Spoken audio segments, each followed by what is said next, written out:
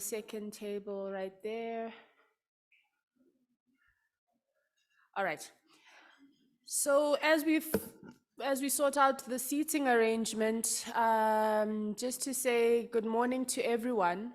Welcome to the Skills for a Just Transition Indaba, hosted by the Presidential Climate Commission. We are also in collaboration with the Department of Higher Education and Training, as well as the EWCTA.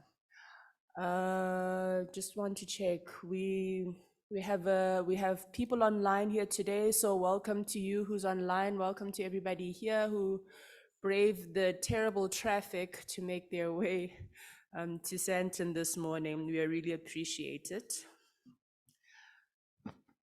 We just by ways of an introduction, my name is Lebogang Molaisi. I am the COO for the Presidential Climate Commission. I'm not going to ask everyone to introduce themselves right now. So what we will do is that when you do get to a chance to make an intervention sometime in the program, we'll just ask you that when you do make that particular input or intervention, you introduce yourself and also tell us which organization that you would be representing here today. We did start a bit late, so without any further ado, I'm going to welcome for his opening remarks, the Executive Director for the Presidential Climate Commission, Dr. Crispian Olver, to make his opening remarks in terms of the purpose for today's Skills Indaba.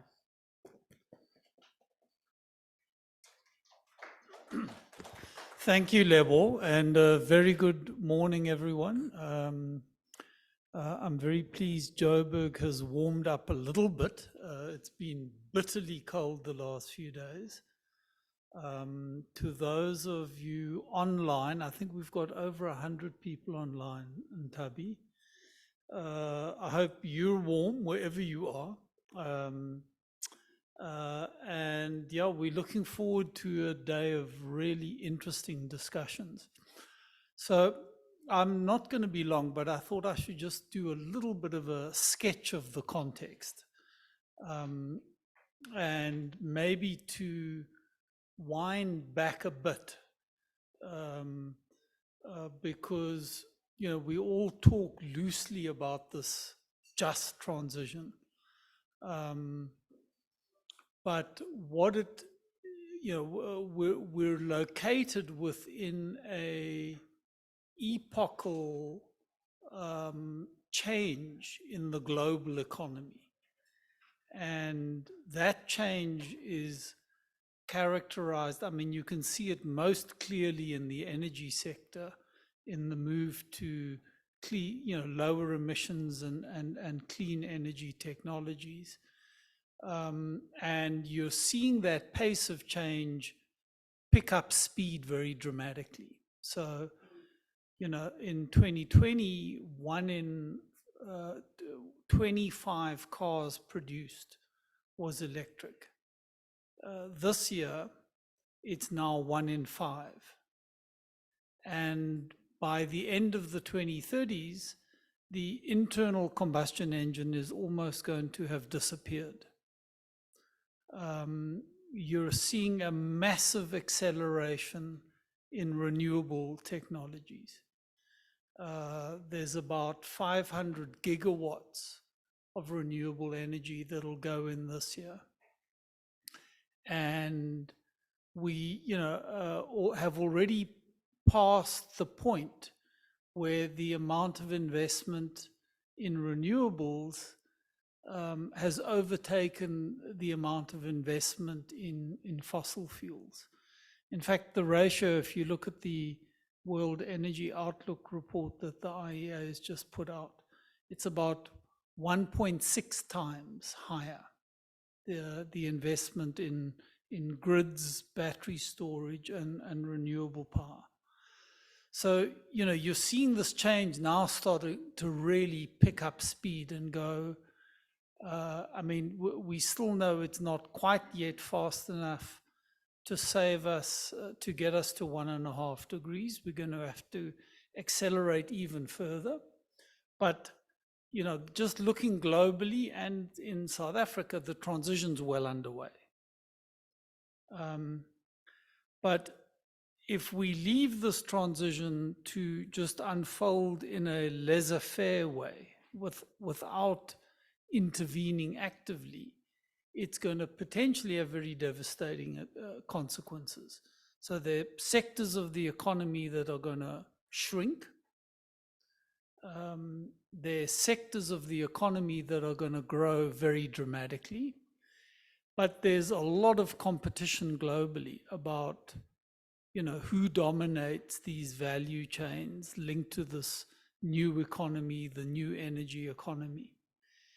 And if we're snoozing, we're going to find that we devastate certain sectors and we don't actively grow out new sectors, and we don't equip our people to, navigate the labor force of the 2030s and 2040s. And, we often talk about the pillars that we need for the just transition. So one of the pillars is skills development, a major boost, a rolling out of investment in equipping people for the world of work in the future. The other pillar is economic diversification and industrial development. So, actively growing out the new value chains, looking at the natural resources that we need to marshal, focusing on minerals, green minerals for the future energy economy.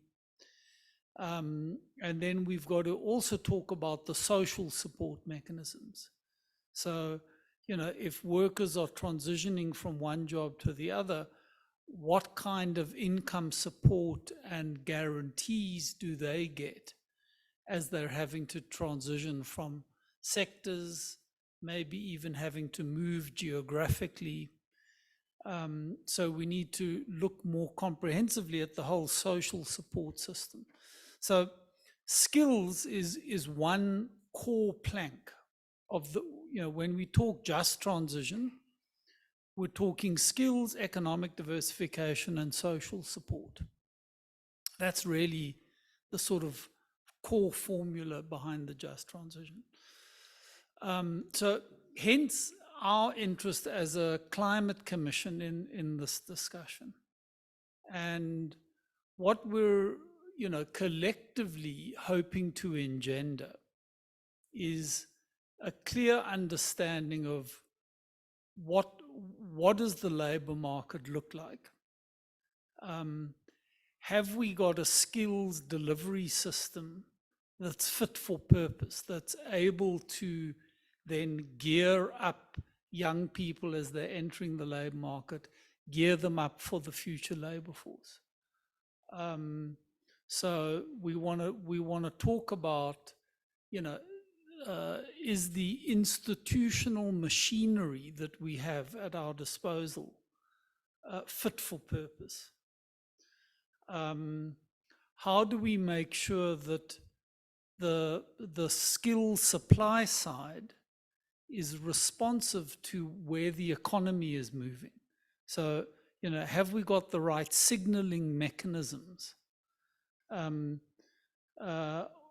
we producing skills that are genuinely needed for the future, or are we just making things up? And maybe sending people down a rabbit hole because we've misconceived where the economy is moving, and we haven't created the links to the economic actors so that they can signal, we see the following needs over the next 10 years. So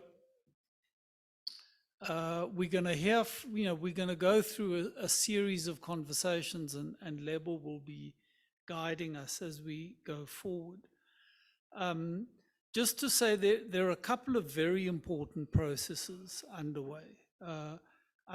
We will hear from the Department of Higher Education and Training about the National Skills Planning System. And really, all of what I'm talking about comes together in terms of their responsibilities. We're going to be hearing from, some of the seaters. The EW seater is a partner with us in this event. And, the seaters have an absolutely fundamental role to play. We're going to hear from people in the business sector, NBI, others who, take a deep interest in skills development. And, then there, a broad range of actors that are crucially involved in this equation. So, organized labor, who are active participants, by the way, in the seaters and the governance of the seaters.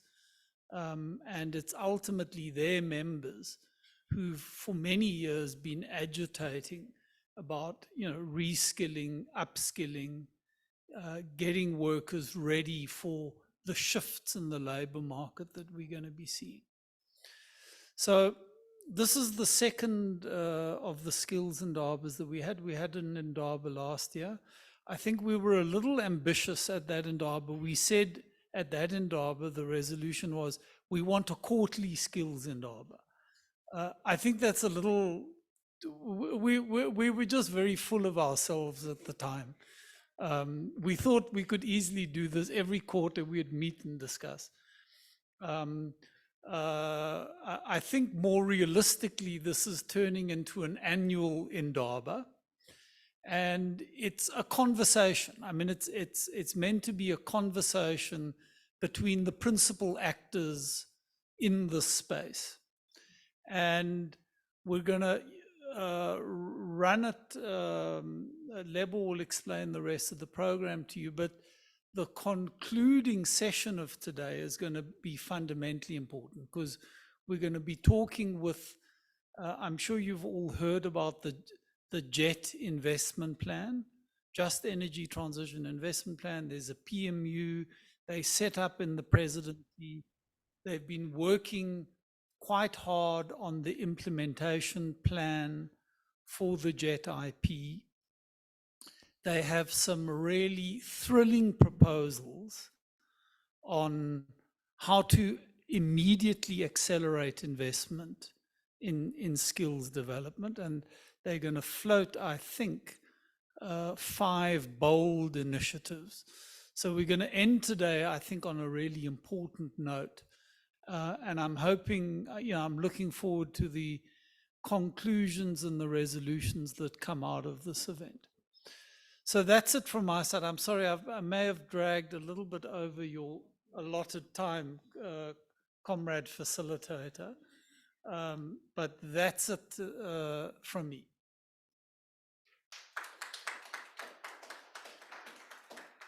Thanks, Dr. Olver, and for setting that scene for us. That's why I didn't step in to say that you should cut your intervention, because I think that was very good in terms of scene setting for today's engagement. Some of the things that you raise, just as how core the element of skills development is in the transition. The market is going to do what the market is going to do. Business chases money, and they're going to transition as rapidly as possible to be able to achieve those aims. But if skills development lags behind, we leave a whole cohort of an active working population that is unable to serve the market anymore. So this is the glue that puts your workforce, the market together in a way that the transition is able to have the benefits for the people that we want them to have. So also important in this discussion is how we gear women, how we gear young people, how we gear persons with disability to be able to benefit from skills development in all of these programs that we're seeking to develop. I will explain how the panel discussions will work, but before that happens, I'm going to invite Mr. Mvalo, the DDG for skills development from the Department of Higher Education and Training. And he'll be taking us through some concepts in terms of aligning the human resource development strategy to the just energy transition. Thank you.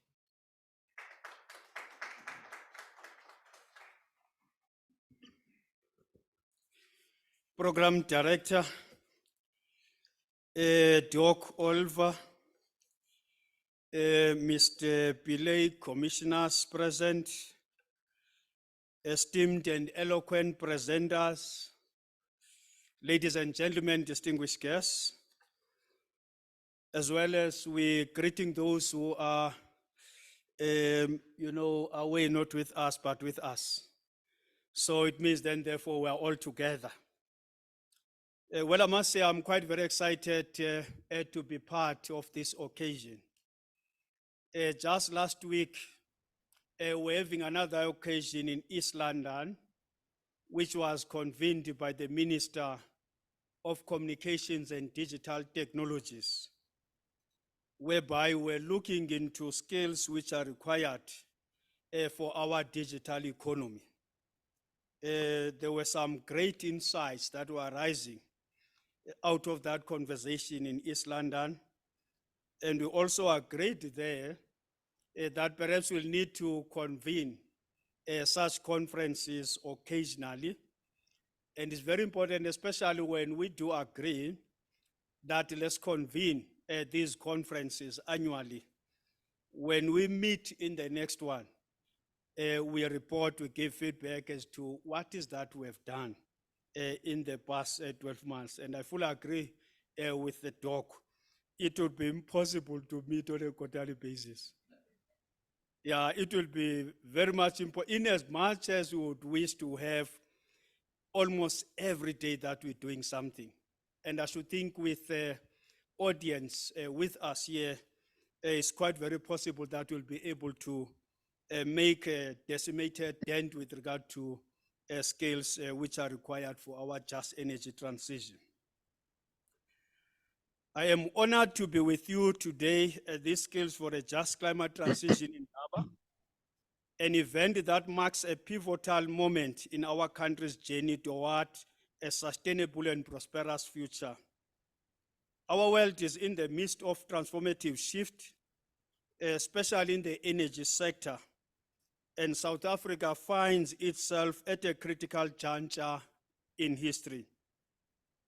The transition we're experiencing is not merely an environmental imperative one, but also an economic opportunity one. Exactly what Doc was saying in his earlier input. It requires us to recalibrate our approach to energy production, consumption, and workforce development. We stand on the cusp of a just climate transition, a transition that not only aims to combat climate change, but also holds the promise of unparalleled economic growth and job creation. This transition demands a new paradigm, an all-encompassing strategy, a skills roadmap that navigates the intricate landscape of our changing industries. We must recognize and seize the opportunities embedded in the extended and interconnected value chains of renewable energy, green hydrogen, sustainable transportation, energy storage, smart technologies, and mining. Renewable energy sources such as wind, solar, and hydro are no longer a niche, but rather the beating heart of our future energy ecosystem. The development and maintenance of these systems will require a workforce equipped with specialized skills in fields such as, amongst others, engineering, technicians, data analysts, and many more. Our goal must be to create a skilled workforce that can drive innovation, installation, and operation in these fields. Our post-school system will be playing a critical role in the entire value chain, charged with the responsibility of developing a skilled and a capable workforce whilst broadening the skills base of our country for an inclusive growth path. Furthermore, green hydrogen, a promising avenue, presents itself as a potential game changer in our pursuit of clean energy. It requires expertise in electrolysis, storage, transportation, and integration into existing energy grids. As we move towards establishing a hydrogen economy, the demand for skilled professionals in this sector will be substantial. Sustainable transportation encompassing electric vehicles, efficient public transport systems, and associated infrastructure requires a skilled workforce capable of reimagining and redefining the traditional automotive and transportation industries. This transition is not about vehicles, just about vehicles. It involves charging infrastructure, battery technologies, and software development, amongst others. Energy storage is a linchpin in our pursuit of reliable and consistent renewable energy, necessitates expertise in battery technology, grid integration, and system optimization. Smart technologies, including Internet of Things, artificial intelligence, and automation, will play a crucial role in revolutionizing our energy systems, requiring a workforce adept in these technologies. The mining industry, an essential component of the transition, will also witness a transformation. The extraction of minerals necessary for renewable energy technologies requires a skilled labor force that not only ensures sustainability and ethical practices, but also fosters innovation and efficiency. However, the shift in these industries is not just about embracing new technologies. It's also about the people and the workforce that will drive this transformation. It is about those currently employed in traditional energy sectors, such as coal, oil, and gas. It's about ensuring a just transition for them, offering retraining, reskilling, and upskilling opportunities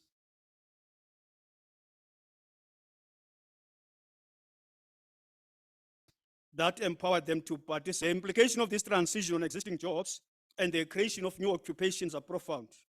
It requires a concerted effort from government, industry, educational institutions, and civil society to collaborate and design comprehensive educational programs, training initiatives, and certification pathways that equip our workforce with the skills demanded by these new industries.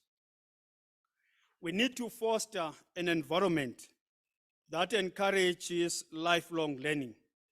The Reconstruction and Development Program, very first iteration in the 90s, it agitated that education must be made available to all from cradle to grave, where individuals can continuously adapt and upgrade their skills to remain relevant in a rapidly evolving job market.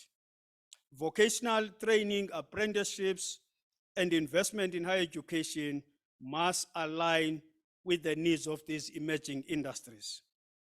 And unfortunately, we are not speaking about the future because rather the future is now. The future is not tomorrow. So hence we are convening ourselves on an annual basis so that we can begin to engage in these important discussions. A reconceptualized human resource development strategy of South Africa and its master skills plan will be of critical importance in our drive regarding skills for a just climate transition, seeking amongst others to provide a more holistic, coherent and coordinated response to human resource development to avoid contradictions or duplications. Bring coherence to skill system by providing a common platform for the realization of the vision for human resource development in South Africa.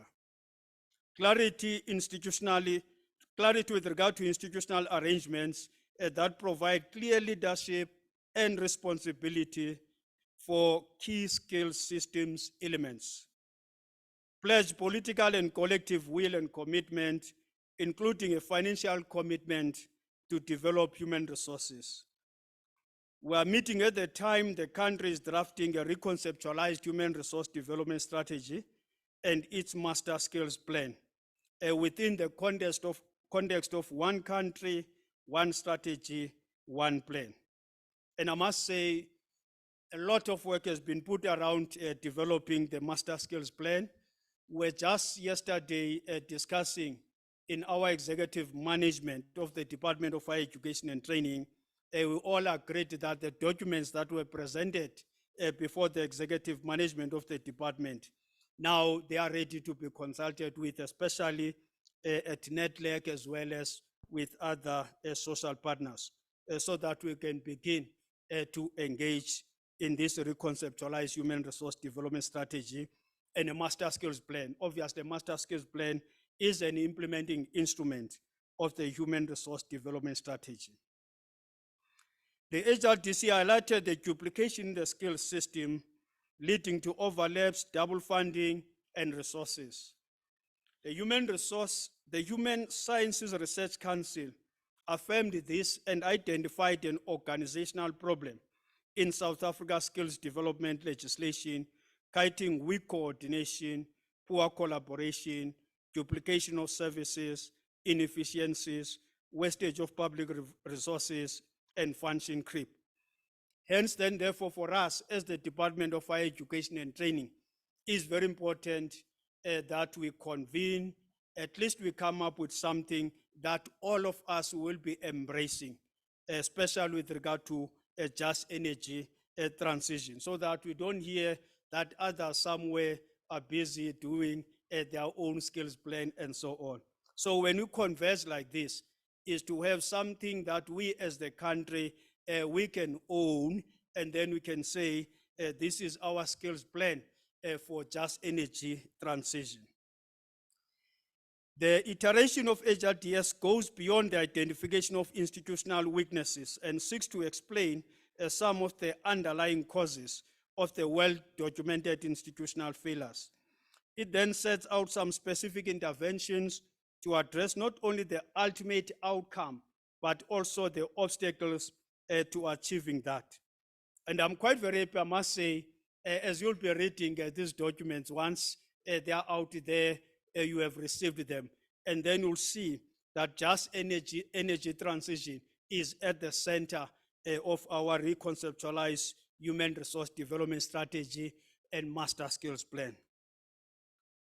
As I end, we must proactively build a skills roadmap that prepares our workforce for the challenges and opportunities that lie ahead within the context of a reconceptualized human resource development strategy. It's time to invest in our people, especially the poor and the working class, in their skills and in their future. Let us embrace this transition together for the betterment of our nation and the world. Thanks very much.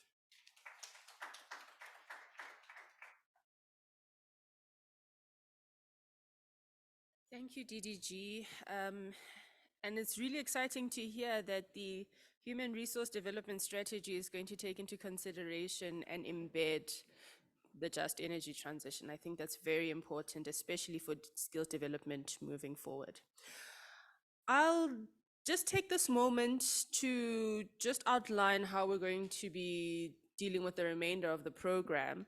As you would have known, as you would have seen in your program that you received in advance, we're going to have a number of panel discussions for the rest of today. I think we're at the right time of the year not to suffer more PowerPoint presentations. So it's only fitting that we have actual discussions and we get to have proper interaction here in today's Skills Indaba, because that's what an Indaba is all about. We're here to share ideas. We're here to share some of the things that we've been thinking about in certain areas where we work, either in the private sector, either in the area of skills development, wherever we find ourselves. The idea is to have an integrated approach, though, to our strategies. I think what the DDG is saying is that it doesn't help to have a siloed approach, especially when it comes to skills development. It has to come together at a macro level so that we do get the benefits that we want out of skills development strategies. So we're going to have a number of panel discussions. It's 4 to be exact. And how it's going to work is like this. The first one is titled Mechanisms for Demand-Led Skills Intervention. The first one will be we will have scene setting. So Sybil Chabane, you will set the scene for the first panel, and then you will also act as the moderator for the first panel. So after you've set the scene, please do invite your fellow panelists to join you up here, and you will then have your panel discussion. I will be monitoring the time, so if you see me flagging around a 5-minute sign, I mean it. 5 minutes, and then you have to wrap up the panel. We'll go for a break, and then we'll get into the second panel discussion. This one is titled Skill Supply for Emerging Industries, Skills Readiness.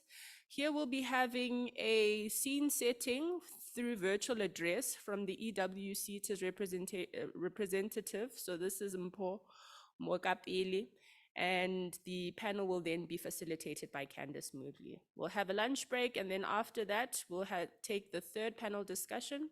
This one is titled Building Inclusivity into the Just Transition, focusing on gender and youth. And this one, scene setting and facilitation, will be done by Nogwanda Maseko. The last panel discussion basically will be wrapping up what we've been listening to today and just bring it all together in a final panel discussion. This one will be the scene setting as well as the facilitation will be done by Baba Kubule, and then likewise with all the other panel discussions. After you've set the scene, you will then introduce your fellow panelists to come on stage. With that said, let's get to the first panel discussion. I'm going to invite Sybil Chabane to do the scene setting for the first panel. And then Sybil, once you're done, please do invite the fellow panelists to join you up here on stage. Thank you.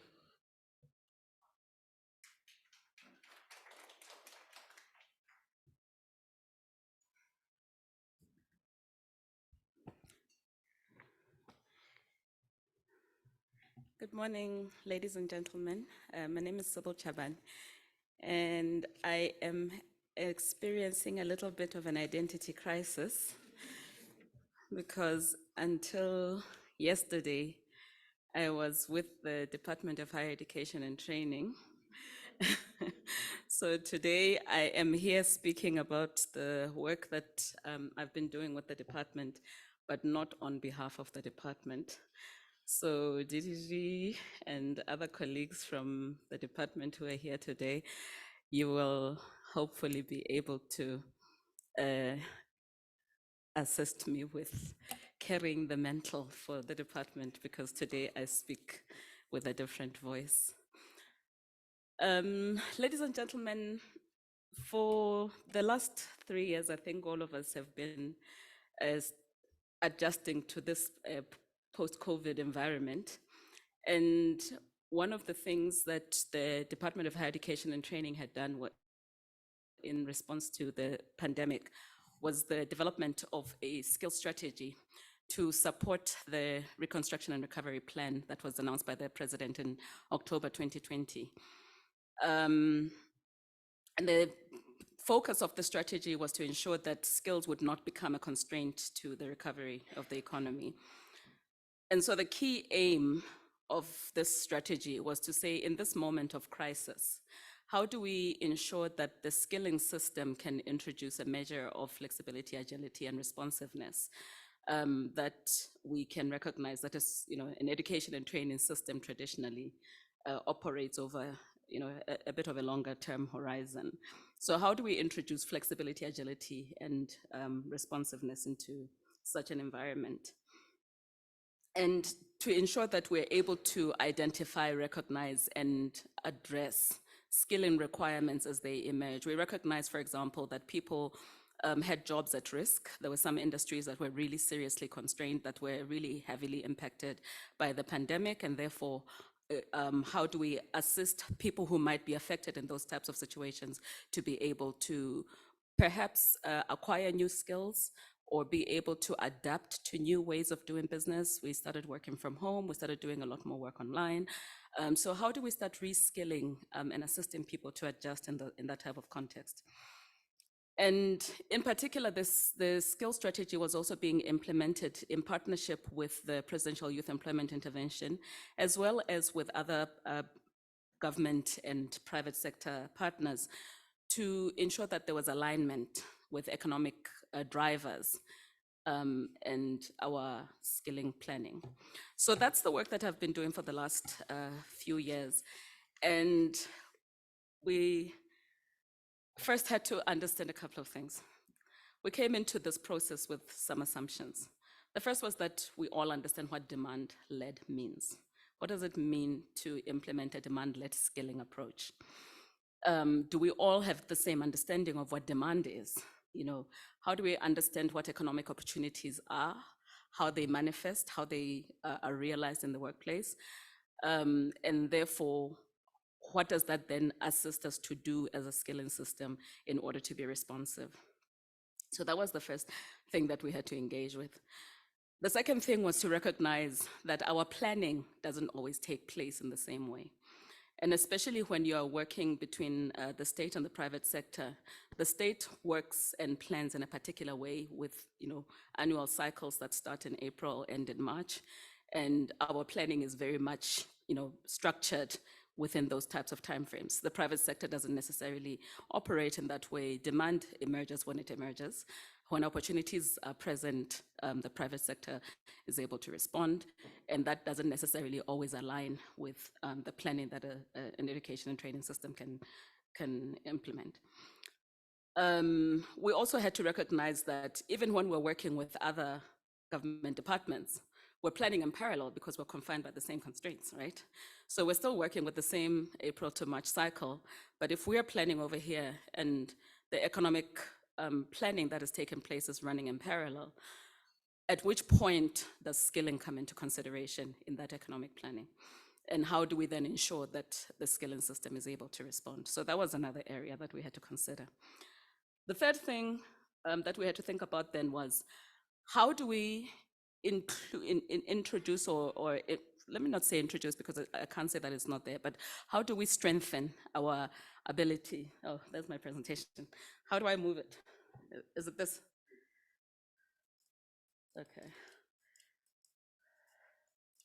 Okay, this is where we are. How do we ensure that the programs and qualifications that are offered in the system, in the PZ system, are sufficiently responsive to market needs, and that they're able to be updated or new qualifications or new programs introduced in a responsive way in tandem or in line with the pace at which the demands are emerging. So those were some of the things that we had to grapple with in the implementation of the strategy, if we're going to say that we're implementing a demand-led approach. So I'm going to share some of the experiences we have had. This is just a snapshot. There are other things that were happening at the same time, but I'm just going to be giving, okay, it's not moving. There we go, okay. There are other approaches that we had taken, and I'm not going to obviously go into a long detailed explanation, but these are just some examples of the experiences that we've had. And there's some of the partners that are in here. Mr. Anthony Geva is here from NBI, who has been walking this road with us. But others have been playing their part in this process. And we had to understand then, how do we approach these key questions that I've just talked about in terms of, first of all, if we're talking demand-led, we first have to understand what that demand looks like on the ground. Who do we work with to understand that?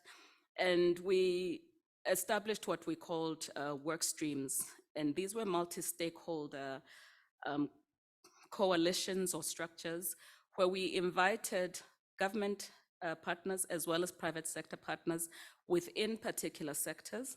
And I'm using digital and agriculture here as examples, but there were others. We looked at infrastructure, looking at the role of the Department of Public Works and its entities, for example, the Department of Department of Public Enterprises. We looked at the Department of Agriculture in this instance, the Department of Communications and Digital Technology. So there were a number of work streams that were established in this way to try and work out how do we partner together, what does it look like at an operational level to say we're establishing these partnerships.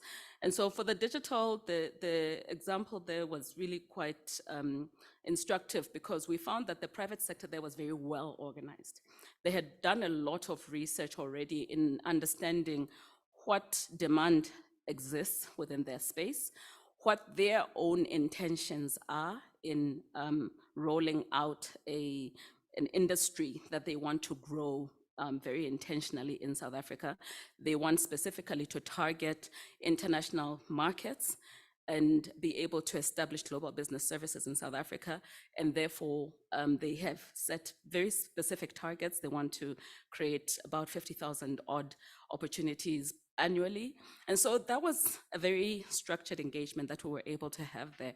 The ICT environment, we were, again, in this COVID environment, we were looking very much at how digital skills can be grown at scale to be able to respond to an economy that is increasingly becoming more digitally driven across the board.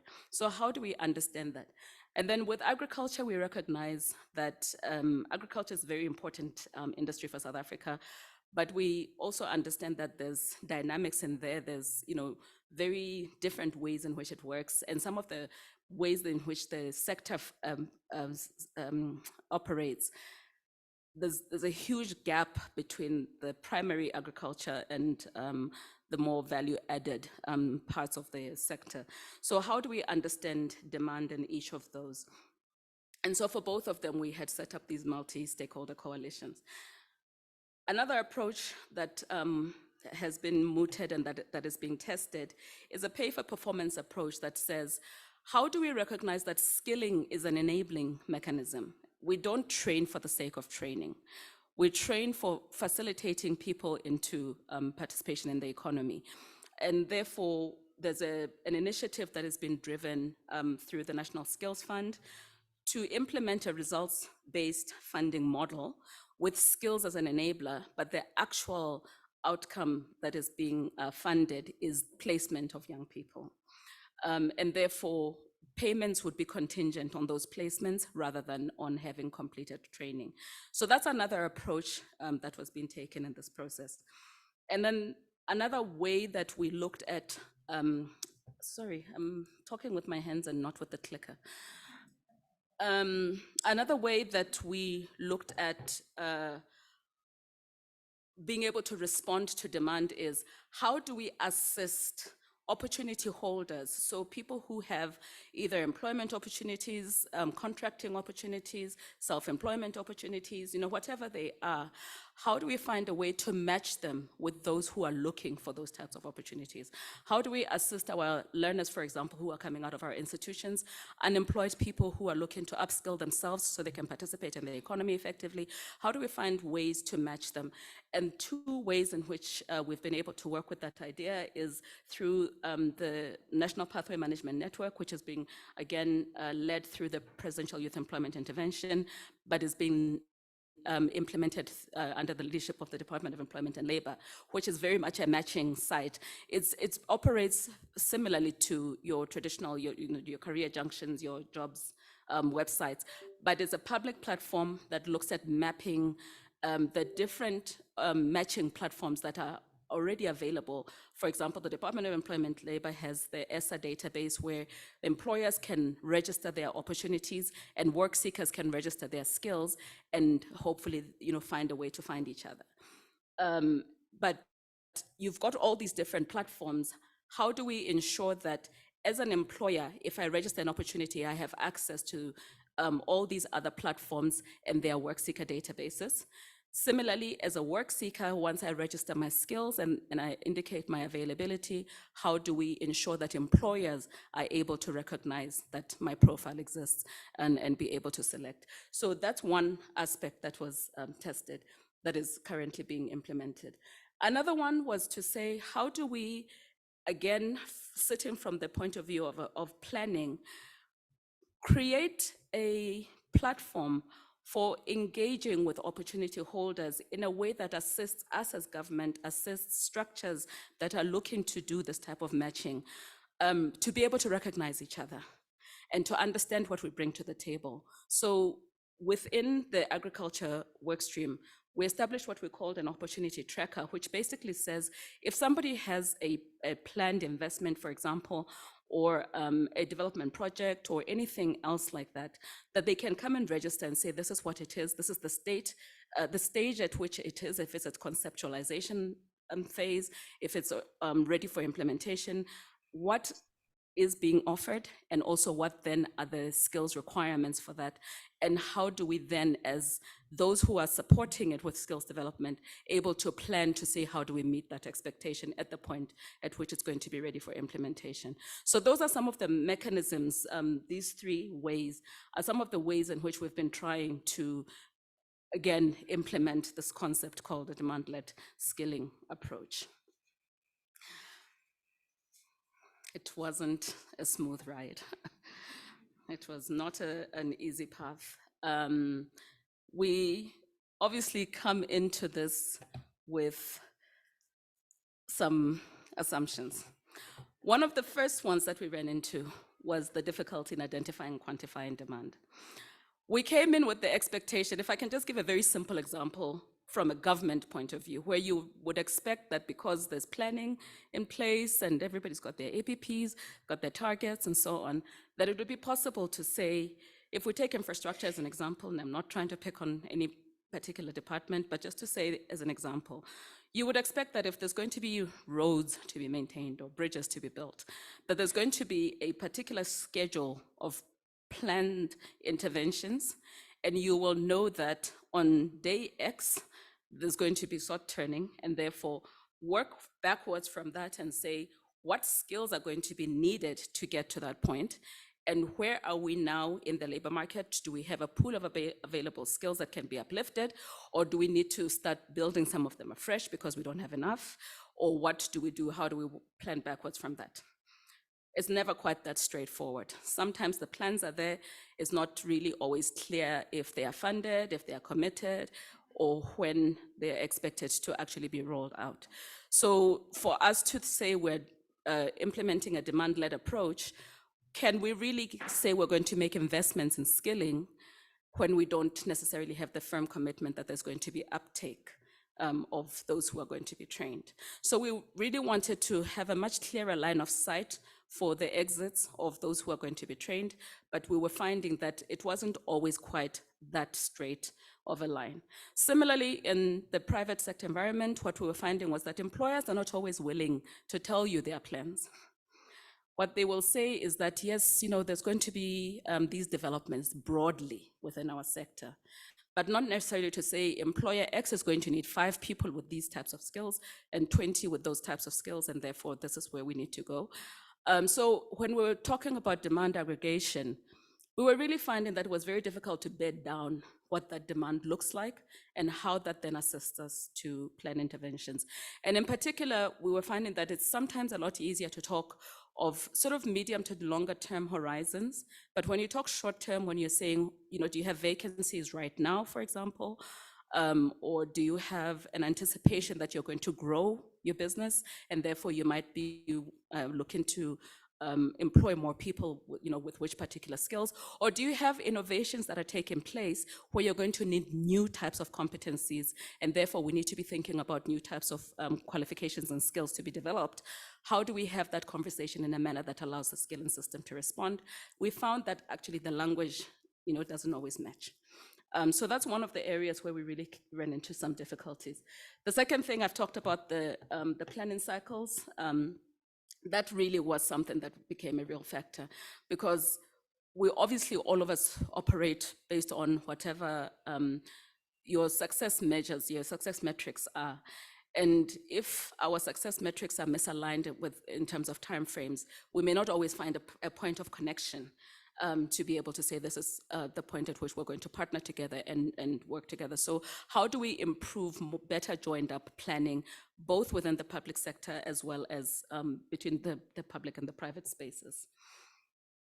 And then again, as I say, sometimes the plans, even if they do exist, we weren't finding that they were being followed through for a variety of reasons. Sometimes circumstances change. The economy has shrunk, so people were less willing to really commit to funding initiatives that even if conceptually they seem like they're good ideas, it wasn't always possible to follow through for those reasons. But sometimes it just wasn't clear what the reasons were for the delays.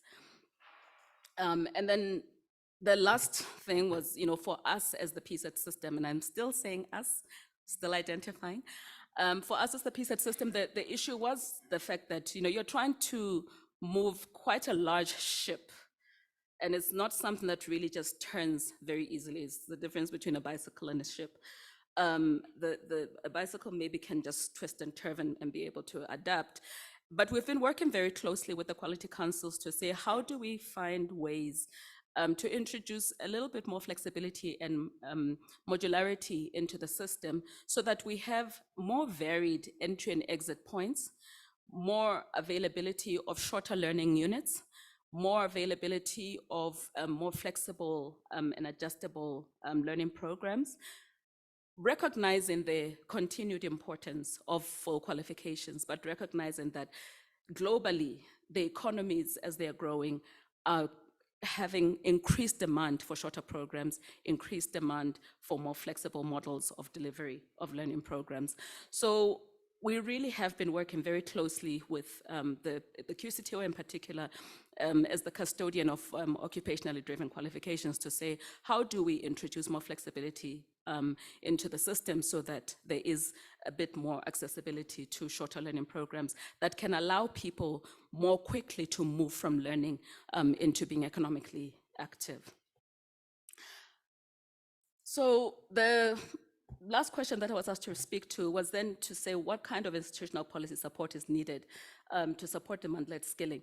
And as I said, the first thing for us is if we're talking demand-led, we have to first agree on what demand looks like, understand how it manifests, understand how it can be better identified.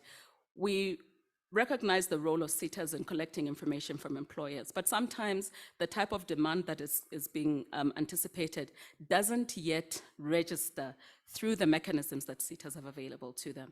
So we need to have different approaches to understanding and aggregating demand that doesn't just rely on the reporting of existing employers. What happens to new economic spaces? And when we're talking about energy, and especially when we're talking about renewable energy, that's an area where some of the demand doesn't yet even exist. The jobs are not yet in place. Some of them are new, but some of them it's because the industries themselves are still nascent.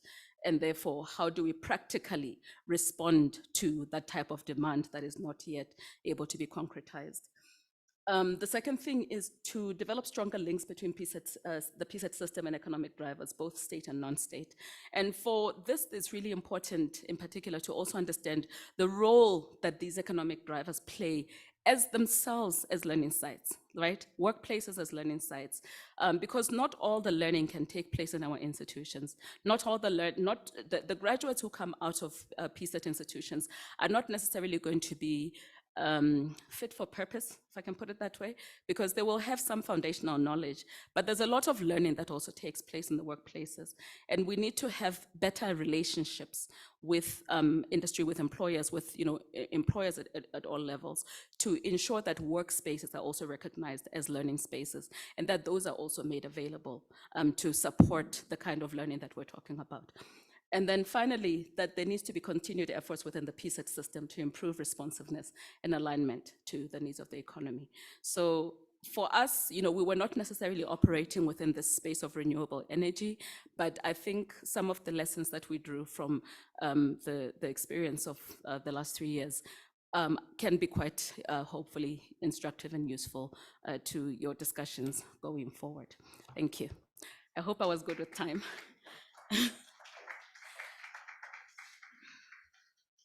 Okay, so the panel discussion that we're going to be having now basically takes this idea of being able to look at demand-led skilling, but now with a specific focus on the just energy transition. And so if I can invite Ms. Wendy Polton, I think Ms. Buitumelo is online, I understand. Yes, Ms. Buitumelo Molete is online, and then Ms. Tshwanelo Rakaibe. If you can please join me up here. Thank you. Can we take this down, please?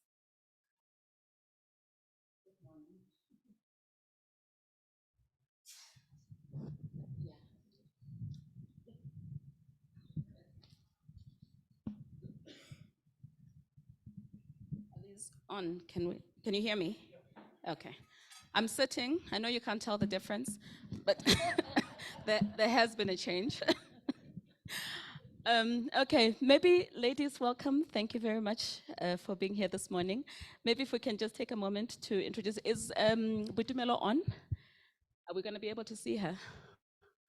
We're not going to be able to see her. Okay, can we just confirm that she can hear us?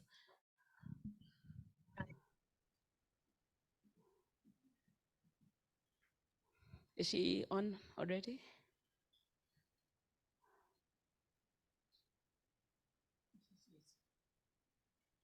But we can't hear her. Yeah, Butumelo, can you please say something? Hi, morning. I can hear you quite well. Okay, perfect. Okay, so ladies, first I think maybe if I can just give you an opportunity to introduce yourselves and just say who you are. Butumelo, I will start with you. If you can just explain who you are, what organization you're representing, and what you're briefly about your background.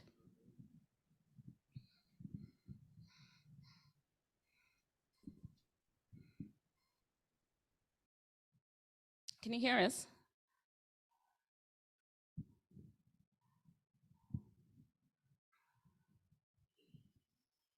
Hi, apologies, I lost you for a bit. Can you hear me? Yes, we can hear you now. I was asking if you can please But introduce I yourself. can't hear you. Oh, you I can can't see hear you us. speaking.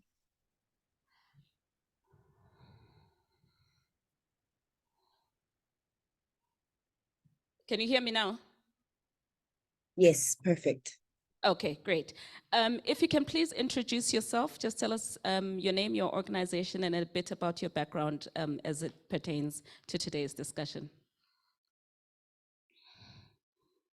So, good morning, colleagues. Apologies for not joining you at the venue. My name is Buitumelo Molete from the Congress of South African Trade Unions, COSATU. I'm the Social Development Policy Coordinator working on just transition as well as climate justice for the Federation. The PCC COO actually was my co-lead in this work. We work on lobbying and building trade union capacity in relation to addressing and dealing with just transition and climate change. Thank you very much. Thank you. Wendy, please go ahead. Good morning, everybody. My name is Wendy Polton. I'm here representing the South African National Energy Association, and I wear various hats. That's one of them. And I've been doing energy work for the last 35 years of my career, and skills over the last 2 or 3 years. So Okay. thank you. Great, thank you. Tanel? Good morning, everyone. My name is Tshwanelo Rakaibe, and I'm here representing the CSIR. I'm a senior researcher at the Energy Center, and I lead a team of researchers that focus on the socioeconomic impacts of the jet. Thank you. Okay. So I think if we can just start at the beginning, maybe, Tshwanelo, if I can start with you.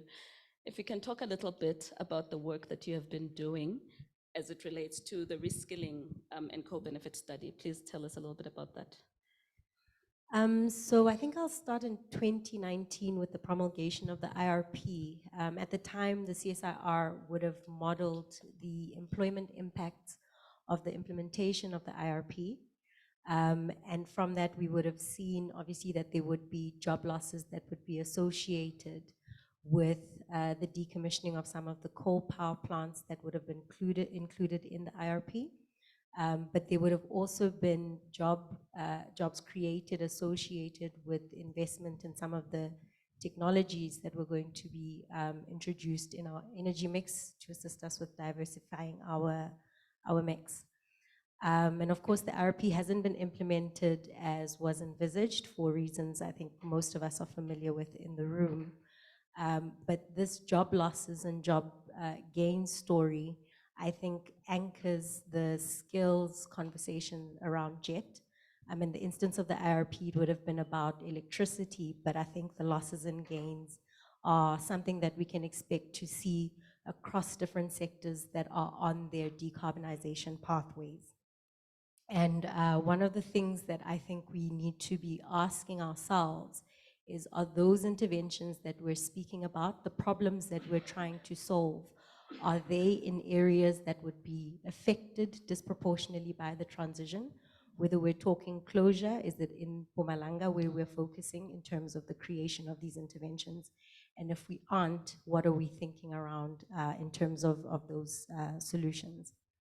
The first project that we worked on with Raise for Africa and ERM was a reskilling project where we were identifying occupations along two value chains for onshore wind as well as solar for coal workers that could migrate into both of these value chains. Of course, not everybody is going to be able to migrate into these industries, but for those that could, we put together a reskilling framework where we proposed initially identifying what skills the coal workers possess, what the gaps are for them to be able to move into those value chains, proposing concrete interventions that will allow them to be upskilled or reskilled to be able to participate.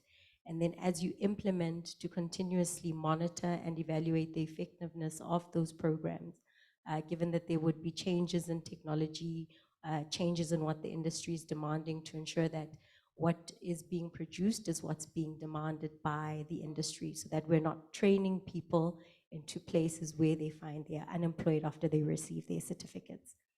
And one of the spin-offs of that project, I think Mariana's here, she'll speak to it later, was a pilot project that's been established at the Nkangala TVET College for renewable energy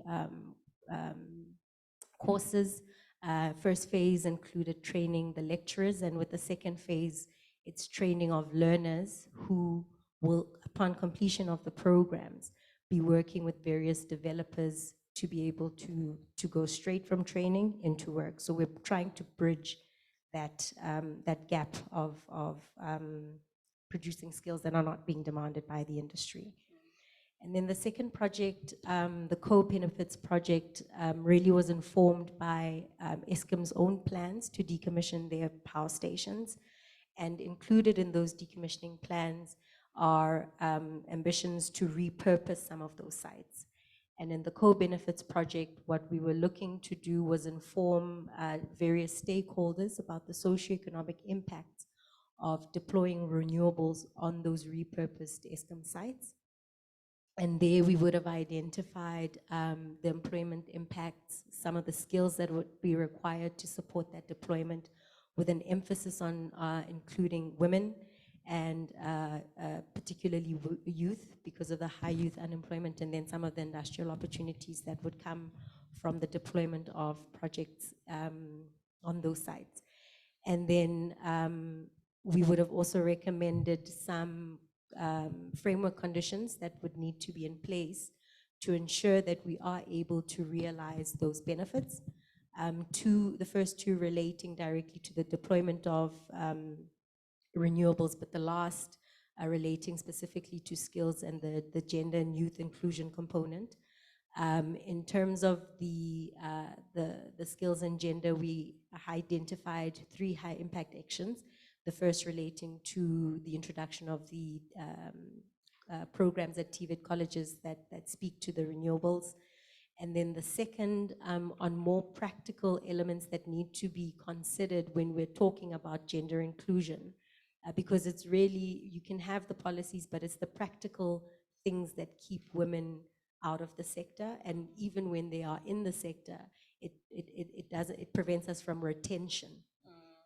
So whether you're talking about, in the report we cited childcare facilities. If you're a woman that earns a little bit more money, you're able to afford childcare facilities. But if you aren't in a high income earning bracket, purely because the responsibility of child rearing still rests with women in South Africa, women who do start to have children will tend to either exit the industry because some of these sites are in locations that are really just far and inaccessible. And then the third high impact action would have been a proposal around introducing interventions that target specifically women, but I think it applies across genders, but just because of underrepresentation, to support SMMEs that can participate in these value chains. And then the last skills-related program that I'll speak to is a 5-year program that we have funded by EWCETA, because sometimes, SMMEs don't participate, not because they don't have ambition, they don't have the drive, but if you ask any SMME owner at the moment where they want to play, they're probably going to say rooftop solar, doing installations. And so with this program, it's in initially 2 parts. In the first part, where we want to be able to share information with SMMEs about numerous technologies across the value chains to assist them to identify enterprise development opportunities that they can participate in. And then the second being a technical incubation for those SMMEs that are already participating in the sector and just need some technical assistance with their businesses.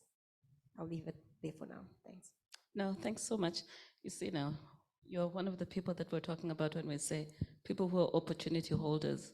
We need to be able to find more structured ways for that information to be shared, to assist not just with planning for skilling, but to also assist with matching with potential recruits, with people who are currently available to participate in such projects. That's great. Wendy, to you. First question, how do we build robust demand-led skilling interventions? So that's a very loaded question. I think I was interested when you were talking in your opening remarks about what is demand, because I think in the work that we did at SANIA and the Energy Skills Roadmap, we asked ourselves the same question. So it's, what is demand for the energy sector? And it came out of some work that we were doing on energy risk in the sector.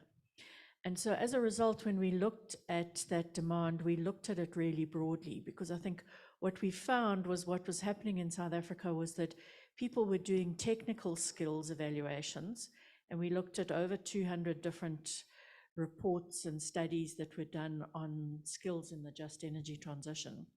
And most of them were very narrow and looking at like solar energy. And I'm not saying you don't need those, but there were very few that looked at what do we need to support those drives and what are those trends that we're going to have to support. So we looked at what do we think the trends in technologies that are going to happen over the next 10 to 20 years, and then what interventions and skills do we need in order to be able to meet that demand. And the last question we then asked was, what do we need to do to build some flexibility into that process? Because we know that policy is uncertain and then things don't happen when they should. And so as you were saying, you don't want to have skills when they can't be employed. So we looked at everything from like engineering skills, which obviously are critical, but we looked at the demand and the supply side of those. And we found that in South Africa, we have most of the institutions that can supply the skills. We're just not sure what that volume is going to be. And that's where I think the tricky part is going to be. Most of them also just require specialism, what we call specialisms. So being experts in renewable energy rather than just an engineer, but being a specialist in a specific area. And that's fairly easy. So, I mean, that's the good news, right? We've got the institutions, especially at higher learning institutions, to be able to deliver that. And then for TVETs and those, obviously, we need to do a little bit of work there for some of the additional skills that we need. But we also have to look at it from the perspective of we need procurement skills, we need governance skills, we need environmental lawyers, we need social skills that people can go and talk to the communities, understand what the impact of the just energy transition is going to be, and we mustn't forget those as well. And the last thing we did on the demand side was look at how do we deal with that uncertainty? So we did a set of scenarios that say, if these different outcomes happen, what is it going to mean for skills? And we identified what we called no regret options, that no matter what happens, we're going to need these skills. So those are sort of no-brainers. We know we're going to need renewable energy because it cuts across electric vehicles and electricity itself, but also green hydrogen, etc. So there's a couple that we know we have to do no matter what. And then there's others where we have to build in some agility into, could we ramp these up for the scale that may or may not be required in the country?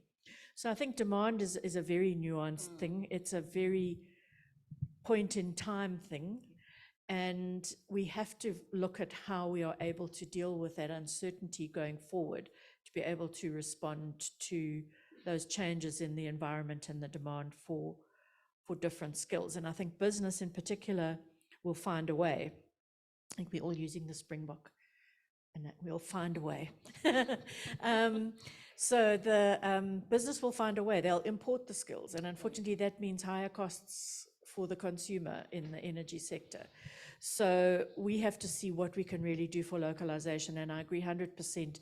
That also means including SMEs, which is a forgotten sector, I think, a lot in the country.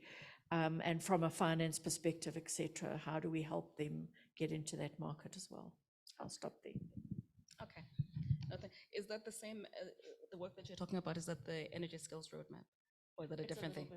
It's a little, okay, so we'll come back to that. Okay, thanks. All right, Boitumelo, back to you. We know that COSATU has been very proactive in its response to the just energy transition. Can you tell us a little bit about how you have engaged your members in terms of positioning them for reskilling and upskilling initiatives? Particularly, you can hear from both Wendy and Tshwanelo about the scaling down that is already happening with the ESCOM related types of employment opportunities. So if we're looking at newer spaces, what are we doing about ensuring that workers are aware of what opportunities exist for upskilling and reskilling themselves? Sure, thank you very much. I think I'd like to indicate how COSATU actually, as a federation, has taken up the discussion on just transition and has ensured that we are the discourse nationally.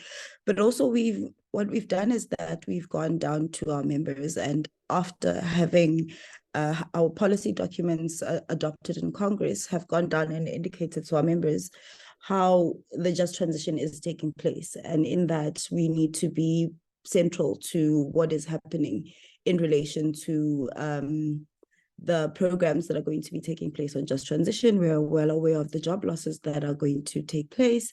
However, what we've done is to firstly identify skilling, upskilling, and reskilling as a central part and enabler of the just transition. And we've also gone and produced a document that is a just transition blueprint for workers, where we've established pathways for workers in the respective sectors that are covered in the blueprint. We profiled the mining sector, agriculture, which was mentioned by yourself, as well as transport. So here we are saying to our members, yes, that just transition is taking place, but we need to be able to identify where it is that there will be job losses and what opportunities that we may have in relation to participation of workers. So workers as the central parts of the just transition are basically there to be able to identify how it is that we're able to make demands to employers, especially, I mean, you mentioned ESCOM, how ESCOM should be clear in the job plans that they have and how they need to engage workers quite specifically in relation to the future of this transition in the respective workplaces. Subsequent to that, what we've done is that we have gone and had programs, workshops, where we give our workers actual scientific evidence in relation to what is taking place in the just transition. The key parts of this is to ensure that workers are educated and not denialists of this just transition and what it means for them. So we are emphasizing the importance of education and capacity building for these workers in their sectors. And we want to basically ensure that they are aware of how it is that their role in the just transition is. So in addition to that, I mean, we've established um, um, um, a clear position in relation to the demands. One of the things that are coming out from this is to emphasize the importance of the transformation of curriculum and at all education levels, the emphasis on vocational learning, the emphasis of job creation, especially decent work, and also just prioritizing a multi-sectoral skills development program. That is what we want to see being achieved. This should also very much be incorporated into collective bargaining agreements. And what we're trying to tell our workers is that in their negotiations with bargaining councils, they need to be able to incorporate the demands that they have in relation to their role in the just transition so that we can improve worker conditions of employment as well as their wages. And what we also want is to see an increase in the skills levy and to see more participation of CETAs in relation to ensuring that these skills development programs are actually being implemented and that workers are being given the correct instruments to be able to be reskilled and upskilled. So what we see as central also is to ensure that skills and jobs plans are put as a prerequisite in relation to the role of workers and what it is that they demand. Further to this, I think we have given our workers the tools in relation to ensuring that they are aware of the social dialogue institutions that we have that will be really beneficial for them to participate in. The PCC is one of them, as well as NETLAC, but also the importance of maths education and campaigns in relation to the just transition. Our core focus is advocacy work and campaigns to ensure that workers are actually championing behind the just transition so that they are not left behind and so that they are part of this discussion. So those are a part of the initiatives that we're doing. We have previously had workshops across COSATU structures. We have incorporated the education and organizing department, which is the key mechanism to push campaigns in COSATU. We also are looking to have a gendered just transition position that will ensure that workers in the gender structures are also able to speak to just transition, but also incorporating young workers of COSATU so that we can speak about the future of skills and the future of work in the just transition. So our core mandate here is to ensure that there's sufficient education, but also a demand for training that is going to be impactful and meaningful from the workplace level right up until the workers are able to benefit from it at the end of the demand parts of this just transition. Thank you very much. Okay, no, thanks very much for that. I'm told that we're running against time here, so I'm just going to ask each of you one final question. I think maybe if I can start with you, Wendy, just looking at the fact that we are trying to understand better how to engage in a more constructive way with industry. What would you say is the best way to engage with local industry stakeholders to ensure that we're tailoring the types of programs that are available for skilling in a more meaningful way? So I think there's a number of mechanisms. I mean, NETLAC is obviously one of them, but there are a number of associations. BUSA has, through its Just Energy Transition Working Group, a skills group that also looks at that. We know a lot of the SANIA is doing work. We know that, for example, the Wind Association is doing work and setting up skills bodies to try and understand the demand.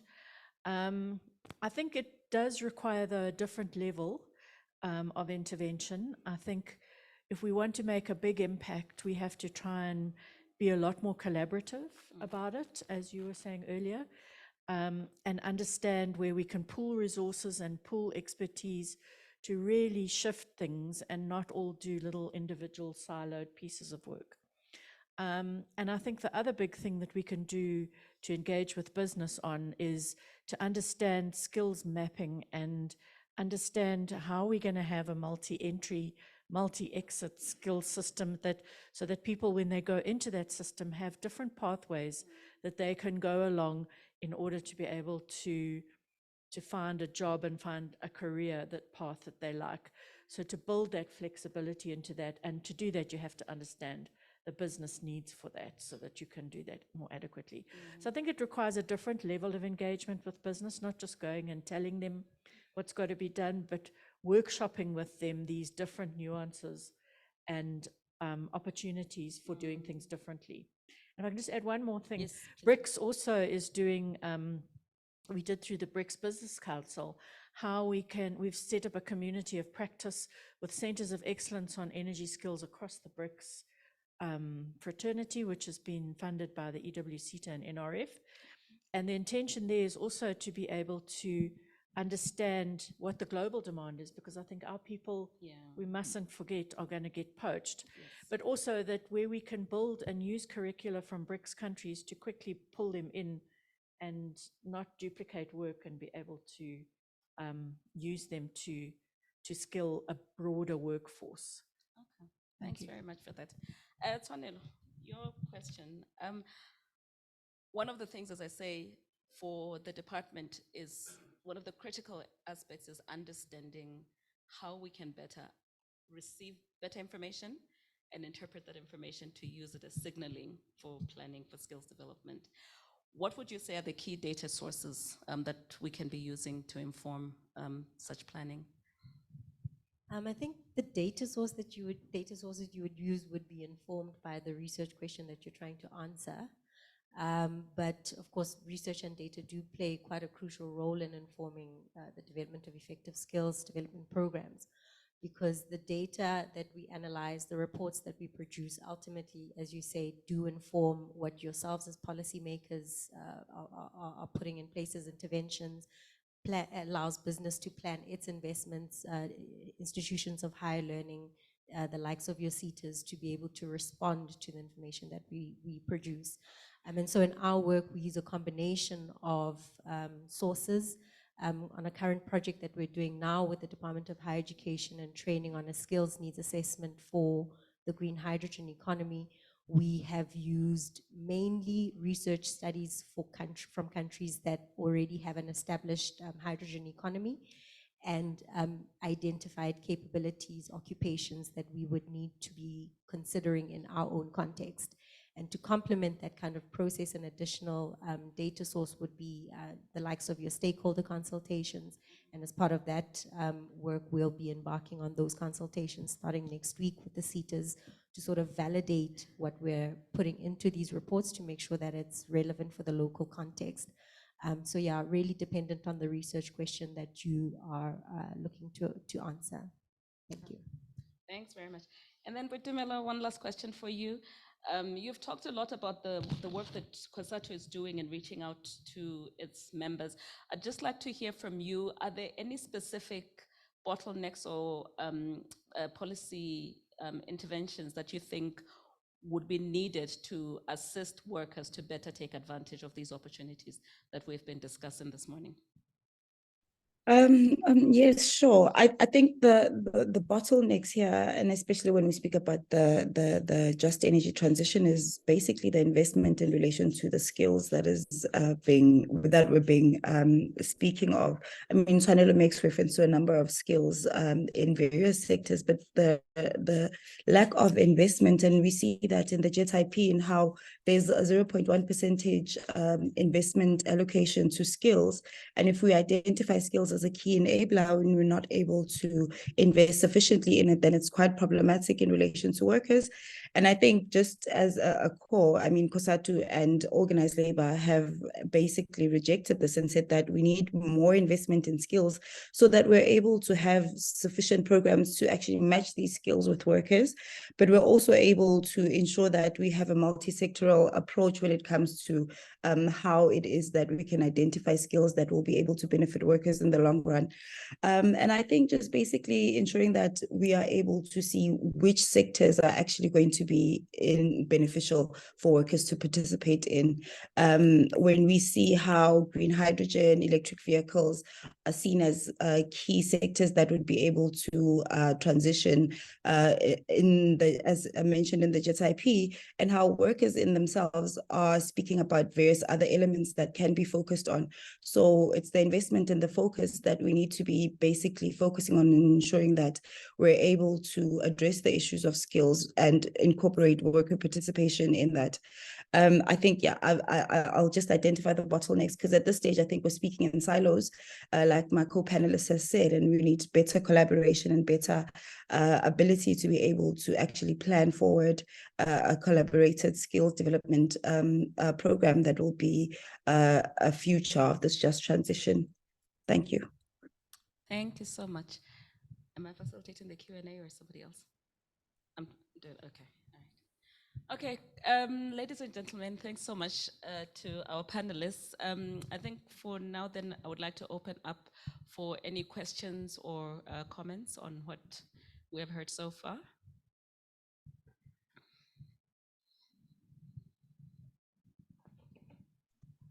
So I'll do questions from the online audience. Okay. So we have a question from Cynthia Koli Malinga, who's asking, how does one participate in the BRICS COP mentioned by Wendy Poulton? What is the focus of the COP? Wendy, I hope that is clear enough. If not, then we can get Cynthia to also just clarify that question. Okay. Is that the only question from the floor? Sorry, from the online? For now, yes. Okay. Let me take a second question, gentlemen at the back, yes. Morning. Thank you so much. I just want to check if whatever we're talking about is considering the Just Energy Transition investment plan. Is it looking at the priorities that are there? And the priorities that are there is energy, number one, I think, NEV, number two, and number three, green hydrogen, if I'm not mistaken. The reason why I'm asking this question is so that we align whatever we're doing with what is on the plans or in the pipeline, so that we don't end up in having to import skills when we need them. The second question is with regards to whether we only see the EWCETA as the only CETA that will that is practically working on this. Based on the previous question, you see there is NEV, there's you know, it's a manufacturing sector side. Sure. So I think we need to be able to know if there is an alignment of all the CETAs with regards to what is being planned here. Yeah, I will stop there. Thanks. All right, thank you. Are they, okay, Gerda? I'll just take these three first and then we'll do another round. Thank you very much. Good morning, Gerda Magnus, GIZ. My question specifically is to Boitumelo. She was mentioning a document that COSATU developed with regard to pathways. And she also mentioned the sectors. As the GIZ, we are undertaking similar work in conjunction with WITS Real. And yeah, I just really wanted to understand whether that document is publicly available, and yeah, whether we maybe can draw on some of what was done, maybe learn some lessons as we also continue our work. Thank you. Okay. DDG, I see you're wanting to run away, and I'm going to put you on the spot.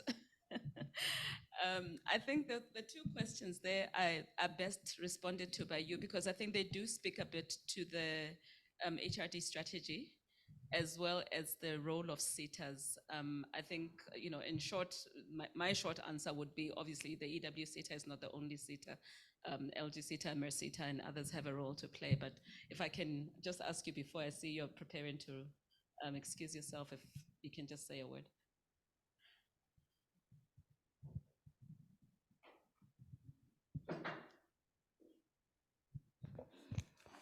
Thanks very much. And I must say that's correct because we started with the process of, as I said earlier on, a one plan, one country, one strategy. So it's going to be quite very key, especially looking into the value chain. If you look into already the document that we are almost about to release, I know release to social partners is already talking into these areas, especially your coordination, your collaboration, and so on. And we've identified these critical areas. And I'm quite very happy because even if you look into the implementation plan itself, it's already speaking into various chapters. I know when I was doing presentation to the EXCO yesterday, I said, if you go there, you look, you see skills, you know, it's chapter 9. But the fact that skills is chapter 9, it does not mean that it's in a relegation zone. You must read the chapters together. Yeah, you know, sometimes I know we tend to be fighting with territory. Say, but then you say skill, you know, is quite very crucial. You know, in just energy transition, why are you having almost toward the end? It's chapter 9, just next to municipalities there at the end, you know, but that's not the case, you know. Almost everything. You go to the economic reconstruction and recovery plan skill strategy, where we're emphasizing, amongst others, and we have already indicated to say skills development is quite very key, even in the economic reconstruction and recovery plan of our country, where we have identified those priority areas. And the area that we're speaking about today is also part of those priority areas which have been identified in the economic reconstruction and recovery plan. And I must say, you know, the reconceptualized, you know, human resource development strategy of South Africa, as well as the master skills plan, you know, are already speaking into these areas whereby there must be convergence, there must be collaboration, and then we must be working together. And then obviously the center must hold in this process. Whether we speak of a CETAs, because CETAs are part of the post-school system. We are speaking of our universities, colleges, and almost everybody. But then what we are saying, this is not for post-school or higher education, as it were, is the plan for the entire country. And also when we identify these occupations in high demand, whether it's through the national list that we produced in 2020 or the critical skills list, which we have produced obviously in 2022 in August, or the skills strategy to support economic reconstruction and recovery plan itself, which we have concluded at NEDLEC in March 2022. They are all giving us some signposting into enrollment planning, into everybody working together so that we can deliver really what is required in terms of our skills in our country. And obviously, because we have to address the issue of skills mismatch. And you know, skills mismatch, you know, people who are working in areas they never studied, you know, in. We is 32%, those who are underqualified is about 28%, those are underqualified, about 24%. By this work, we're seeking to address, amongst others, you know, those anomalies of skills mismatches. And lastly, I must just make this indication. I was reading one of the reports by the Statistician General, which is using gender lenses with regard to your digital skills or your ICT-related skills in our country. So they're telling us a story, you know, but when I was going through, then I said once again, it's the issue of skill supply and demand, trying to balancing the two, whereby they are saying those who have done your ICT-related programs in our universities, employment is somewhere at 66%. 66%. TVET colleges at 62%. You know, serious challenge. If you look into the majority of those who are unemployed, whether it's senior TVETs, senior universities, about 70%. Though they've gone through, they've done those programs in universities, are women, both in our TVETs as well as in our universities. So the issue that must really foreground our work is that, the skills we're talking about must be the skills that are demand-led. And I maybe when you raised the point earlier on, the emphasis when we're dealing with the skill strategy to support economic reconstruction and recovery plan, where we struggle to get the quantification, then we'll ask colleagues in various departments and everywhere to say which areas where there is going to be growth, so that we can plan accordingly for those. Then it was difficult for us really to get that data. But then I must just comfort colleagues, and then they will be able to be engaged as well in our reconceptualized human resource development strategy, as well as the master skills plan, which is an implementing instrument for it. Thanks very much. Thank you, Dede. I hope that covers you. I hope that, because I was thinking that before he goes, we can hear from him on that. Thank you. Okay, Wendy? On BRICS, it's pretty simple. If you want to join, there's a BRICS Business Council. It has 9 different working groups, of which skills is one. But this work that I'm talking about is done through the Energy and Green Economy Working Group. So people are welcome to contact me. I'm the secretariat for the energy one, and I can put them in contact with BRICS. Okay. And then Boitumelo, the last question from Gerda. Sure. This was in relation to the COSATU Blueprint for Workers. This document is available on the COSATU website, but I can share it with the Secretariat for circulation. It is available on the COSATU website, and it's a document that we use as a core to our advocacy work. But also we're open to collaboration, and the GIZ has been instrumental in assisting us to be able to speak to the just transition.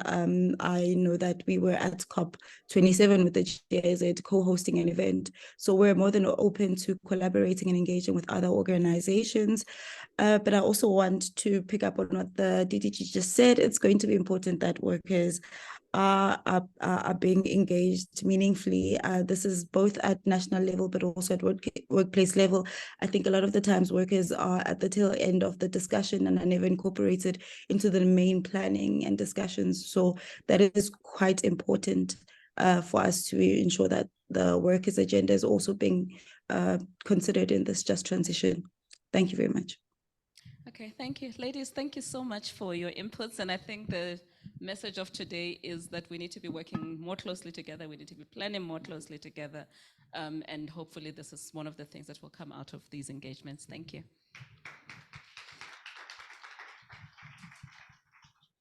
Hello. And you didn't attend to us.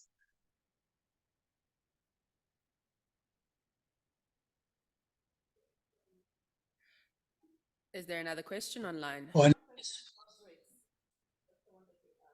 Online questions never attended. Is there another one? Okay. It was a hand. With just a hand. Sybil, It's a question. Sure. It's a question and a hand. Okay. Sybil, maybe if you can come back and address the last question, and then we can take a break. Yes, you can go ahead and ask the question. Please go ahead. Hi, ma'am. It is. We have written our questions on the chat because now we were given an opportunity, but no one attended to us. Hence, we ended up typing it in. It was for the panelists that have just left. No problem. Please go ahead. If you can just indicate who you are, your organization, and then your question briefly, please. Okay, St. Appleton from Food Energy Water, South Africa Tertiary Cooperative. We are coming from the cooperative side, and we have heard the panelists talking about SMMEs. And as we know now, with SMMEs in South Africa, they are individualistic in nature, as opposed to cooperatives, which are trying to take people in mass out of poverty and inequality. When we are looking in our case as South Africa, whereby millions are trapped in poverty in the township. So what we are coming up with is a communal renewable energy strategy. And hence we wanted to know now, as cooperatives, how does the PCC intend working with us and in taking our people out of poverty, or our members as cooperatives nationally? That's a question to the PCC, and I'm not sure how to respond to that. Devin, Lindiwe? No, and the panelists, ma'am, and the panelists, because the panelists spoke about SMMEs. As they said, Okay, so that was SMMEs were part of my- forgotten. SMMEs were forgotten and neglected, but they've never touched on cooperatives. And cooperatives is the main key in taking us out of poverty. you. It's Okay, not I hear you. SMMEs. Okay, no, I understand your question now. Maybe Twanele, if you can try to respond to that. I don't know if that's something you can respond to. I won't speak on behalf of the PCC, but on the SMME program that we have funded by EWCTA, I think just to explain to the gentleman online how we get to offer those type of programs, it's in response to market demand. So there's nothing that precludes cooperatives approaching organizations like the CSIR or any other organizations that the CETAs fund to be able to provide programs that support them in advancing their operations. It was purely an SMME program because that's what we were responding to, but nothing precludes co-ops approaching us with specific technical needs that they would require from us as the CSIR, and I'm sure any other organization that would want to support them. All right. Okay. I hope that assists you, sir. Thank you.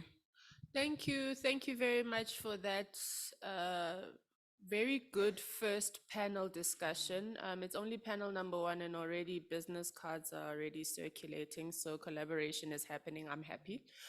So with that said, can we then take a break and we will be back in 10 minutes, 11:15, and we'll start with the second panel discussion. Thank you very much, everyone.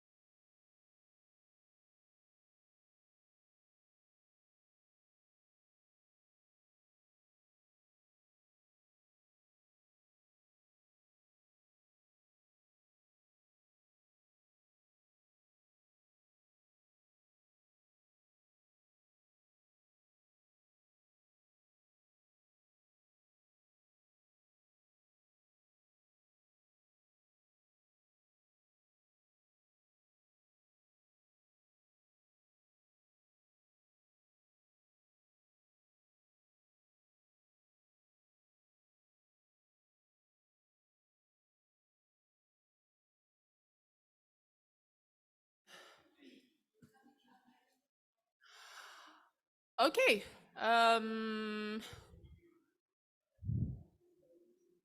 Okay, we're going to kick off the second panel discussion, and I think it fits in really nicely after the first one.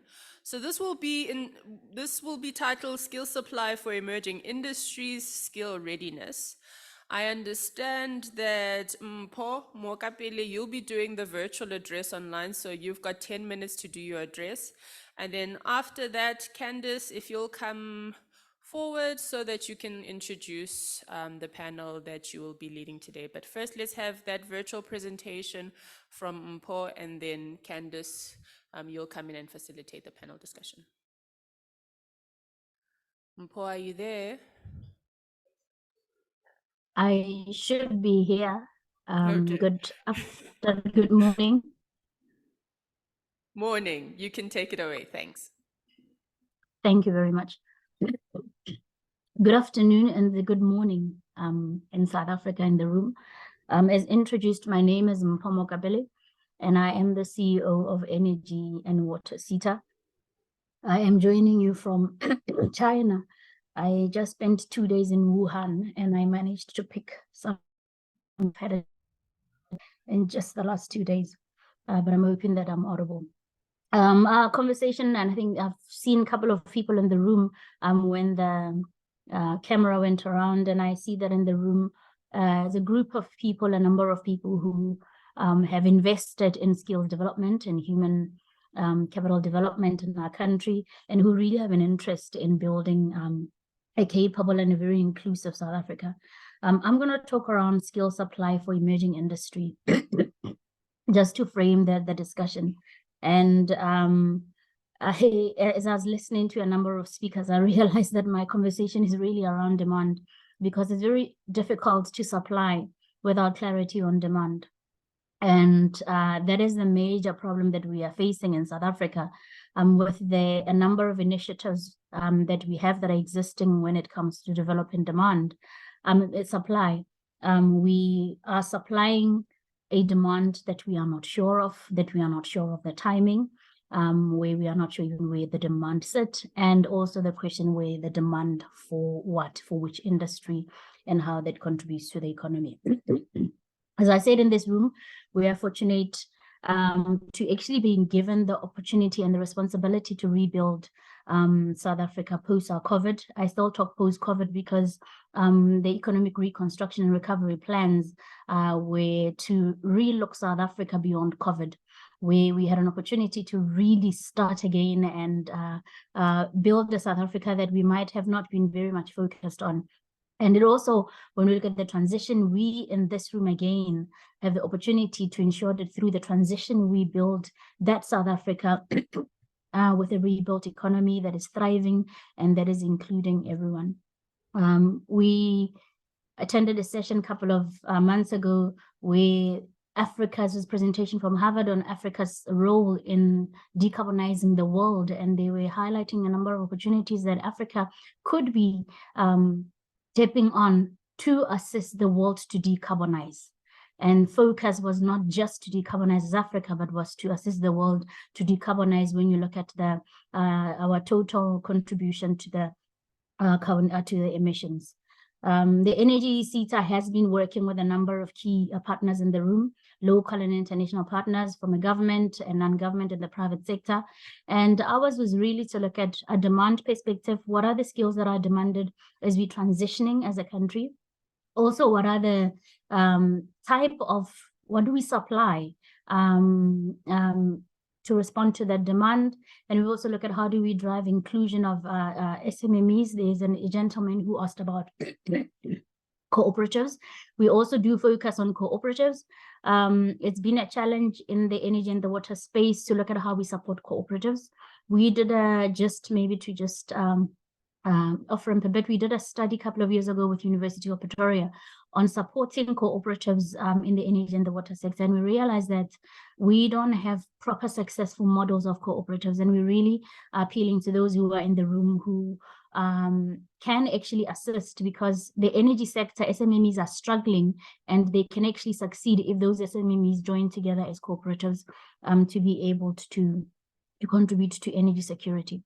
As I indicated, we've got a lot of work that is happening with governments in the room, private sector, universities and TVET colleges, and in school, and also in the basic education space. All this has been centered around trying to build a capable energy sector in our country. We're working with even the employers. Mainly, I'm going to talk about ESCOM, looking at how do we capacitate even senior manager leadership in ESCOM to ensure that we are driving this transition successfully, because transition is not only about getting young people who are unemployed to get access to jobs. It's building a capable South Africa where we will have the right policies, the right regulations on time, that are not going to create backlogs, that are not going to create bottlenecks in systems, so that we transition smoothly without compromising other sectors. Again, there's a question that was raised in the room with regards to is energy and water sector the only sector that's relevant? I think if we define just energy transition incorrectly, South Africa, we are going to limit it to that. I think the just energy transition, because of its just element, is not an energy discussion. If the energy community is going to talk transition alone, we would have missed the point, because just energy recognizes that there are going to be industries that are outside the energy sector, element of the transition, that are going to drive economic growth. And therefore, we have been partnering with a number of SETAs also that are outside the energy sector. Today in China, I am with Food Bev SETA. We had invited other SETAs, and we are looking at how energy as an enabler to industry, we can work together in manufacturing capabilities within the TVET colleges for solar related products. And that's why we are here today. So this is just to highlight that just energy transition is not an energy discussion, and we will be making a big mistake if we limit it to energy. And therefore also skills development for just energy transition is not only skills in the energy sector, if we are going to bring the just element into the conversation. As I indicated, the biggest challenge that we face as a SETA, as EW SETA, has been the supply without clarity in demand. And that is going to remain an issue for as long as we don't have clear direction as a country that we all understand on what are the industries that are going to lead economic growth. If we can answer that question in the room, then all of us in the room, and maybe some of us do have that answer, to say, what are the key industries that have been identified in South Africa to drive economic growth, that when we are planning for skills development, we know what we are planning for. But right now, because of lack of clarity, we continue to train because there's funding for training that is available from corporate social investment in private sector, from the SETAs, from universities. There's also funding that's available. We also have funding from aid. We will continue to supply, but what we are starting to see is that we are supplying for shelving.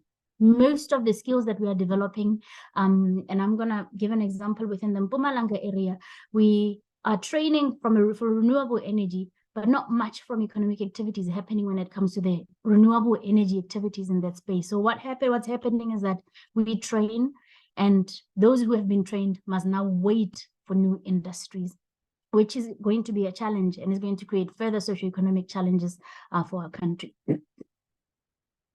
The post-school education system, which includes universities, it includes SETAs, it includes TVET colleges, should be playing a critical role in economic health of our country. I always say that if we talk about successful universities in our country, if we talk about successful TVETs, or we talk about successful universities of technology, it must be seen in the health of our country. You cannot thrive as a university where your country, from an economy perspective, where your country is not thriving. There must be a balance between those. So it's very important that as a PSET community in this room, that we are actually key to driving economic growth. I've just had the privilege to spend 2 weeks ago with GIBS. I've had a privilege to spend 2 weeks in India, and I visited a number of corporates in India, and I wanted to understand their, and this is private sector, their approach to transition. And I have visited two other entities in Dubai, and there was a common thread: clarity on where the government was going with regards to economic growth.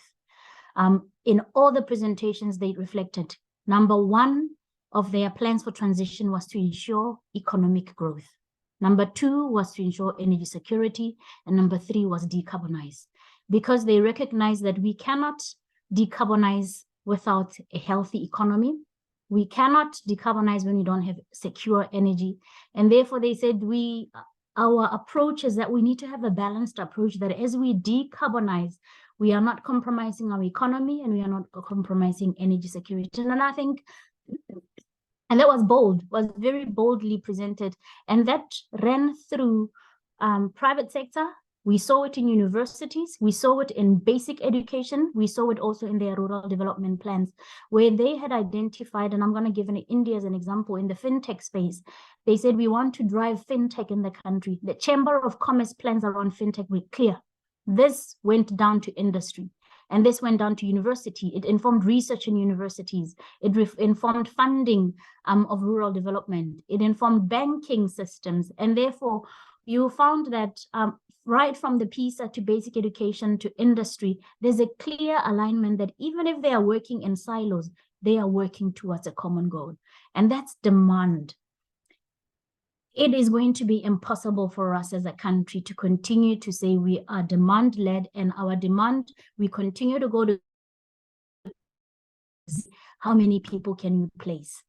It's a small pie. From a policy perspective, from a government perspective, and I think in this room we are able to even go beyond and advise to say, or bring clarity on what are the key industries that we know that are labor intensive, that are going to create growth, that are going to create jobs, so that as we transition, we are training for those industries. Without those industries, we continue to transition and train, and it will appear that we're only training for the energy sector.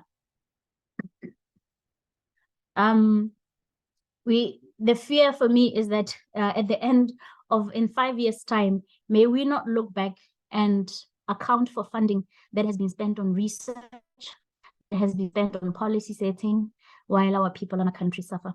The South African in me asked about policies when I was in India. And the response I got is that we don't spend time in policy. We determine a policy direction and we get to implement. And the policies are refined as we are implementing, because there's a risk that we run, and I think I've seen it in our own country, policy reviews and policy setting plans, and when it comes to implementing, very limited. And I think as we are looking at just energy transition, as we're looking at planning for skills development, let's also take that opportunity and an approach of let's implement on the go. And we will refine policies and we will review policies. They don't have to be 100% perfect, because even our 100% policies, we continue to review. In order for us to talk about real demand in this time for South Africa and in this room, and as I said, we all need to have clarity on which industries have been identified to drive economic growth. This will drive sectoral innovation. Right now, we've got a lot of programs around innovation and entrepreneurship. And if this was aligned to what where South Africa is going with regards to economic growth, we will see the impact of some of these funding and investment. It will inform university research. It will even direct PhD research topics that we have in our universities, and it will also direct basic education, so that we do not find ourselves having a challenge post-matric where our young people are coming out of schools and aren't ready for the different sectors that we're talking about in the PSET space, but we have neglected the basic education sector. The ERRP priority interventions have highlighted a number of key areas, and my desire has been that as we are talking about skills for a flourishing economy, we also very much linked to what the ERRP has identified, and also we also bring this up with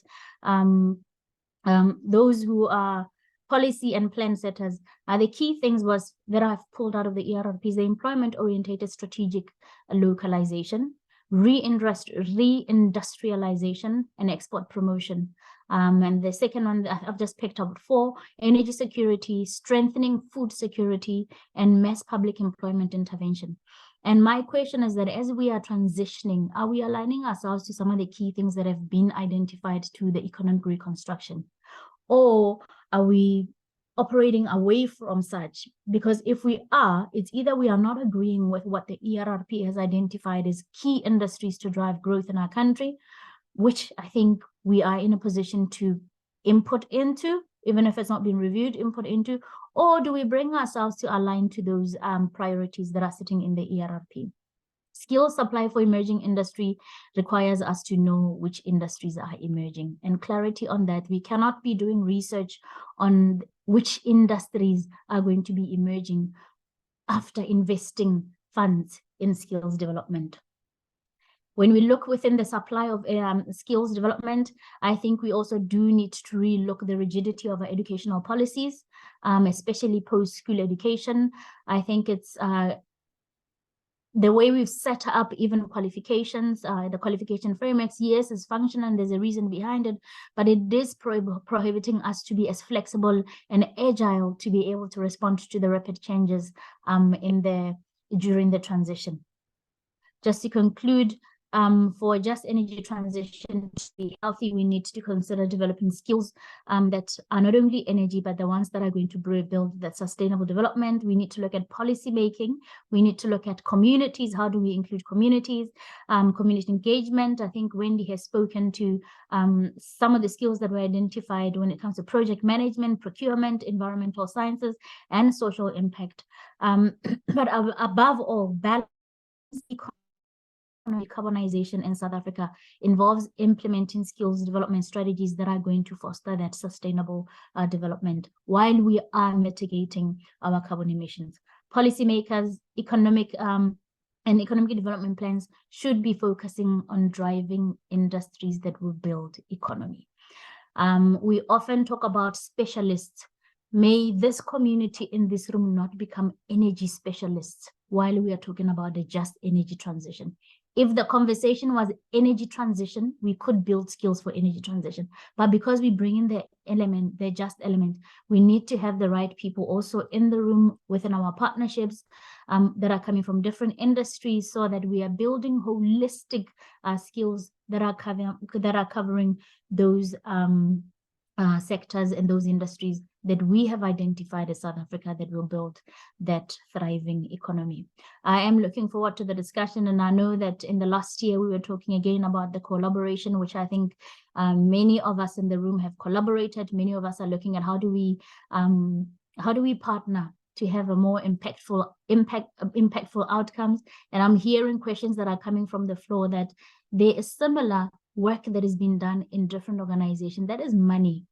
There is duplicate work that we are doing in here. And yes, we might say we need to coordinate more work, but I think where the demand is going to be clear, and I'm asking the PCC, that if we can get clarity with regards to industries that are driving economic growth in our country, even as we operate in silos, we will be working towards a common goal, which is a thriving economy and a carbon and a less carbon intensive economy. Thank you very much. I hope I didn't take much of your time. But again, just to end, as EWCTA, we continue to partner with the different individuals in the room, different entities, local and international, so that we contribute to building that.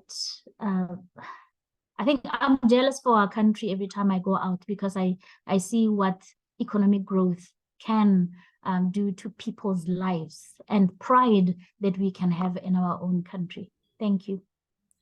Thank you very much, Mpho. Just a round of applause. I think the message from Mpho is quite clear. There's a need for clarity, there's a need for ambition and better implementation, as well as coordination as we do this work. So thank you very much for those remarks. I'm going to invite to the front Candice Moodley to facilitate the second panel discussion. And Candice, you'll also introduce your panel members. Round of applause as she comes to the front.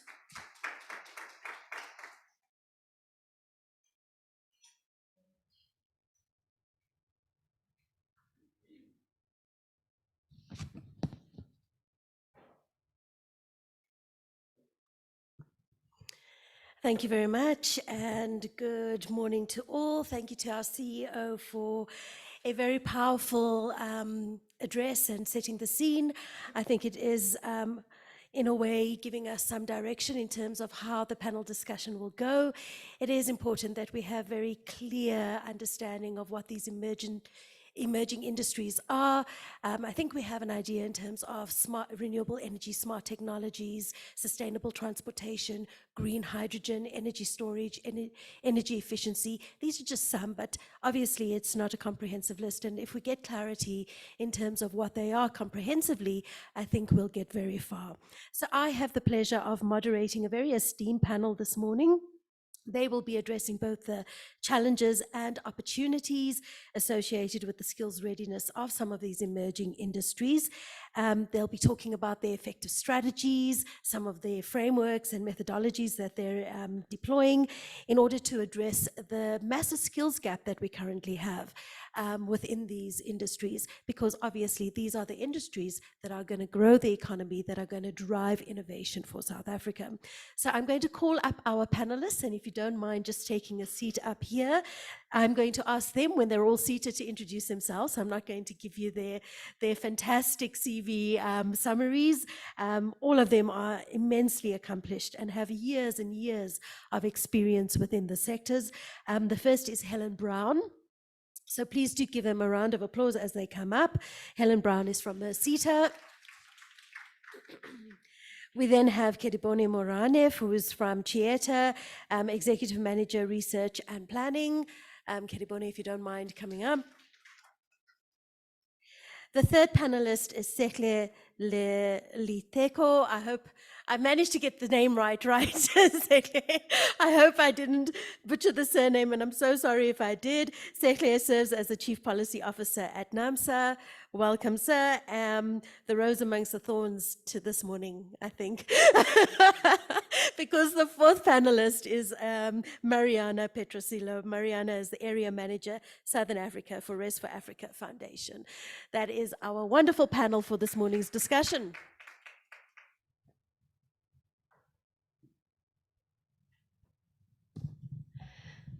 Thank you very much. I'm going to ask Kedibone, let's start with you, if you just don't mind giving us a brief introduction, introducing yourself and your portfolio and key focus areas.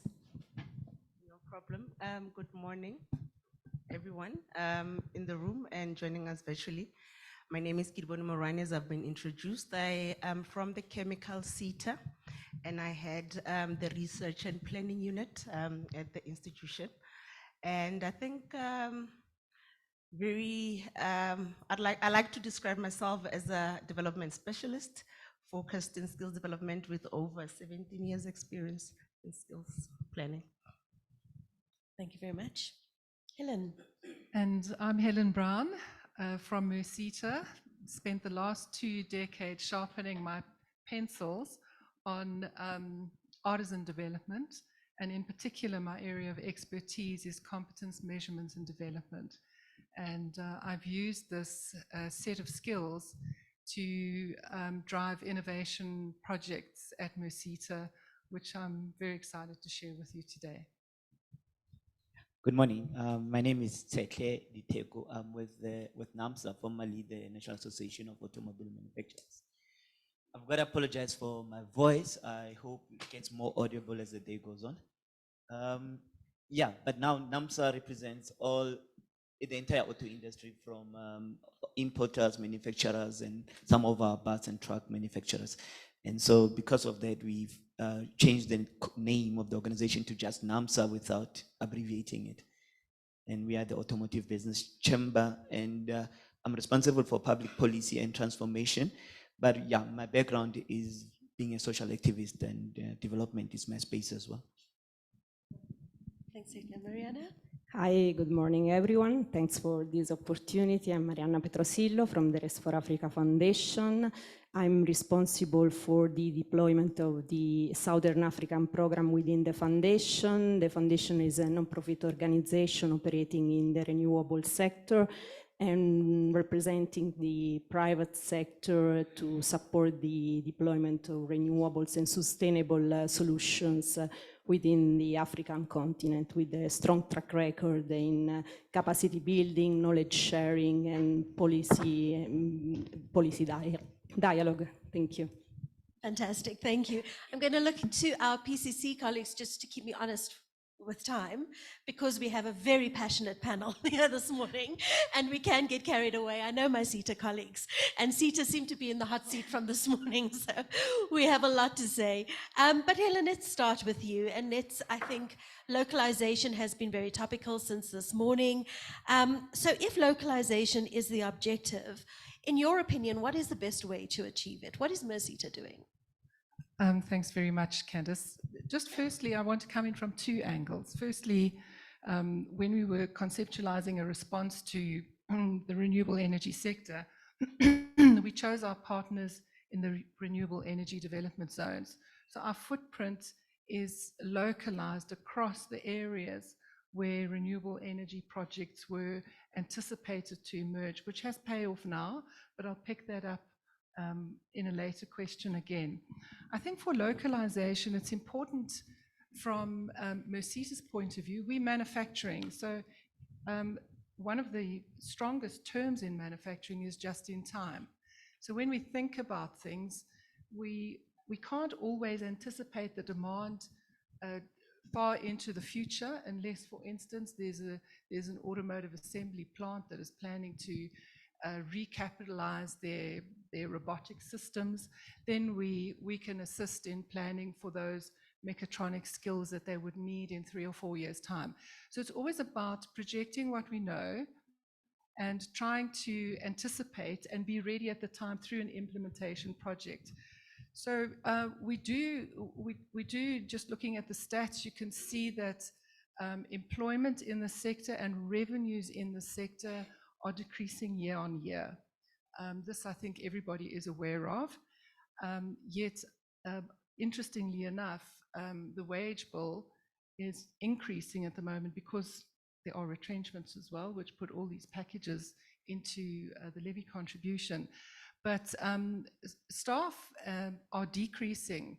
And what we find is the set of skills required for those who remain is much wider and more diverse to cope with technology advancements on production platforms. So we come in on this just in time, and we thought, how can we start thinking about expanding industrial opportunities and supporting the expansion? So we tested this with a project which started during, in fact, on lockdown. As the month that lockdown started, that was an idea that we reached out to the universities who were part of the National Ventilator Project. And we said, what can we do together to teach your masters, possibly some PhD students, how to innovate and produce their prototype, will design, prototype, manufacture, prototype, test and certify either a component of a ventilator or a full ventilator. And the results were absolutely amazing. We had one of the members of the consortium at UCT focused on doing the prototyping, design and testing of the ventilator, but they attached students who were doing the same for medical devices. And we have 25 medical device products or components that came out of that group of students, which was published towards the end of last year. So we thought, what can we do to expand on that? And what we're doing at the moment is expanding what we call at UCT an industrialization fellowship. And it helps students who in this innovation space for products or sub-assembly components to come in and enter the platform and be supported with a wraparound to take their product through the process to production. And we're working with our industry associations to achieve this as well, because they've also got objectives and projects that are right in that space. So our localization comes in from a point of view of how can we spread what we're doing, and also how can we, in a more innovative way, expand our production footprint for localizing product opportunities. Thanks. That's fantastic, Helen. And I think it also addresses, I think, one of the the points made by our CEO earlier, which says, you know, you can't skill to shelve. You've got to think broadly. You've got to think of what can you add to the skilling that you're giving these young learners or the workforce that will allow them to not only use their skills now, but into the future. And I think through innovative programs like Mercy is doing, I think you are addressing that. So that's amazing. Kedibone, coming to you. Everyone's talking green hydrogen. Green hydrogen is really the hype right now, a lot of focus on green hydrogen. So, and Chieta is playing a very prominent role in skills development around green hydrogen. How are you prioritizing and identifying skills needed for green hydrogen, particularly as we transition? Thank you. I think one of the things that firstly needs to be made mention of is the fact that green hydrogen does offer a lot of opportunities, right? It's a potential job multiplier for the country, and that is really why we have been focusing on green hydrogen. And I think in addressing us, the CEO of the EWCTA did mention that we do need clarity around demand. You know, the earlier speaker spoke about demand-led interventions around skills development. So one of the things that we've been focusing on as a CETA, and I'm also hoping that I address one of the conference purposes. The earlier speaker, when I came in, the gentleman asked, part of the reason why we are having this conference is also to understand whether the systems that we do have in place are working. And I do think that the WSP and HR collection system does still work, and it's something that is very functioning. And the purpose for that is that as CETAs, we're able to talk directly to stakeholders in understanding what the skills needs are. And we're doing nuance that through conversations as well as research. I know it's been said that we shouldn't focus all our efforts on research, but I think it's very important from a clarity seeking and understanding perspective. So what we have done then as a chemical CETA is that we continue to focus on addressing the quality issues around the data collection, as well as the information and the input that we get from stakeholders. So that from a clarity perspective and demand-driven mechanisms, that remains a very important element because it brings us very close to stakeholders to understanding the skills needs at different levels and specifically at different subsectors. So that is something that we continue to do. We also, I think, conducted research to firstly understand the green hydrogen economy. As a CETA, we have been, or our stakeholders have traditionally been using fuel-based, traditional fossil fuel-based feedstock. And the decarbonization aspect of the green hydrogen economy offered us opportunities to then transition.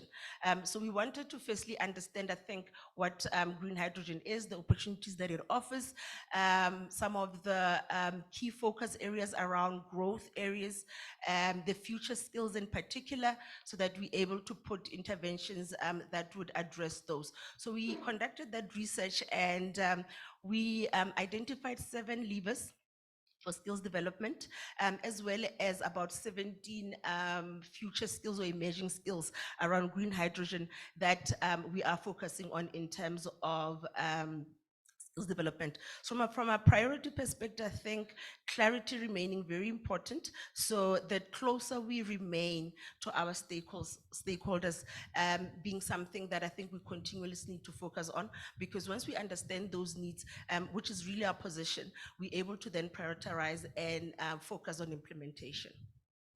Great. And in terms of prioritization, are you talking short, medium, long-term skills needs? Are you getting to that point? Well, in the short term, I think what we are hearing from our stakeholders in terms of what the needs are is particularly around reskilling.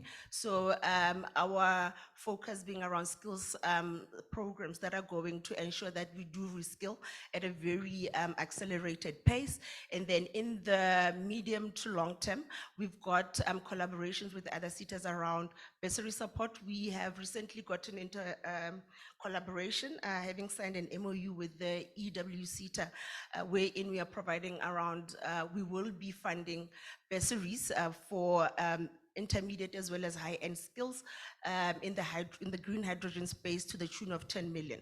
So it is a phased-in approach, and our focus is that we need to be implementing as we're going along, and that is why we are focusing interventions at different levels. Great, thanks. We'll circle back to that conversation just now. Setle, thanks. I'm going to come to you now.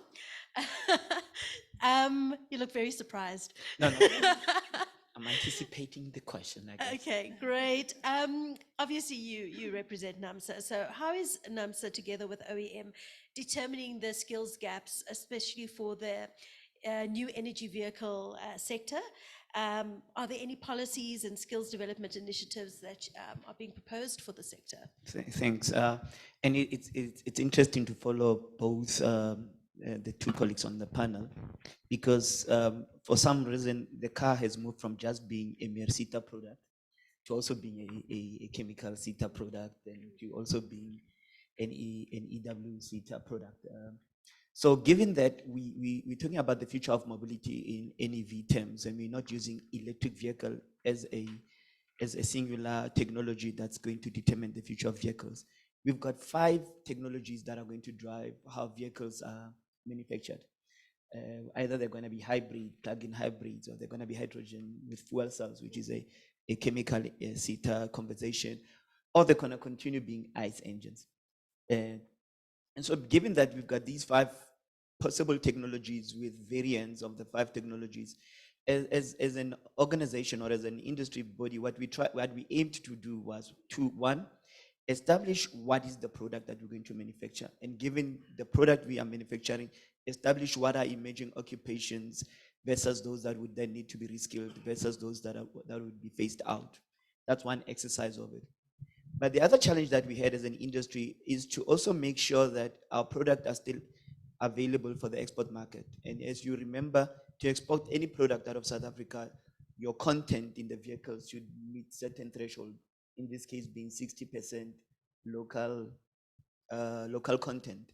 And so therefore localization needs to form part of the configuration even before you start manufacturing cars within the new technologies that are being proposed. So you need to look at which technologies can you localize easier, especially if the battery takes a lot of what the content of the vehicle moving forward.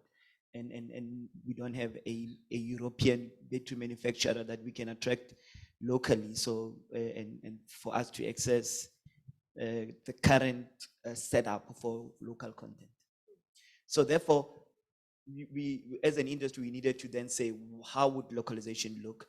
And as a country as well, we still need to commit to having 25% of content in a vehicle black, as in historically disadvantaged South Africans contributing to that content. So even before the anticipated announcement by the minister this afternoon around what policy would look like, industry had to then go out and do a research study to analyze these new profiles of our factory floors without necessarily committing to one technology over the other.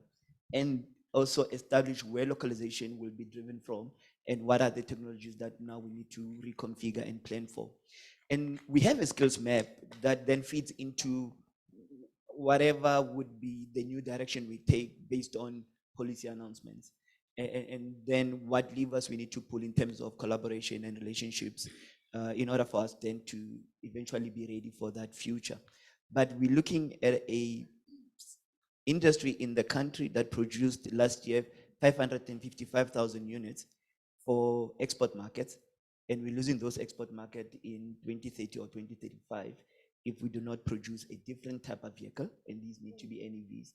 And so from a production point of view, we've got no choice but to pivot, and that pivot requires that we rapidly move in a certain direction. And so what we're going to do as an industry in reskilling our existing workforce, in collaborating with our institutions of learning in the next 2 years would be far more rapid than it's ever been, based on us securing these markets for our country and securing existing jobs.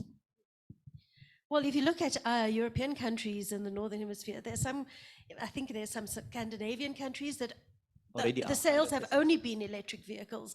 So the market is massive, but if we do not move in terms of South Africa's in policy, enabling environment, the skills, we are going to miss those opportunities. And effectively, it would force us to pivot and start afresh on an industry that has sort of managed to meet its maturity. So yes, European export markets are responsible for some 60% of our exports. So that's a huge chunk of what we are already producing, and we cannot risk losing that to pivot to what you'd call legacy markets, so markets where the use of ICE engines will still continue to exist 30 years down the line by virtue of those markets having access to crude oil as a basic resource. So that's not necessarily a practical journey for us to pivot to ICE markets, whilst we have these battery-driven markets that we can continue supplying by changing our production. Great, thanks, Ekle. We'll chat more about that. Mariana, Rest for Africa Foundation. We've worked with your organization on a few projects, and you're really doing amazing stuff, I think, right here in South Africa, but also just southern part of the continent. How have you approached upskilling and reskilling? And for you, what would you say are your key data sources to especially inform your reskilling and upskilling initiatives? Thank you, Candice, for this question. I think approach is quite key when we look at developing high social impact activities, initiatives, such as the ones that are required for the just energy transition of South Africa. And as Rest for Africa, we are committed to support dialogue, to promote dialogue and sector involvement as key enablers. As some of you probably know, Rest for Africa has been active in South Africa since 2020, and we started approaching the training and the possible offering for South Africa in terms of training with the tailor-made approach. And let's say prioritizing awareness and evidence-based method. So to this end, in collaboration, in partnership with a wide range of local and international entities, the Reskilling Lab was established to enable the local existing entities, training entities in Mpumalanga, to lead the transition of the coal communities from the current economy to a sustainable one. And when it comes to sources, data sources, we heard from Suanelo, from CSIR, about the researches that have been run so far in South Africa. We had the pleasure to run one of the first one in collaboration with the CSIR, assessing the kind of jobs and the kind of skill gaps emerging from, required for this transition to happen. But I have to say that during this path with the Reskilling Lab, what we learned is that once again, the contribution, the major contribution in terms of data related to the skills, the skills need comes from the private sector, from the industry. And they played a very important role in our Reskilling Lab, not only assessing and informing the kind of skills that we have to look at, but also providing training. So industry, private sector is very much willing to be involved in this kind of opportunities, contributing to the definition of a practical training that is needed together with the knowledge part, the knowledge certified, accredited part under your, local accreditation system. And another important part of our training, I alluded to it before, is the local training entity. Also, are the TVET colleges. the TVET colleges are in a very fortunate position because they are the first, let's say, contact with communities and with youth and with women. And so they are central in our initiative, since they once again represent for us a very important point of awareness, and they can respond to basic questions related to transition, because when we engage with communities, I mean, we discovered that they don't know what transition means actually sometimes, and what are the implications of this transition, and what is the just part, if any, they request. So I think TVET can address this kind of questions, and of course they can prepare a workforce. We are looking at preparing a future workforce because, of course, currently we don't have any utility scale project in the Mpumalanga area. So the objective of the training is to look at the future. And yes, pursuing this, the evidence-based approach, we recently, I mean, 1 year ago, we launched the pilot project, the first pilot project under the framework of the Reskilling Lab in collaboration with the Kangala TVET, that is located in the area of the Komati coal-fired power station, recently decommissioned by ESCOM. The idea was to offer support for this decommissioning, and the pilot project is still undergoing and with some successful achievements, including the capacitation of the TVET in terms of training of trainers, in terms of equipment for this training to happen in the long term, and also in terms of the first provision of training to learners. So thanks also to EWCTA, to your support. We are currently training 35 students that have been included in a quite comprehensive path in terms of renewable training.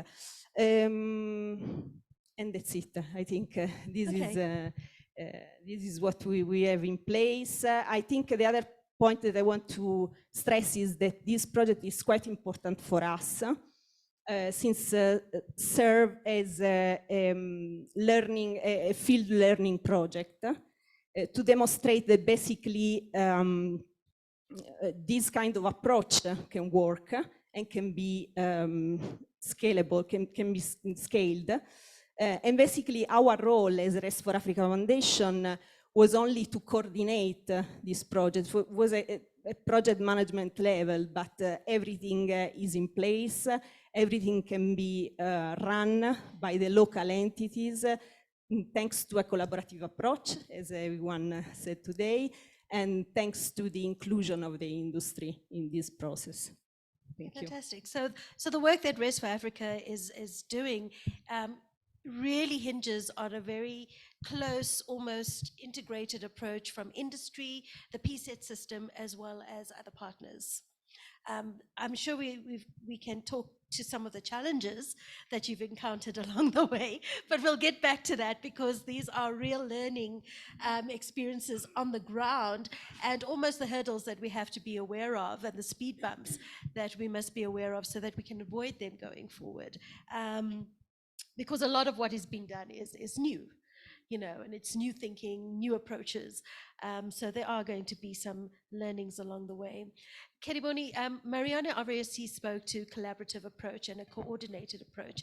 And I think some speakers, our CEO even mentioned the fact that there are a lot of stakeholders almost doing similar things or the same things. A lot of resources are being put to a particular objective, whereas if we do it in a more coordinated manner, collaborative manner, we could probably have greater impact. For instance, there are a lot of stakeholders, CETAs as well, really invested or have interests within a green hydrogen space. EWCETA being one, I'm sure TITAs being the other, MERCETA, TETA, many others. what are the steps being taken by Chieta to sort of develop that coordinated approach? And for you, what are the opportunities and some of the challenges involved in that? Thanks, Candice. Firstly, I think it's great that there's a lot of CETAs and other stakeholders with vested interest in green hydrogen. So what we've done, I think, part of the levers that we identified from research that we conducted in advancing green hydrogen was on collaboration, right? And we then, as a CETA, because of the economic benefits, and particularly the just transition for our subsectors, then sort out partnerships with other CETAs, you've mentioned most of them, as well as the CSIR. But what we focused on there was almost a stakeholder mapping that was going to ensure, as you've indicated, a coordinated approach, but also because of the limitation of funding, something that was going to pool funding in a bigger pool, focusing on different things, but focused again at maximum impact. So for example, with the EWCT, I've already mentioned the funding that we are putting towards bursary at intermediate and high level skills. We've got, as part of the collaboration with the Transport CETA, a focus on research and development, and including with the CSIR. And our focus there is around the safe transportation and storage of hydrogen once you've produced it, and with the MQA, and I'm hoping very soon with MESITA, around the establishment of a center of specialization for hydrogen. And the reason why the focus there is that within the CETA environment, we're quite well vested in terms of that model of learning delivery. And we wanted to not necessarily duplicate efforts, but focus on what we know and what we do very well. So that is what we are doing around there. So we also, I think, to fast track the implementation of skills. And this is also what we are hearing from our stakeholders around the need to move a bit faster in terms of the skills and the qualifications development, right? We've partnered with UJ in developing an online ISA tools, external integrated assessments, in the Chem Ops operator. And this is because one of our partners, Sasol, is establishing or is busy with a green hydrogen plant, and the majority of the skills that they use there are Chem Ops operators. So we needed to then ensure that they are qualified very quickly, because one of the things that have been mentioned is that industry is moving and we need to make sure that we move with them. So yeah, that's what we're doing.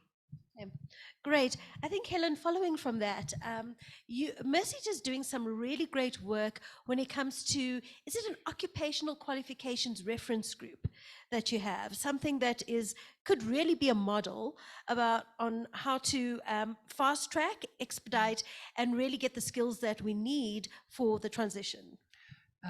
Yes, we are. And this is not new. In the old Technicon landscape, Technicon shared what they called occupational reference groups, and lecturers and specialists and professors would get together and build the curriculum that was responsive for that time to make the qualification competitive and appealing to industry. So what we are seeing in this transition are two specific areas that are unique. One is the just energy transition, and the other is the new energy vehicle transition out of internal combustion engines. We feel that there are two separate competencies or occupational areas. We've been in those occupational areas for quite some time now. We are the appointed quality partner for those occupations. But the interesting thing about these two clusters is they're very distributed. So it's not the big companies that are wanting these skills. It's lots of small companies who are going to be needing these skills. And the feature about small companies is they're not always willing to commit to an occupation or an apprenticeship program over 3 or 4 years. They say, well, I don't know, what am I going to be in business in 3 or 4 years, particularly now? So we believe that if we support these two areas by understanding, unpacking the qualifications into what I call NQF lanes. We've done a little bit of work, and Vijay, thanks, was part of it, on an articulation matrix for the solar photovoltaic technician.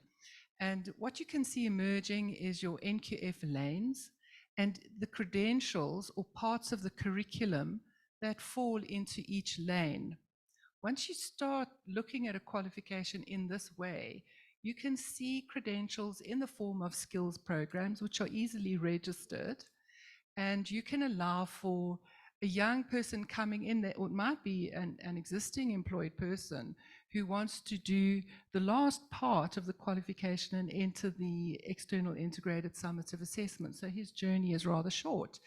But others coming in from the beginning, if they look at this articulation matrix, they can say, okay, if I start here, I don't actually have to stay in solar PV. I can see the credentials moving across to hydrogen or to wind energy, and I can see my career. So you can see this is a more sustainable approach to a career identity and a move towards a profession. And the word profession is very important because it builds identity with the individual and their willingness to continue this journey through over a long period of time. Could be 10 years, 15 years, even longer. It's lifelong learning. So we feel that the only way to realize this is to, and we've got our research discretionary grant funding window coming up in the middle of November. We want to go to universities with a request for information and set up, it wouldn't be a chair, but set up a center of competence for that cluster of occupations, cluster for energy transition, cluster for new vehicles transition. And in that way, that cluster, first of all, keeps the qualification current. It adds new credentials all the time. As new technologies come or new skills, competencies are required, you can add them to that articulation matrix. You can also use that cluster to continuously professionally develop the lecturers who are teaching in that space. You can continue to build new articulation pathways for career discussions, and you can also refine and apply your ISA strategy through the center. And because it cuts across occupations in a similar area, we believe that will serve a transition. Yeah. Fantastic. And do you think that that is a really good way of responding to the SARM's vision? Yes, it does respond to the SARM vision, but there's some other things that you must understand in the SARM vision. We are very focused on the quality of competence when a person reaches the end of the occupation. It's very important that you're not just focusing on numbers, but that you're applying the quality to teaching and learning that gets the competence that industry wants in the end. And I won't say which organization, but recently a large organization put an ad out for artisans. They had more than 300 applications. They were only able to employ 2. So the curriculum, yes, it needs to evolve all the time. And the idea of competence needs to change. We've been measuring competent or not yet competent. We have to move away from that frame and understand that when you are competent, you have competence of different levels. When you can scientifically measure that, you can start reforming your assessment approaches. Great, thanks, Helen. Sekla, coming back to the NEV market, do you think there is any part of the value chain that is particularly vulnerable in the short or medium term in terms of availability of the relevant skills needed? And what are some of the proposed actions and mitigation plans that you might have to ensure that, you know, there are no job losses in the market? Interesting. Thank you. Thank you for that question, because I was about to add that ever since I heard you present the matrix last month, I've been fascinated with it quite a lot.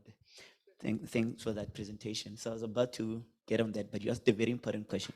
So yes, the car is moving from having 30,000 moving parts to something less than 3,000, meaning that the guy who specializes in just doing brake replacement becomes irrelevant once we move into full battery electric vehicle. So you're not going to have your cooling system, you're not going to have your top, your motor, you're not going to have your exhaust system. So already that takes away a lot of what would be local content in a vehicle. In the aftermarket, this affects what your average mechanic, your average diesel mechanic does not have to work on that car. So by just virtue of reducing moving parts by almost 90%, already that suggests to you that we're going to have a challenge.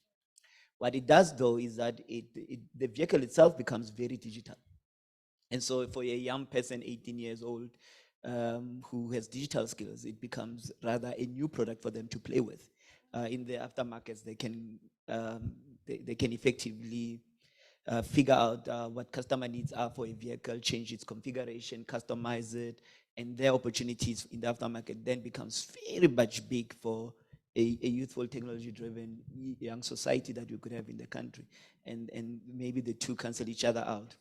One of the biggest markets in the component manufacturing that we have is a catalytic converter currently in a vehicle that's able to reduce your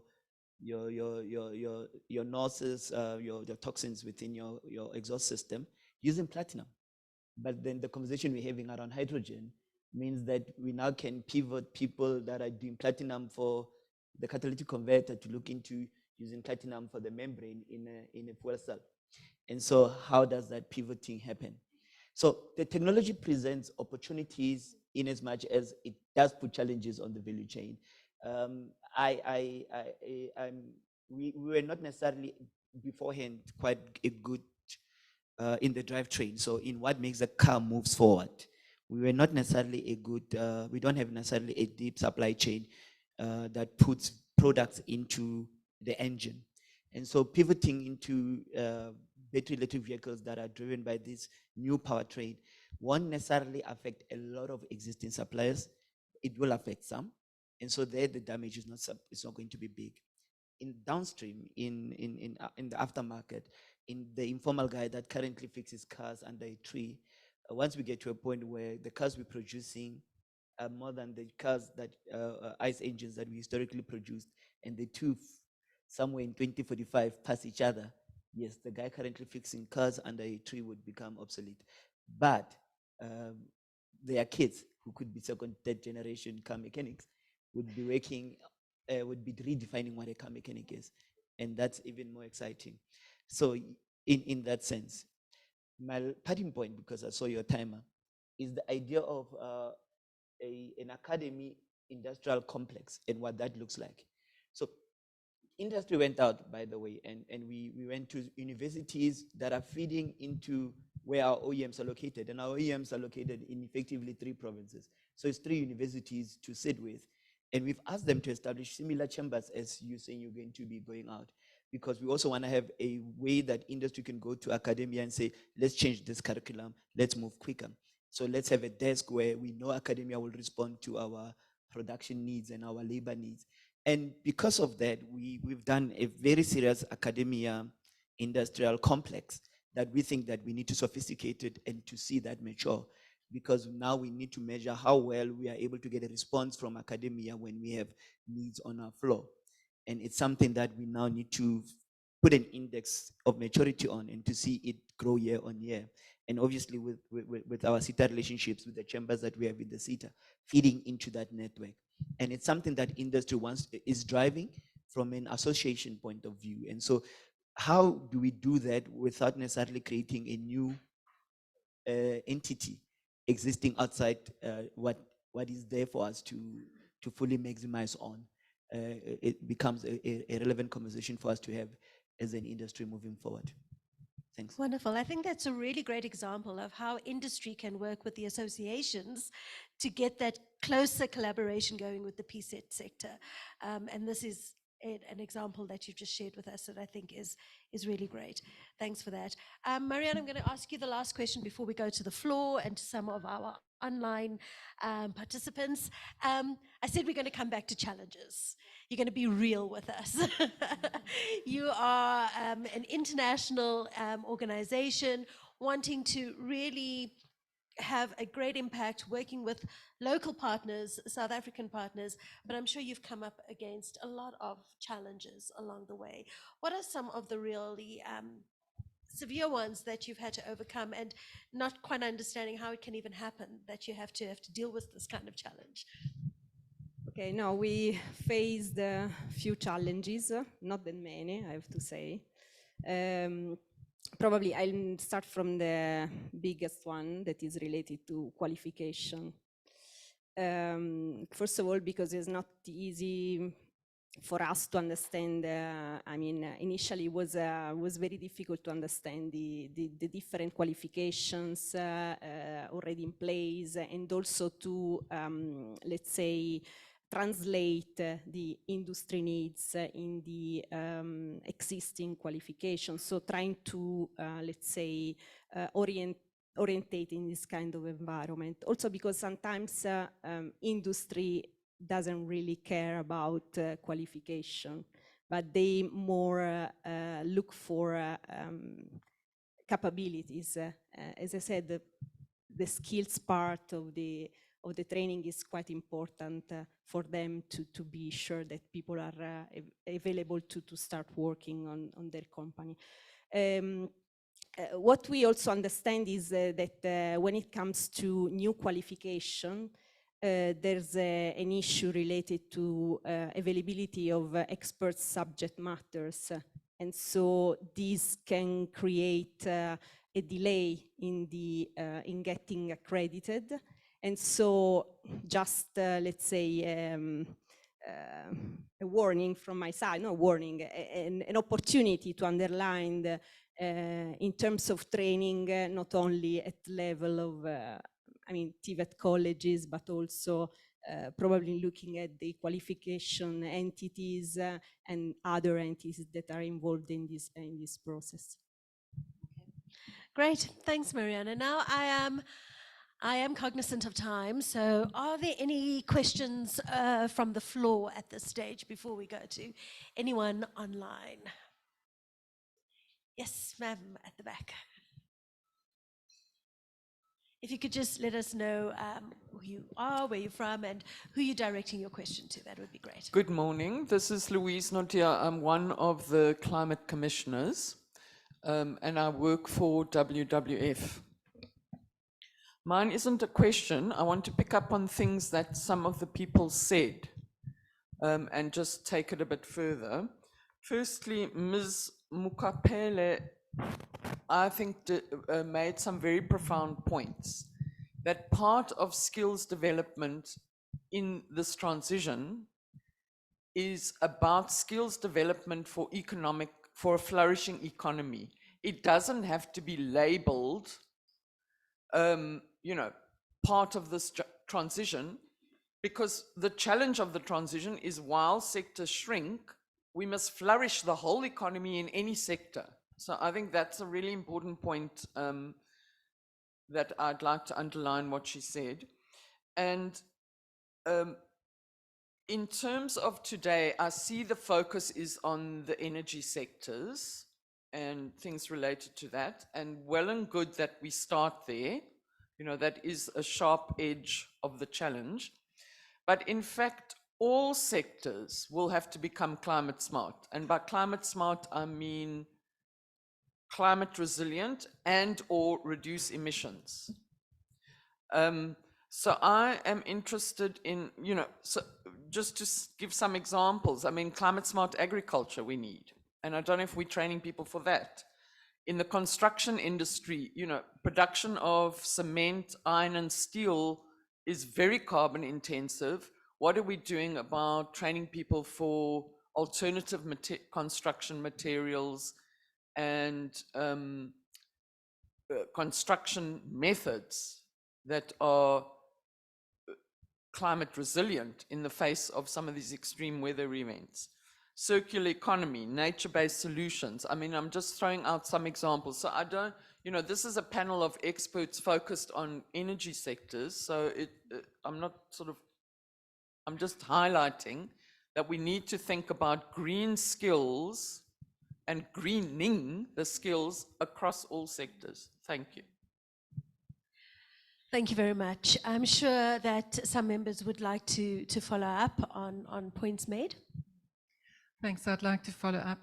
What we've tried to play around with in some of our research, we had some very good results, is looking at endpoint assessment and how you incorporate environment into, or climate sensitivity into your endpoint assessment. And if it's not there, you can't measure it. So it is embedded in different parts of the curriculum. But when we assess, the focus is on the core and not on all of the criteria around that core that talk to social responsiveness, that talk to climate sensitivity, that talks to circular economy or work processes. So we've really worked hard on this type of assessment. It's got good results. And I think that is an area we can explore or even start implementing in some of our newer occupations to get this to come through in each candidate. Great. Zeke? Yeah, I was going to add that for the industry, for the automotive industry in SA, part of the skills gap analysis and the work that we did in mapping the skills of the future included how do we green our production systems and what occupation come because of that adjustment that we need to do. So the study itself will show you some occupations that we're now adding as quality assurance to ensure that our production systems are good. And so it's something that we've considered as part of how do we green our manufacturing processes, and in terms of new occupations, what does that mean? But to an earlier point made, it's now thinking about what is not necessarily a green occupation, but a green profession. And so the matrix discussion really puts a new idea to the Absolutely. Thank you very much for that. Any further questions from the floor? Do we have any online? Do you want to? In the meantime, any further questions from the floor? Done? Okay, so maybe I'll ask the questions from the online audience. Okay, so the question is, what are the main barriers around developing and implementing and registering skills programs? And how do we effectively vet skills programs to find ones which align with future demand without gatekeeping the opportunity to develop these programs? It's not directed at anyone, so I'm just going to leave it open. I think the seaters would be best to respond. Helen Kiriboni, are you able to? You'll come in there too. And we've got our CEO of QCTO here, so maybe it's a good discussion to have. Put him on the spot. No, not really. I think we need to think more innovatively in this area. Skills programs at the moment, you can derive and register very quickly through the QCTO, but there must be credentials in an existing occupation. So you can remix and create skills programs that articulate you through the curriculum requirements of that particular occupation. But what we see creeping in is completely new short course requirements, skills program requirements, also in the same structure as occupational qualifications, which is your knowledge, your simulated practical, and then your workplace experience. And we have to find a way of registering skills programs that may not be credit bearing for a qualification, but that can find recognition. Because once they are registered, they have a quality management system attached to it. And that quality management is part of the just transition. It's a credential you can hold, and you can use it to articulate into higher levels of NQF, or you can use it to find work.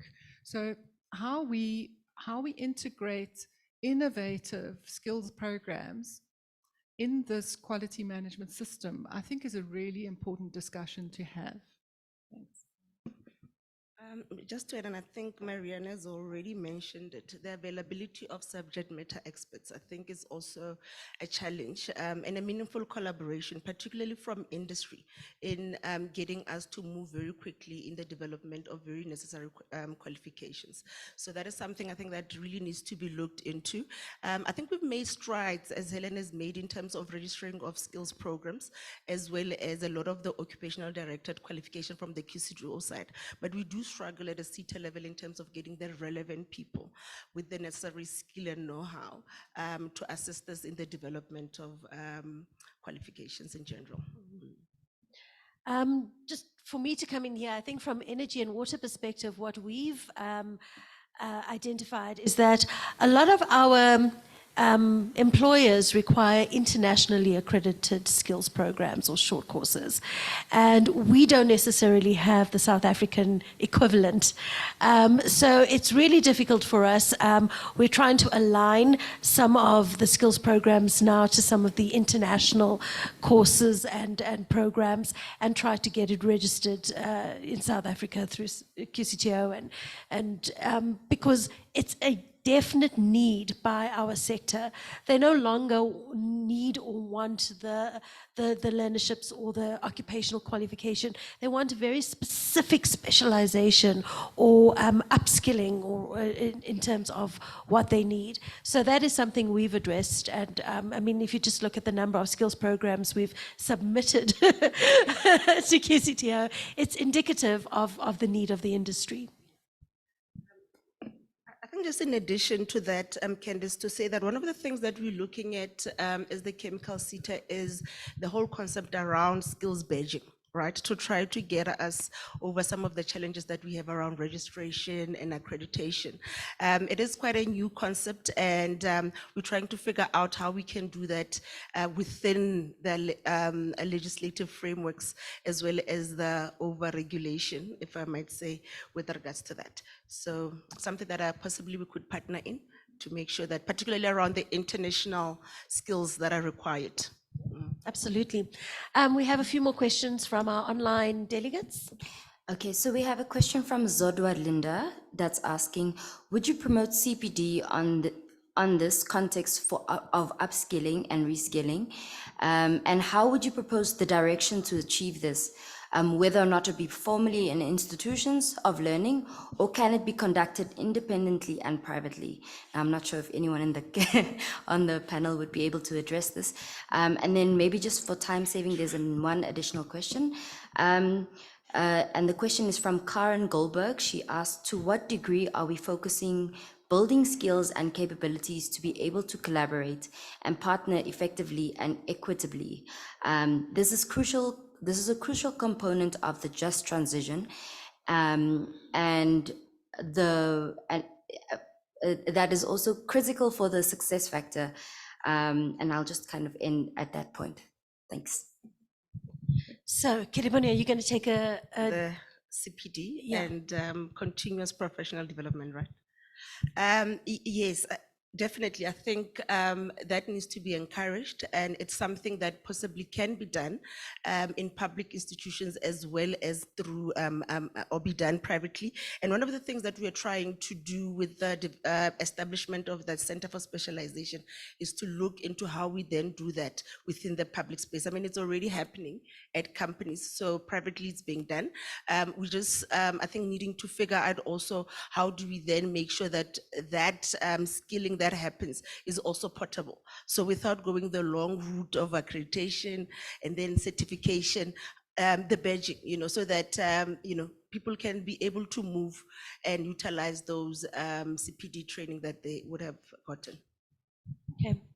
Great. And then the second question, do you want to add to the CPD yes, response, just Helen? to add, yes, CPD does exist, but it's really through an extra ladder at the moment. you can go to Stellenbosch University at their Renewable Energy Center and do short courses for CPD points. But to take just the, let's say, the solar PV sector, the professional association is not registered with SAQA. So they don't have the competence to scale professional development. They may develop a competence for assurance, but not at this point for professional development. So it's something that the industry needs to look at carefully. I know we've tried to look at CPD point systems. In fact, Gerd is in the room, so she will remember, for TVET lecturers. And it's a very complex space when you're dealing with a professional association, particularly in public service. But that would need to be a new focus that's owned by some collaborative effort. Yeah. Absolutely. I think I'm going to ask Declan and Mariana maybe to respond to the critical need to build skills in a collaborative and coordinated manner.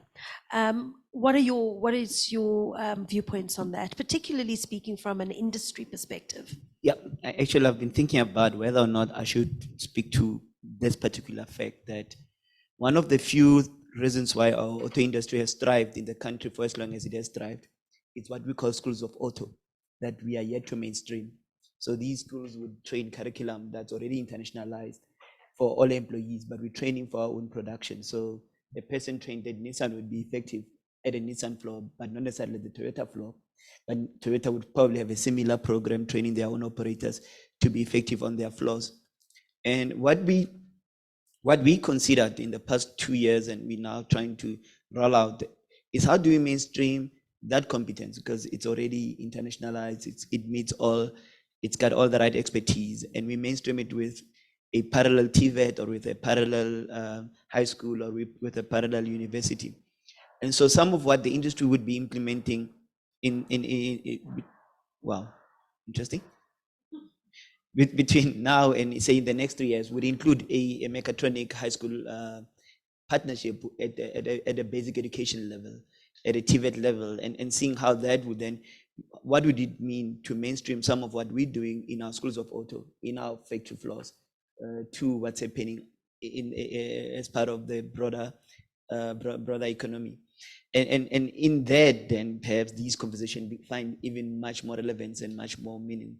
But we are able to produce a car at somewhat comparable production rates with other markets, even at cost similar or comparable.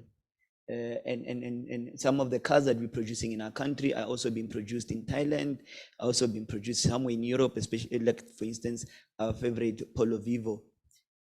And our production systems are comparable, meaning that we do have a world-class production facility with a competent labor force working on our vehicles. And some of what makes them competent is not necessarily mainstreamed. It exists after you've entered the gate. And so how do we then mainstream that to create what you would then call equitable or a spreaded knowledge across the country, and we recruit from that base, not necessarily recruit to retrain or to train for our own production. And yes, there is some thinking that we've applied to that as an industry, and some of that is developing with Mersita. Schools of auto, for instance, at Toyota launched a Mersita just last year, well, early this year, sorry, alignment in what they train with what Mersita trains. And so some of that cross-pollination is already starting. And it's how then do we make that, and again, how do we mature it within that industrial complex so that it's not done in isolation, but we are maturing a bigger picture for the country. So the academia industrial complex is an important byproduct of these efforts. It cannot be done in isolation. It's supposed to be done as part of the bigger picture. Absolutely. Thank you very much for that.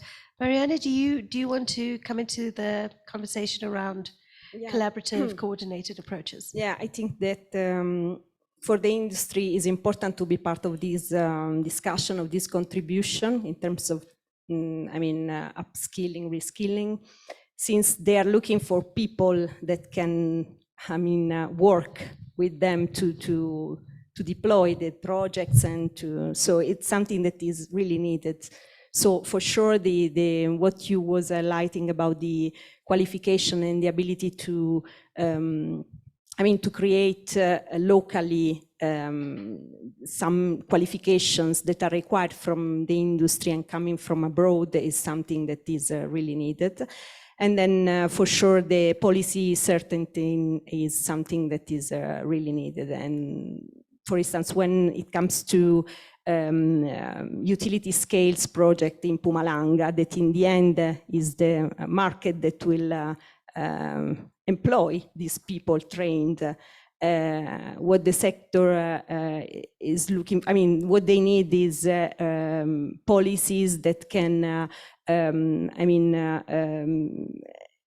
prioritize the Mpumalanga, even if, as we all know, the resource is not ideal, the natural resource there. But there are other resources like the grid that is quite an important one. So policy is quite key. Thank you to my panel members. If there are no further questions, gone from, okay, I said gone too quickly. We have one more from our online delegates.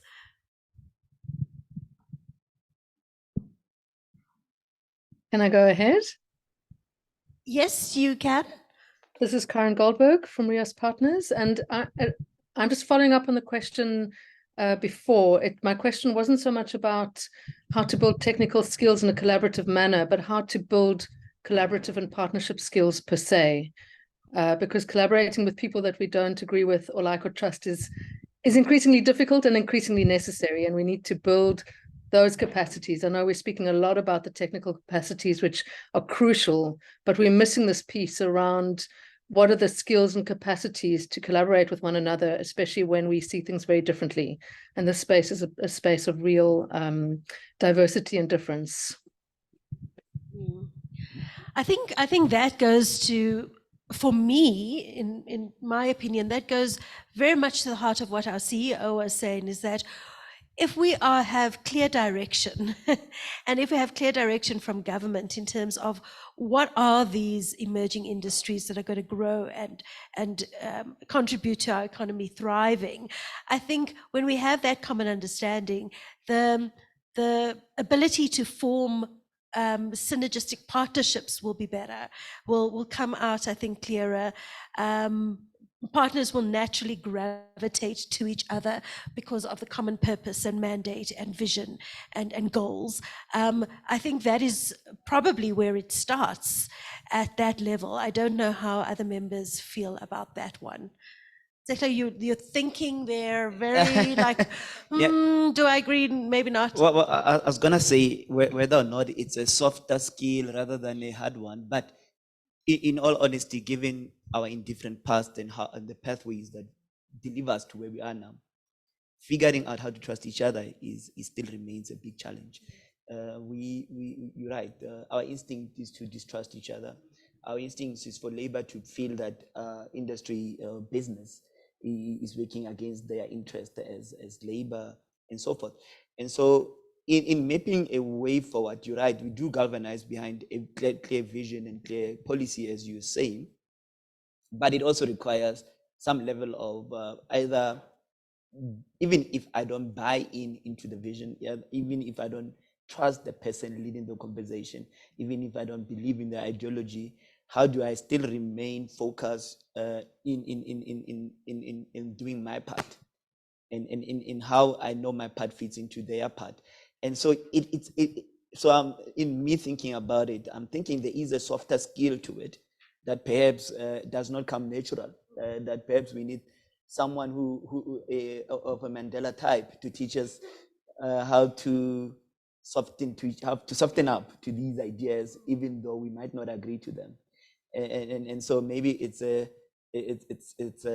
Siyakolisi thing that we don't need to develop. But maybe there is a softer skill to understand in how do we collaborate, and we should not take it for granted that people can collaborate if they share a vision. Absolutely. What if we don't? I think there is a need to focus on top senior management skills capacity building, strategic thinking. Like you say, we also need to put attention there. Kiriboni, you want to close on this one? Just add, and to say that I think there also needs, which is a role I think CITES can play a very good role in being the neutral party, advocacy, right? And really capacity building around what is it that we are talking about when we're talking just transition. I think the lady at the back mentioned it, that it's not just an energy transition, and the understanding around that in terms of the benefits, social inclusion, so that I think everybody sort of like sees themselves in terms of the entire value chain, a complete understanding around advantages and disadvantages, so that we somehow can then find each other and we all can identify where we're going to benefit. I think that can assist a lot in bringing us closer together and building that trust, so that we can do what we aim to do, which is economic development. Fantastic. Thank you. I think that closes it up, Lindy, and time is up. Do we have time for a short soundbite from our panel as closing remarks? Very short, brief, succinct, but a quick closing statement. Kiriboni, are you ready to go? No. We'll come back to you. Helen. I think this is a very vibrant, it's definitely a very vibrant and exciting place to be. You need to be alert and you need to use skills you've never had to use before to succeed in this space. So I'm certainly very excited in the role that I have been playing and hope to play in the future for innovation in this space. Fantastic, thank you. Tile. Okay, 1924 February, Ford started manufacturing cars in PE. Now we are 100, it means that we will be producing cars for 100 years come February next year. And our industry is gonna go far much more faster in the next 10 years than it ever did since that time. So it's exciting times. It is exciting times. Fantastic, thanks Mariana. Now, from my side, just to say that we have to increase rapidly the number of people that are trained in whatever, kind of skills related to the just transition or the other economies that are, taking advantage of this transition. So we need to increase the numbers quickly. Okay. So increase it quickly, and let's think about how we do that through a collaborative approach. Yeah. And I think being collaborative, meaningful collaboration, partnership, so that we able to bring everybody along, it's very important. Great, thank you very much. These are my fantastic panel members. Thank you for your time. I think we had a great discussion here. A round of applause for them. Thank you for your time too. Thanks very much. Thank you very much to the panel. And I think the last sort of utterances around that, we need to build the skills and we need to get more people through the pipeline as soon as possible. So also highlighting the element of urgency. And that brings us to lunch. I am told that lunch is going to be served on the ground floor, and we will see everybody back in this venue at 20 to 2. All right, enjoy your lunch.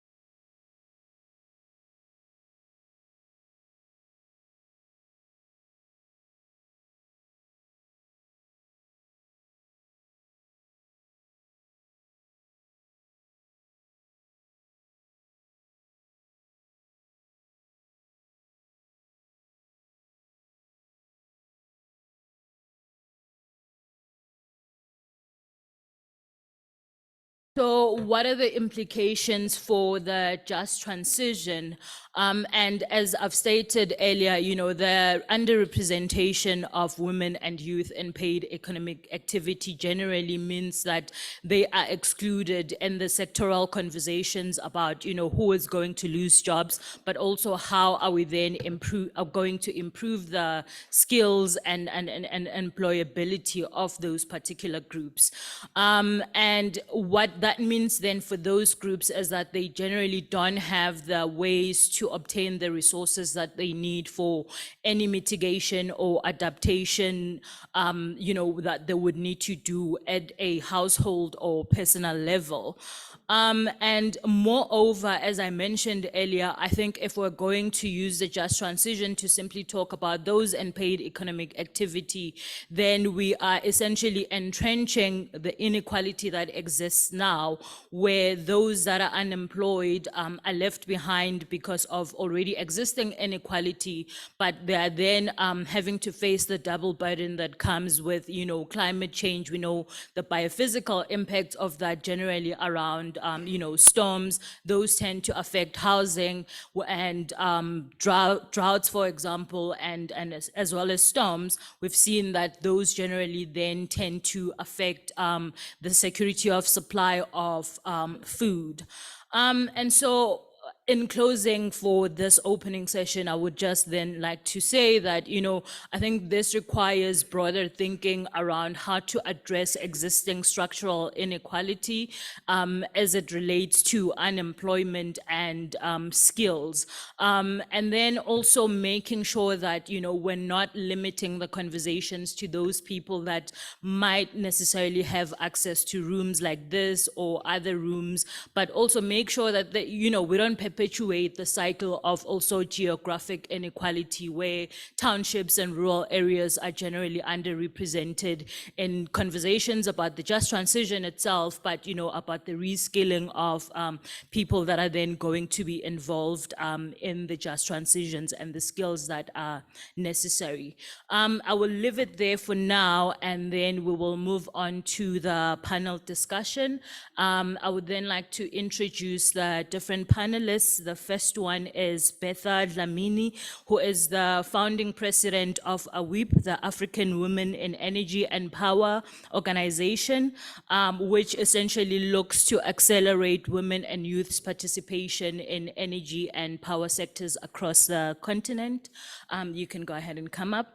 I would also then like to introduce Ntabiseng Msingata, who is the founder of UMETA, which focuses on empowering at-risk youth by, demystifying career pathways, which are focused on careers around the climate agenda. And then lastly, I would like to introduce Kate Mlauzi, who is a researcher at WITS's Center for Researching Education and Labor. And her experience is around research as well as research admin and monitoring and evaluation. Cool, thank you.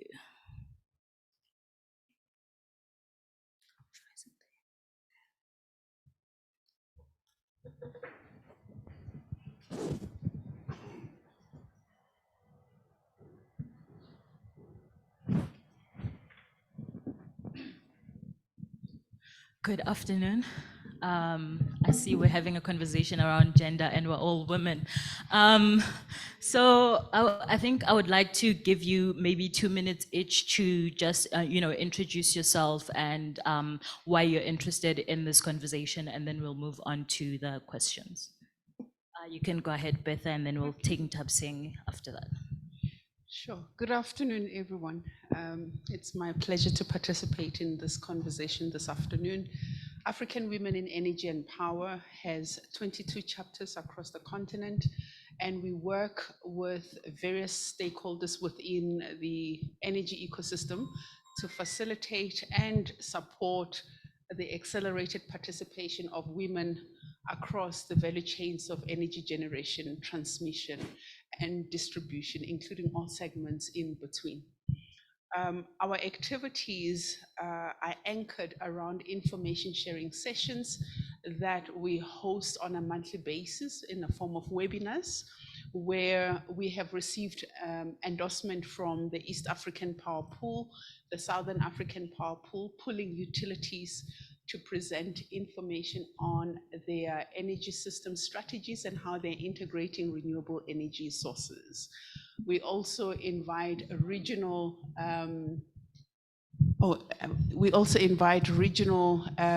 industry associations. Basically, we focus on access to market, access to technology, which we invite OEMs and other technology companies to come and talk about technologies that are sought after by utilities and large power users. Access to finance, we invite finance institutions, both commercial and development finance institutions, and other participants in the capital market to speak on how they're financing energy projects so that women, youth, and persons with disability can organize themselves, their projects, in order to access finance. We speak to access to credible market information and access to networks and skills development. And so we invite leading stakeholders across the continent and beyond to address those 6 core areas. And we believe that when women have access to this information, they're able to organize, to partner, to participate, to bid for information, to bid for opportunities, and to grow or sustain their businesses as value-adding service providers.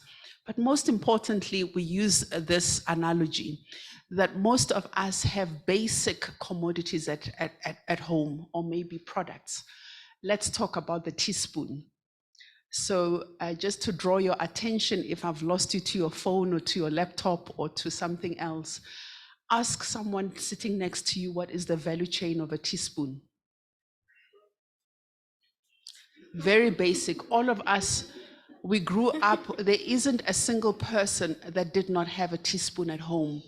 But because we do not have value chain construct conversations, not in the curricula, not as in our social circles, not in business, what this analogy highlights is there is a huge gap in educating, orientating, and available information in a palatable fashion to communities, to professionals, on opportunities that exist as economies transition to decarbonize systems and products. And that's why we exist, to bridge the gap of information, to present it in a manner that is palatable, that is accessible. And so that is who we are. And that's why I'm here. Sure. Thank you, Betha. And Tabsing, please introduce yourself. Right, just checking if this is on. Good afternoon, everyone, and thank you for the invite. I'm very excited to be here and share my perspectives, which is mainly from the perspective of marginalized and at-risk youth in basic education, whom I feel are underrepresented in this transition. Those are the voices that I will be speaking to today. I am a final year industrial engineering student looking for funding, just putting that out there. I am also a startup entrepreneur. My startup is actually turning 1 year this month. It's the 1st of November. So yeah, we've been doing this for a year, and I founded You Matter from a very personal experience that I had of having made an educational mistake, and then recognizing that there's so many youth like me that make the same educational mistake when it comes to developing a career identity that becomes your North Star. And yeah, it also speaks to a lack of career development and guidance at basic education level, where we have bulk of youth still in education. So my startup aims to guide or elevate the aspirations of youth toward planet positive occupations that will essentially advance this just energy transition. I'm extremely passionate about youth development, and I'm eager to give the perspective of youth here today. Thank you. Go ahead, Kate. Good afternoon, everyone. I'm Kate, and I'm a researcher at the Center for Researching Education and Labor. So our research focuses on the complex relationship of education, knowledge, work, and the labor market. And we look at skill formation systems across the whole world. So why am I here? I'm currently leading a research project that is commissioned by the National Business Initiative. We're doing a skills ecosystem mapping for IRM related jobs. So IRM, which is installation, repair, and maintenance.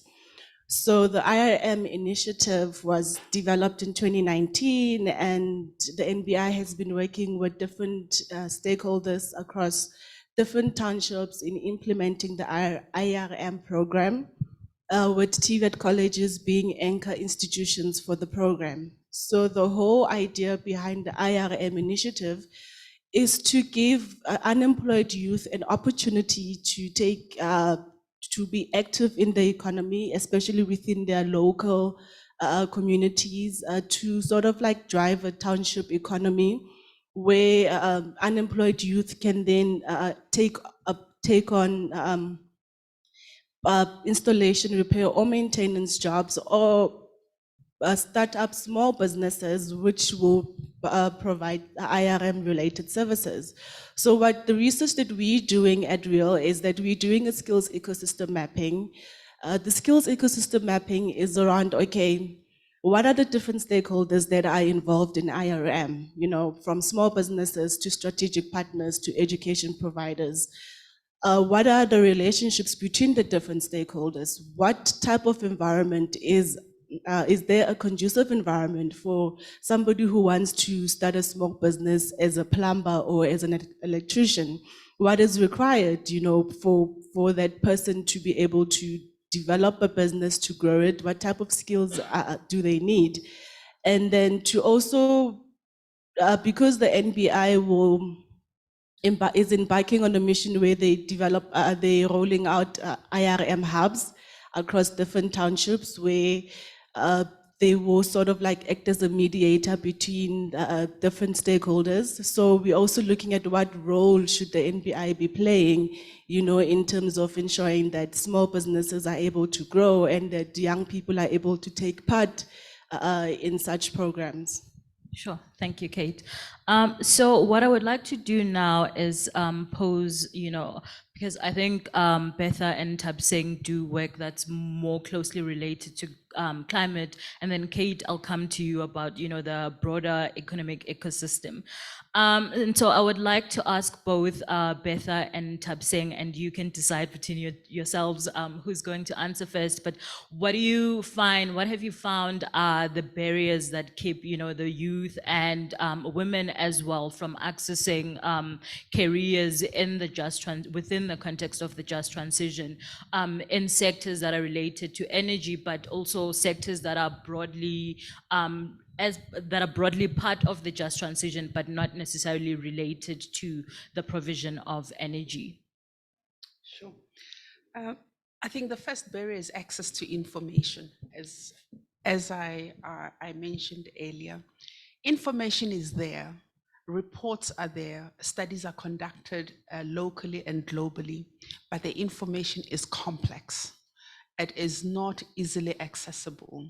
And I think the first responsibility of civil society, government, and business is to partner to synthesize complex data into palatable educational information at a community level, for community leaders, for matriculants, for even people who are unemployed, to connect the dots. That when you're talking about a transition in the automotive sector, what does it mean?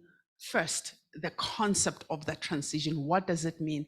Second layer is, what are the emerging job opportunities and what skills do they require? And where can I access such skills development for me to be able to capture these emerging opportunities? Also, given the fact that in some sectors, the jobs have not even been created, right? And they don't exist and there is no frame of reference. And so there is a huge responsibility, a huge educational responsibility that needs to be delivered by a partnership between civil society, government, and private sector to ensure that information is easily accessible. Yeah, just to add on to that, I fully agree with everything you've said from the perspective of youth. There is so much information online.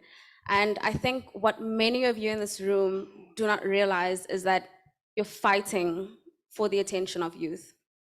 You're fighting for our attention, whether it be on TikTok. Many of us are not on LinkedIn, where the PCC is very active, whether it be on Instagram.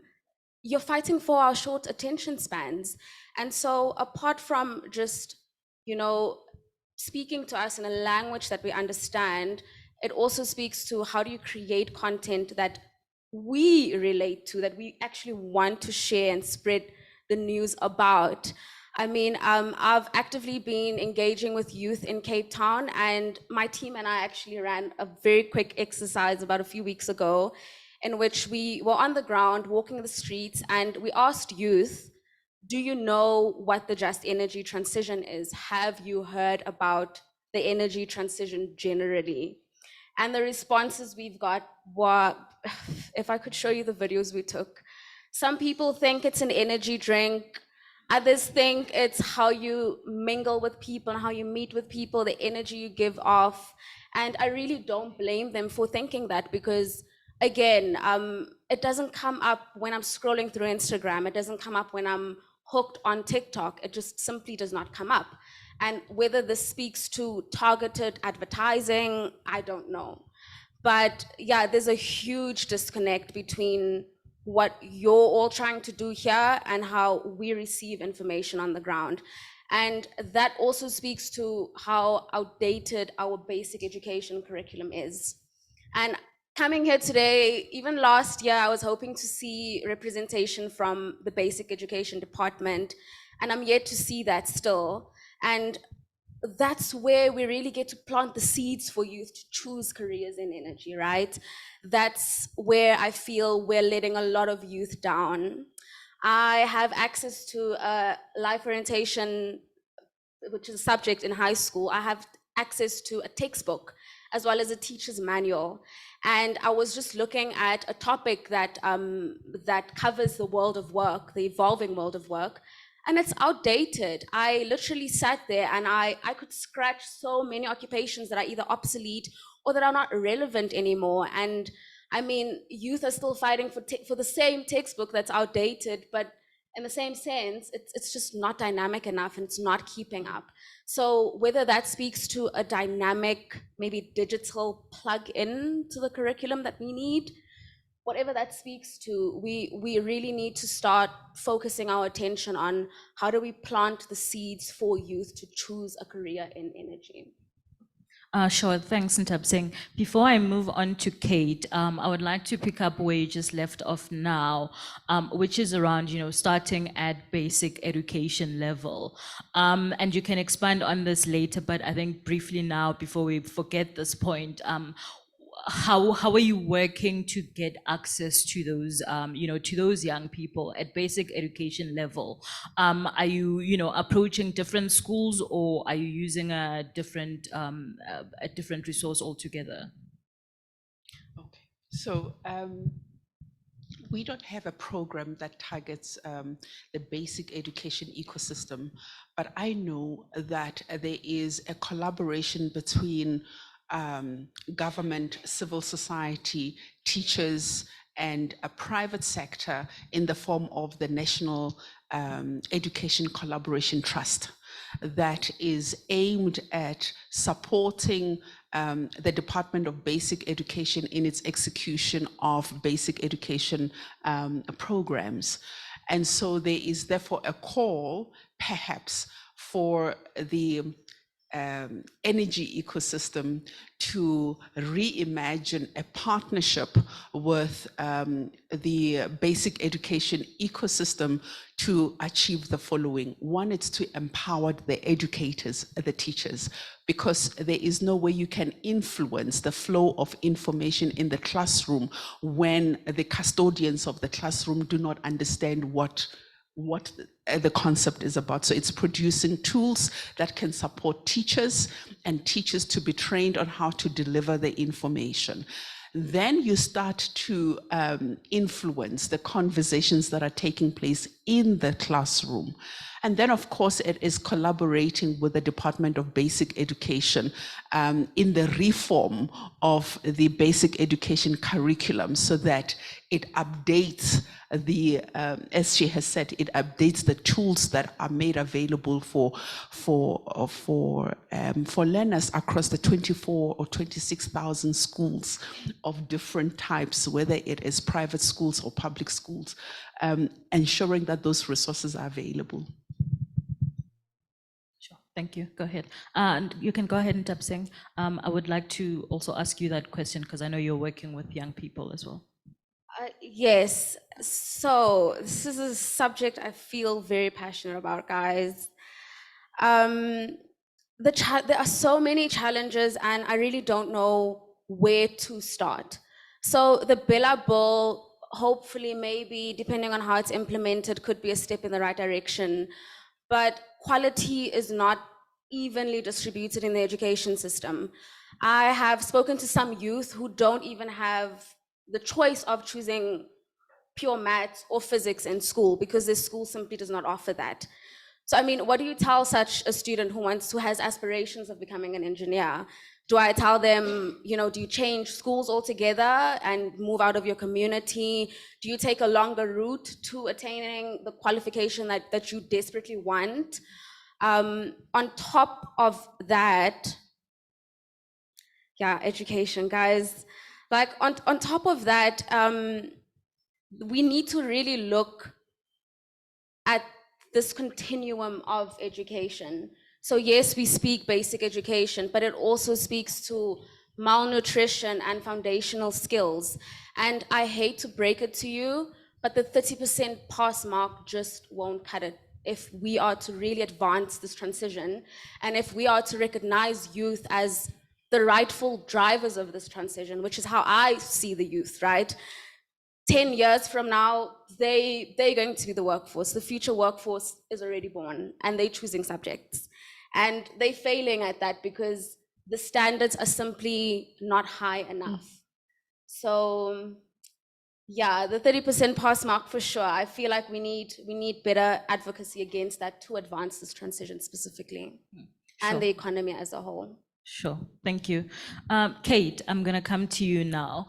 I know we've been talking about, you know, the just transition, but as I said, you know, we need to think clearly about this and also, you know, include people that are not necessarily in employment. And I know the IRM program seems to be targeted at those people. And so what I would like to ask you is, and I know you said you're not the custodian of the program, but you know, I'm hoping you can get on, you can tell everyone in the room what I'm about to ask you. But you know, why specifically IRMs? You know, you mentioned at some point that this is not just about, for example, maintenance of autos, it could be appliances as well, and other things that essentially need repair and maintenance. So why that particular program? Why repairs and maintenance and not something else generally? So when you look at the IRM target market, so they're targeting people who did not finish grade 12 or unemployed youth. So they have an opportunity to enroll into the program for a year and do training as a handyman assistant or how to repair a car or how to maintain a building. So when talking about just transition, there's a lot of opportunities in the circular economy where when we were doing our skills ecosystem mapping, we realized that when households have an appliance that's not working, like a kettle or an iron, they throw it away, they don't fix it, and which is not good for our environment. So there's an opportunity for people to learn those type of skills and offer that type of service to households. There's also solar power, given the energy crisis that we are currently facing in the country. But then it doesn't only end there. Like, yes, we can train people to offer those type of services, but there should also be a nourishing and conducive environment where the young people that are being trained are able to access those opportunities.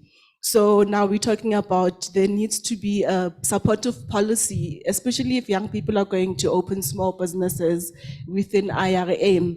There should be a policy that supports young people that say that, okay, for them to be able to take part in the formal value chains, they should be able to be targeted in a way to say, okay, if there's a tender for maintenance, for example, being advertised, there should be a law maybe saying that, okay, there should be 30% representation of small businesses. And at this point, you see small businesses not being able to succeed because they are competing against big businesses. So there's only opportunities within households. But then also that also depends, are people willing to pay for these services? You know, is the solvent or insolvent demand for the services, for IRM related services? So it's a whole ecosystem, and what type of training is being offered at TVET? And are young people equipped enough, especially those who are taking part in the program, are they equipped enough to offer those services to a level where a household can come back and want more of the services? You know, will they be satisfied? Sure, thank you. And you know, I'm asking that in particular because I know around the auto value chain, for example, we've been having conversations around what's going to happen to auto mechanics, because I think generally, as people know, you know, there's fewer moving parts in an electric vehicle, for example, and so the demand for repair and maintenance is going to decrease in that instance. And so part of the conversation that's been happening is what to do with those mechanics that are likely going to lose their jobs as the shift to electric vehicles happens.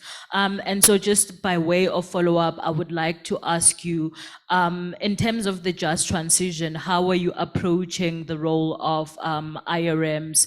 And I know you've mentioned, you know, other appliances outside of the auto sector, different spaces that need repair. But you know, when you look at auto mechanics, for example, what role are they playing there? What role are you playing there to ensure that, you know, those people are upskilled as well to be able to move into the repair and maintenance of other objects or you know, appliances? Phew, electrical vehicles, are we there yet in South Africa? Small. I think it's going to take us a long time to get there. But there's a lot of reskilling that needs to happen within the automotive sector, because even if the new intake of technicians get trained on how to fix electrical vehicles, they still, you know, people who did their training before electrical cars were invented. And then there should be a supportive environment for them to reskill or upskill. But what our research is showing us is that a lot of, for actually more than 60% of the cars on the road are not insured. So, which means that there's a lot of, there's a demand for mechanics because of the cars that are not insured. But majority of the people who are fixing the cars don't have the proper qualifications because they learned under somebody who was qualified and then they left to start their own businesses. So a lot of the fixing happens informally, right? So there's a need for RPL, recognition of prior learning, to bring those people who are working informally into the formal value chain. And there's looking at the different the skills ecosystem, the different stakeholders, there's a lot of collaboration that needs to happen, you know, between the training providers as well as the planning in terms of, okay, how are we going to mitigate the people who are not trained properly to, you know, move in, to ensure that the transition is fair and we leave nobody behind. Sure, thank you.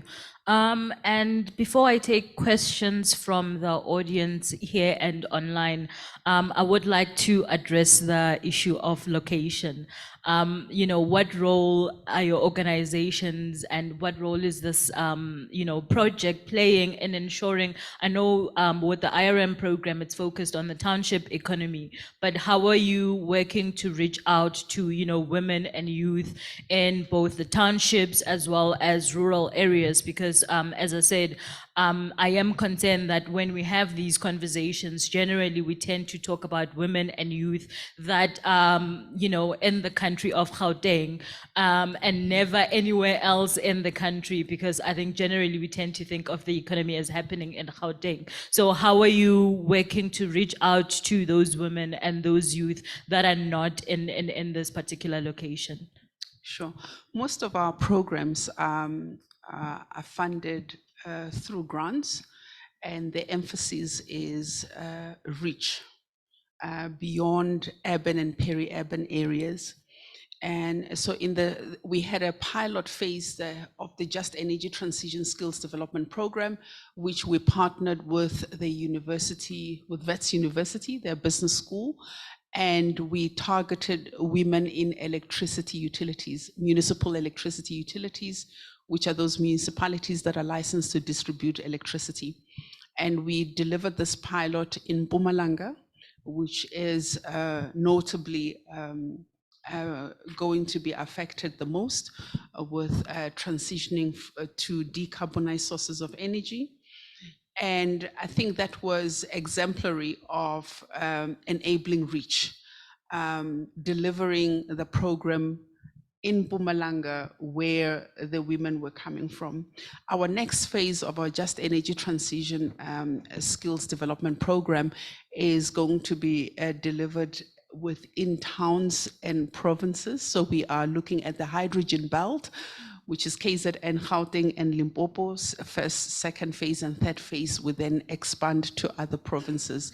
Reach is very important because even this conversation, the people who are sitting around here are most familiar, probably embedded in the Just Energy Transition discourse and can make sense of most of the concepts.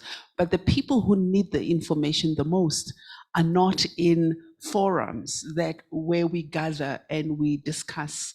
And so we have to move from discussing women and youth and persons with disabilities as beneficiaries of what we put together to bringing them on board as co-architects of interventions, because they have contextual knowledge of their areas where they reside. They understand what unemployment is. They understand the despair of unemployment and how information should be distributed.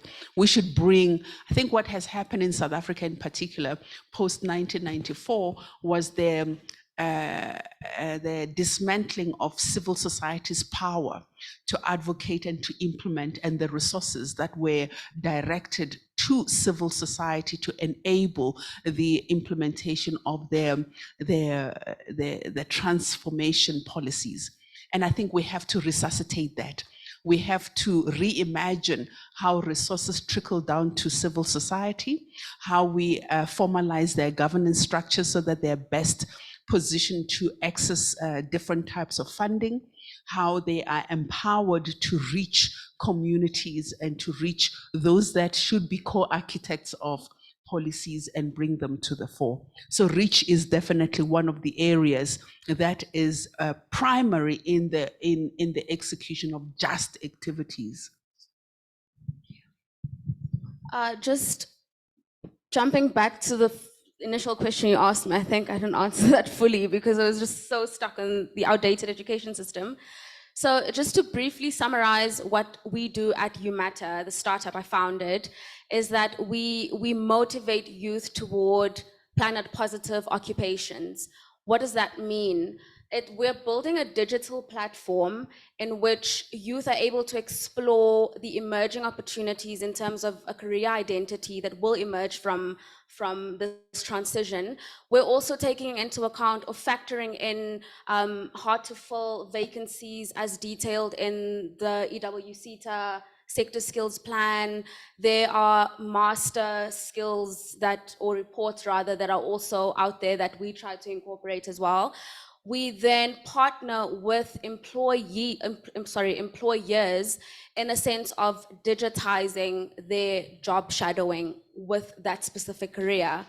The reason why we focus on digitizing job shadowing is because we all know that this is not easily accessible. I can't just walk in to Nedbank and demand I see what their financial advisor does. And so digitizing that also speaks to your second question now, and that we increase accessibility in that sense. So from the comfort of your home, you're able to explore and go into all of these different IPPs and all of these producers of energy and electricity, and you're able to see what really goes on behind the scenes. Our core offering is a personalized learning pathway that answers the question, so from where I am now, my current state, based on my current aspirations and my current academic marks, versus where it is that I want to go, what it is that I'm job shadowing on the platform. The learning path bridges that in answering what's next, what do I do next? And in that learning path, we also factor in quite a lot of people who are offering various kinds of upskilling programs. Everyone is offering something, but they're obviously doing it in isolation. And I mean, every time I search online for opportunities, I'm so bummed because it's either I missed a deadline or it's not for me and I wasted my time because I don't qualify for a specific opportunity. And in personalizing that for youth, I feel, yeah, that could really go a long way in helping them attain their aspiration. How we want to or aim to increase accessibility is obviously by digitizing this platform. Youth have data, guys, newsflash, we actually do. What matters is where our data goes and what we spend it on. On top of that, we're closely following the work by government in terms of the SA Connect, which will see households get a certain amount of data monthly. And we're closely following any updates on that. We're also looking at reimagining libraries that so many youth go to on a daily basis, and how can we make it more productive? So those are the ways in which we aim to increase accessibility of our solution. Thank you. Kate, to you. I know you spoke around the township economy. Is this project going to be expanded to the rural economy? Maybe that's a good question to ask the custodians. Okay, sure. The custodians would like an answer at some point, doesn't have to be now. So I would like to open the room, the panel to questions from the room, as well as online if there are any.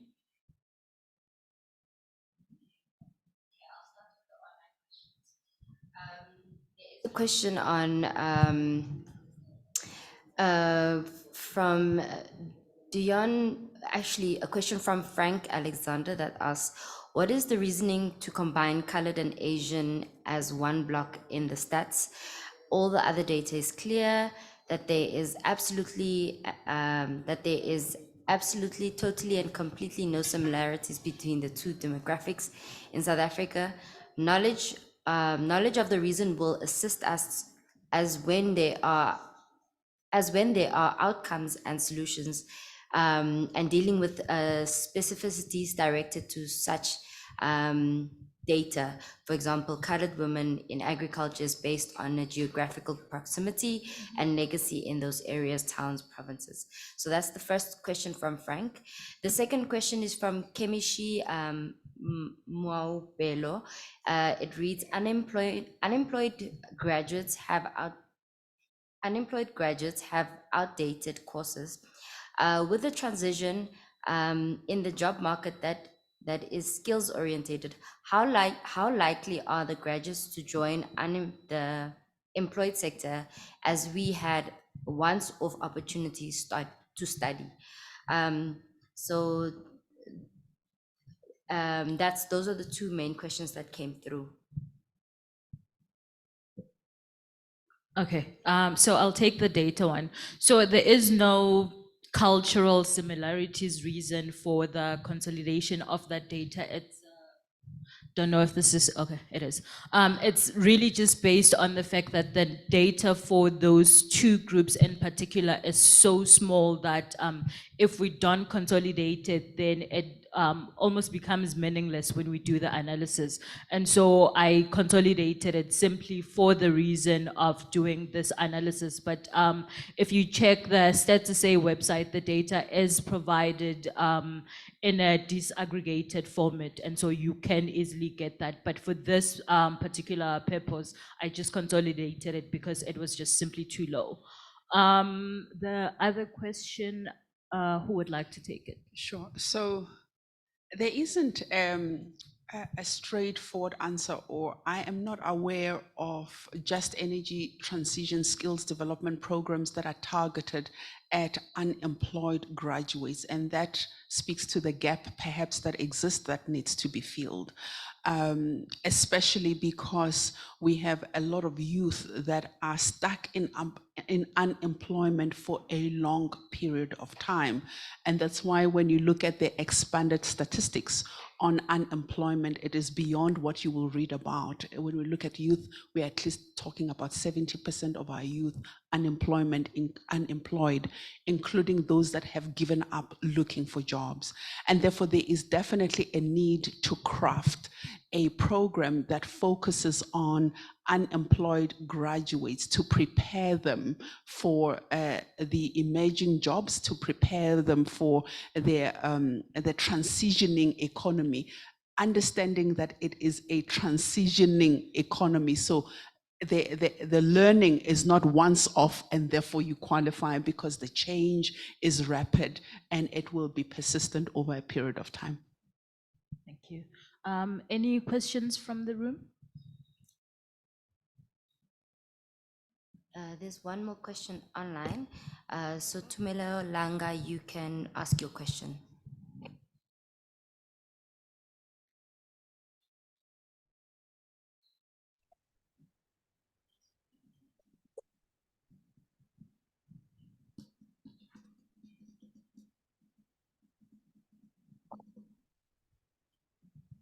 Seems that it was an accidental hand. Apologies. So Okay, we no, can that's fine. open There's it a to the question floor. at the back. Thank you. My name is Abigail Kuluse from the National Business Initiative, and I will quickly respond to is IRM going to go to the rural areas. The answer is that the IRM initiative is really a model more than it is about the sector. It's about a model that helps to unlock jobs and skills, unlock demand for skills and jobs for young people, while at the same time working on the supply side to actually prepare those young people for those opportunities. So we started with the IRM sector purely because of the demand. So it is demand-led. So wherever there is demand, this model can be applied, whether it is in agriculture or IT or any other sector. So that's the quick answer. Thank you. Sure, thank you.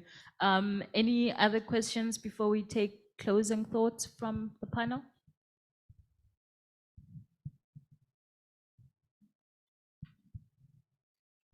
Okay, so I think let's take closing thoughts from the panel. I'll start this side this time.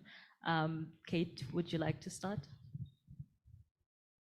So when we were doing our skills ecosystem mapping, and we do a lot of work around skills ecosystems, the takeaway from this is that there is no one size fits all solution for townships. So training has to be tailored according to the needs of the socioeconomic background. And there are different elements that should be present in the skills ecosystem. So there needs to be a catalyst, right? There needs to be a catalyst, there needs to be a common mission and a common goal. So take, for example, the IRM program, right? What is nourishing, what will nourish the growth of the IRM program? What type of investment is going into ensuring that young people are interested in taking up careers in IRM related jobs?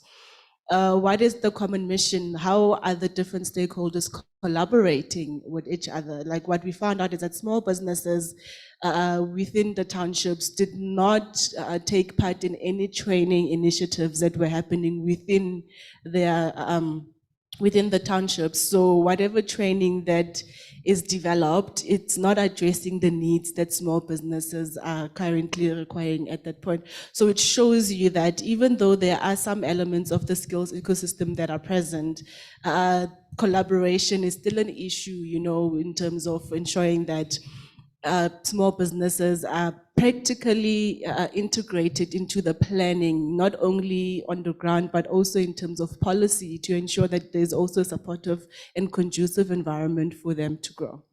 Sure. Thank you. Nthabiseng? I'll be very quick. You have to go somewhere.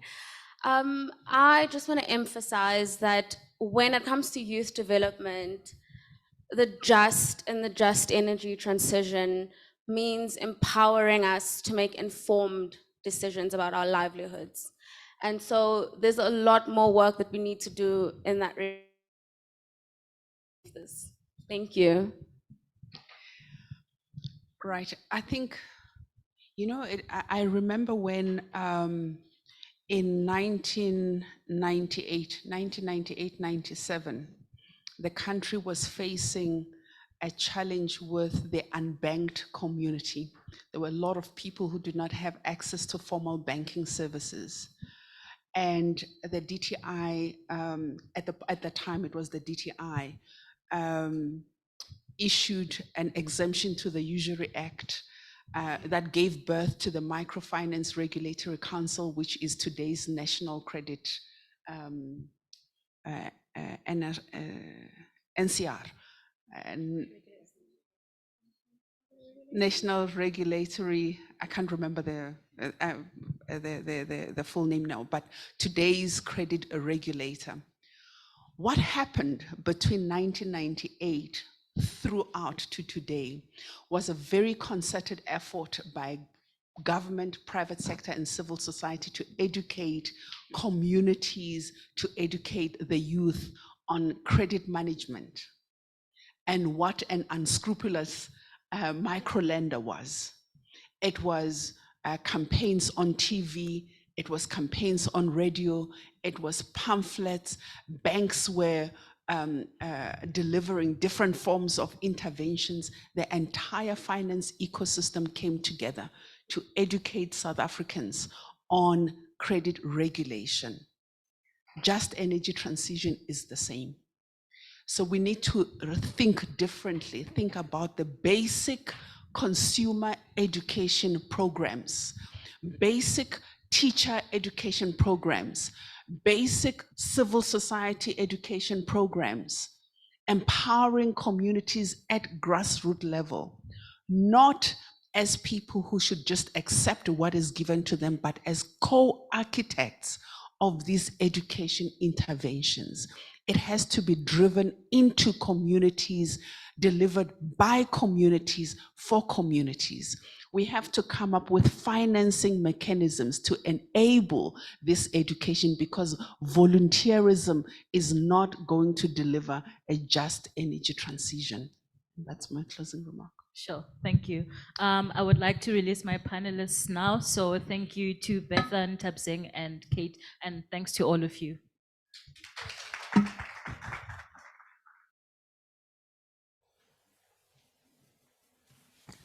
Thank you very much for panel number 3. I think those are important reflections there. You know, sometimes when we speak to one another in these types of settings, the concepts get bigger and bigger and more technical and way more technical. When I think about where we started, years ago and where we are. It's like now it's more convoluted concepts coming together, but really what we should be doing is to work backwards and simplify these concepts so that the grassroots intervention can happen and people can see themselves in this just transition. I think people are not seeing themselves in this. That's why it's such an abstract concept, because they just don't see themselves in all of this. So we need to start communicating these things in a way that people get to see themselves in it. With that said, this takes us to the last panel discussion. Don't look too devastated. All right, we'll be going into the last panel discussion, integrating and aligning skills planning with just transition. And the subtopic is going to be identifying long-term research for future skills planning. And to take us through that, I believe, Baba Gubule, you are here. You're going to do some of the scene setting. And then after that, you'll also introduce your panelists to take us through the last panel session for today.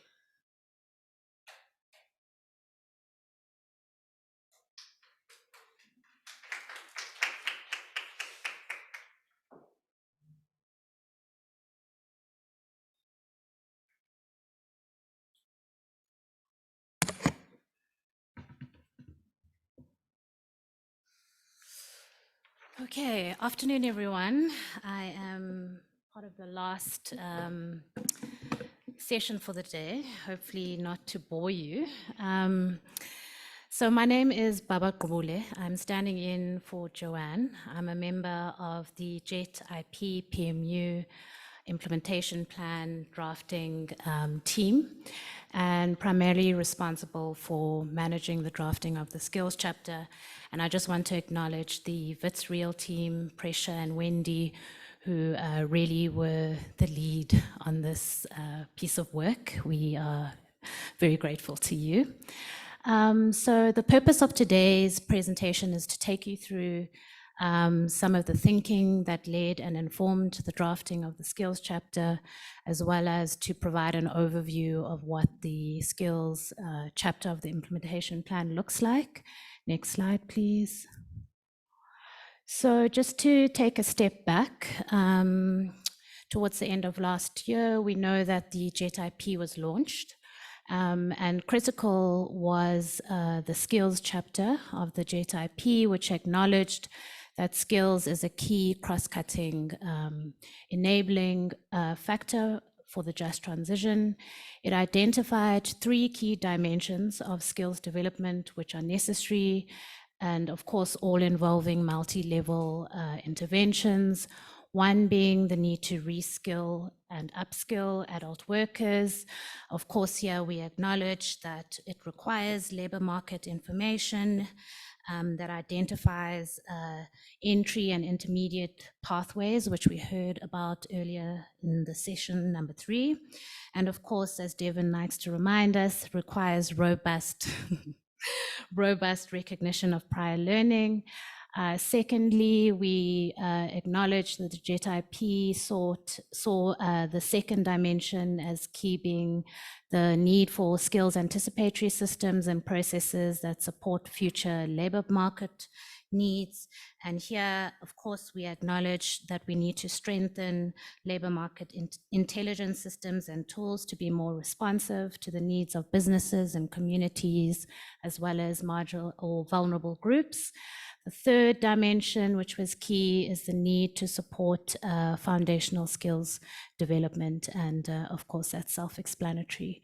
And over here is just a depiction of what we saw as necessary to drive or to inform the skills chapter, looking at skills anticipation, skills development, and skills utilization as interconnected. Next slide, please.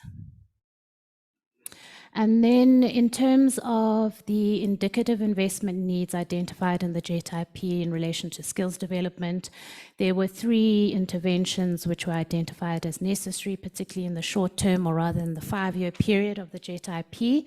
One being the need to establish a skills hub platform. Third, the need to pilot skills development zones in Mpumalanga, Eastern Cape, and the Northern Cape. I'm not wearing my glasses, I can see it. And third, to mobilize allocations to JET from existing public and private post-school education and training, and the total indicative investment need identified at the time was 2.65 billion. And as we know, when we launched the JET IP, we went into, following that, a process of consultation hosted by the PCC. Next slide, please. And a number of concerns were raised relative to what was presented in the slide before. One being that we significantly underestimated the cost of the need for skills development. More broadly, there was a lack, at the time, it was considered a lack of comprehensive understanding of how skills development is linked to different elements of the value chain.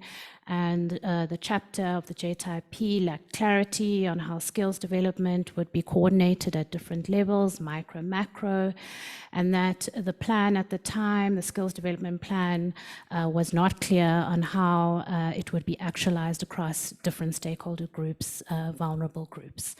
And so with that in mind, we embarked with the team at Wits Real on really considering how these comments would be responded to in the way in which we proceeded to put a proposal on the table for the JET IP skills implementation plan. Next slide, please.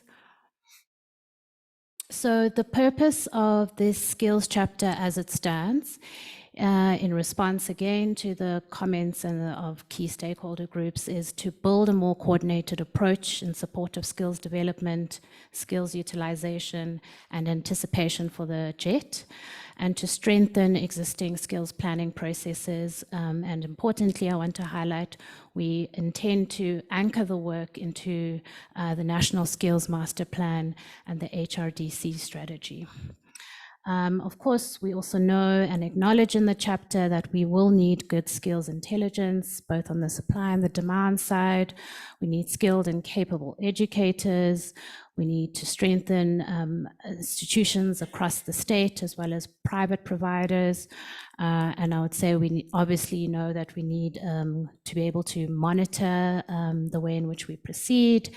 And I'd say, although we have put here adequate funding, we need fit for purpose funding. Next slide, please. This I won't go into, it was touched on earlier, but really it's to reflect what is reflected in the chapter, which is a more systemic approach that we've taken to skills, to the skills chapter. And this is just acknowledging the various players that were spoken to earlier and how it's a dynamic, interconnected system within the skills formation system in South Africa. Next slide, please. A number of challenges are identified in the chapter, the fact that there's a lack of centralized coordination for skills development for the JET. There are disjunctures in terms of the systems for analyzing skills gaps. This was spoken to already. There are limitations in the current skills anticipation systems and processes. There's a disconnect between training institutions and the specific needs of local communities, and really that we needed to adopt a more clearly differentiated approach to lenses to short-term, medium-term, and long-term trajectories. And we obviously need to move from training individuals to building this ecosystem that can support the broader JET. Next slide, please. So considering all these challenges, we put forward principles that have guided the development of the skills chapter. And the focus we are taking will be on interventions that are implementable in the short to medium term, but fit within the broader scope and the ongoing demand for long-term sustainable development of the energy sector. We put forward as a principle the need to connect to existing initiatives that can be scaled up. And when the chapter becomes available, publicly available after it being endorsed by Cabinet, I'm sure you'll be able to reflect on this in the chapter. One of the other principles is that we need to be able to impact a high number of jobs. We also need to consider, as mentioned in the session before, that we need to consider that, different communities and different spatially, there will be different responses in those locations. But of course, we'll focus on those that are most impacted. We need a strong focus on women and youth, Black women particularly, and we need to be able to address structural challenges that are needed to unlock future energy investments. Next slide, please. Okay, so this summarizes the gist of the proposal that we're putting on the table in the implementation plan. We're proposing 5 flagship interventions in the 5-year period of the JET IP. The first one being that we are seeking to establish a skills ecosystem, we're calling it, which consists of a skills hub and a forum, and its focus and mandate will be to coordinate the approach to skills anticipation, development, and utilization, coordinating the many skills-related activities with regards to JET. The second intervention that we're proposing is the establishment of JET skills development zones focused on 3 value chains, which were identified in the JET IP, NEVs, green hydrogen, renewable energy, and transmission. And the third is a proposal that we need to really direct strategically funding towards developing assessments for the 3 core value chains. And the fourth one is that we really need to support skills planning for the capacity development of government and key government institutions. And the fifth is to guide strategic or mobilize funding towards strategic areas with regards to supporting foundational skills development. And then I'm almost done. I know my time is up. Next slide, please. This depicts the institutional arrangement that we are proposing. It's a 3-tiered system. This is what we're describing as an ecosystem. It's not a new institution. We are proposing really to strengthen existing institutions, linking macro and micro. The first tier has already been spoken to, but this just really depicts how we see the role players playing a role towards coordination. We also see in tier 2 there that we're also seeing a role to be played by all major stakeholders, civil society, government, private sector, labor, TVET institutions playing a role within this ecosystem. And we're saying that this ecosystem needs to be anchored in 3 key development zones for now. Of course, there are linkages to other value chains, but for now, in terms of what is contained in the JET IP, this is what is being proposed. And the last slide, please, depicts how we see the vision of the 3 key development zones or skills development zones, and its vision really and goal is to strengthen skill support in the 3 value chains, and we're wanting to connect at the macro level, the national and provincial programs which are at play, with local initiatives and models. We heard earlier from the NVI, we want to really leverage the learnings from local models of practice and embed those learnings to strengthen the ability to deliver, to give effect to the JET. So yeah, I would only say that, of course, I want to highlight that, again, we see ourselves as, in the end, fitting into a national skills master plan. And this is an iterative process, an ongoing process. This is not the end. The next steps for us would be to attend and respond to one of the comments raised during the PCC stakeholder consultations, which is now to really look at the costing of all of this. But of course, as you can see, as part of one of the key activities mentioned against the key 5 flagship interventions, we're really needing to go into a process of a detailed, nuanced assessment of the need. And I would leave it at there for now. Thank you.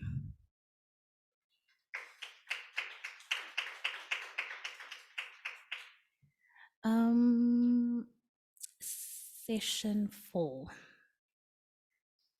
So we're going to go into the second half of this session, which involves a number of panelists. Are they here? Mampo, okay. So our first panelist is Mampo Kuluve, who is representing the DHET. She has many years of experience in education policy analysis, skills planning, research, M&E, and she's currently a director responsible for systems, monitoring, and labor market intelligence at the DHET. Thank you. And then Alice Voza, I might butcher your name, I'm so sorry, representing the ILO, is Skills and Lifelong Learning Specialist for Eastern and Southern Africa at the ILO. And over the last 17 years has been working for different ILO country offices. And then we've got Stephanie, who is, everybody knows Steph. Who is Research Chair of Skills Development and Professor at the Education Center for Researching Education and Labor at WITS. And then we've got Vijayan Naidu, who is CEO of the Quality Council for Trades and Occupations, and having served previously as Chief Director for Occupational Quality Assurance since, I suppose, since 2014. And then Shiksha Benimado, please correct me later, is currently Head of Accenture Development Partnerships for Africa. And Accenture, as we know, Development Partnerships works with various clients, including NGOs, private foundations, public donor agencies, and the private sector. Welcome.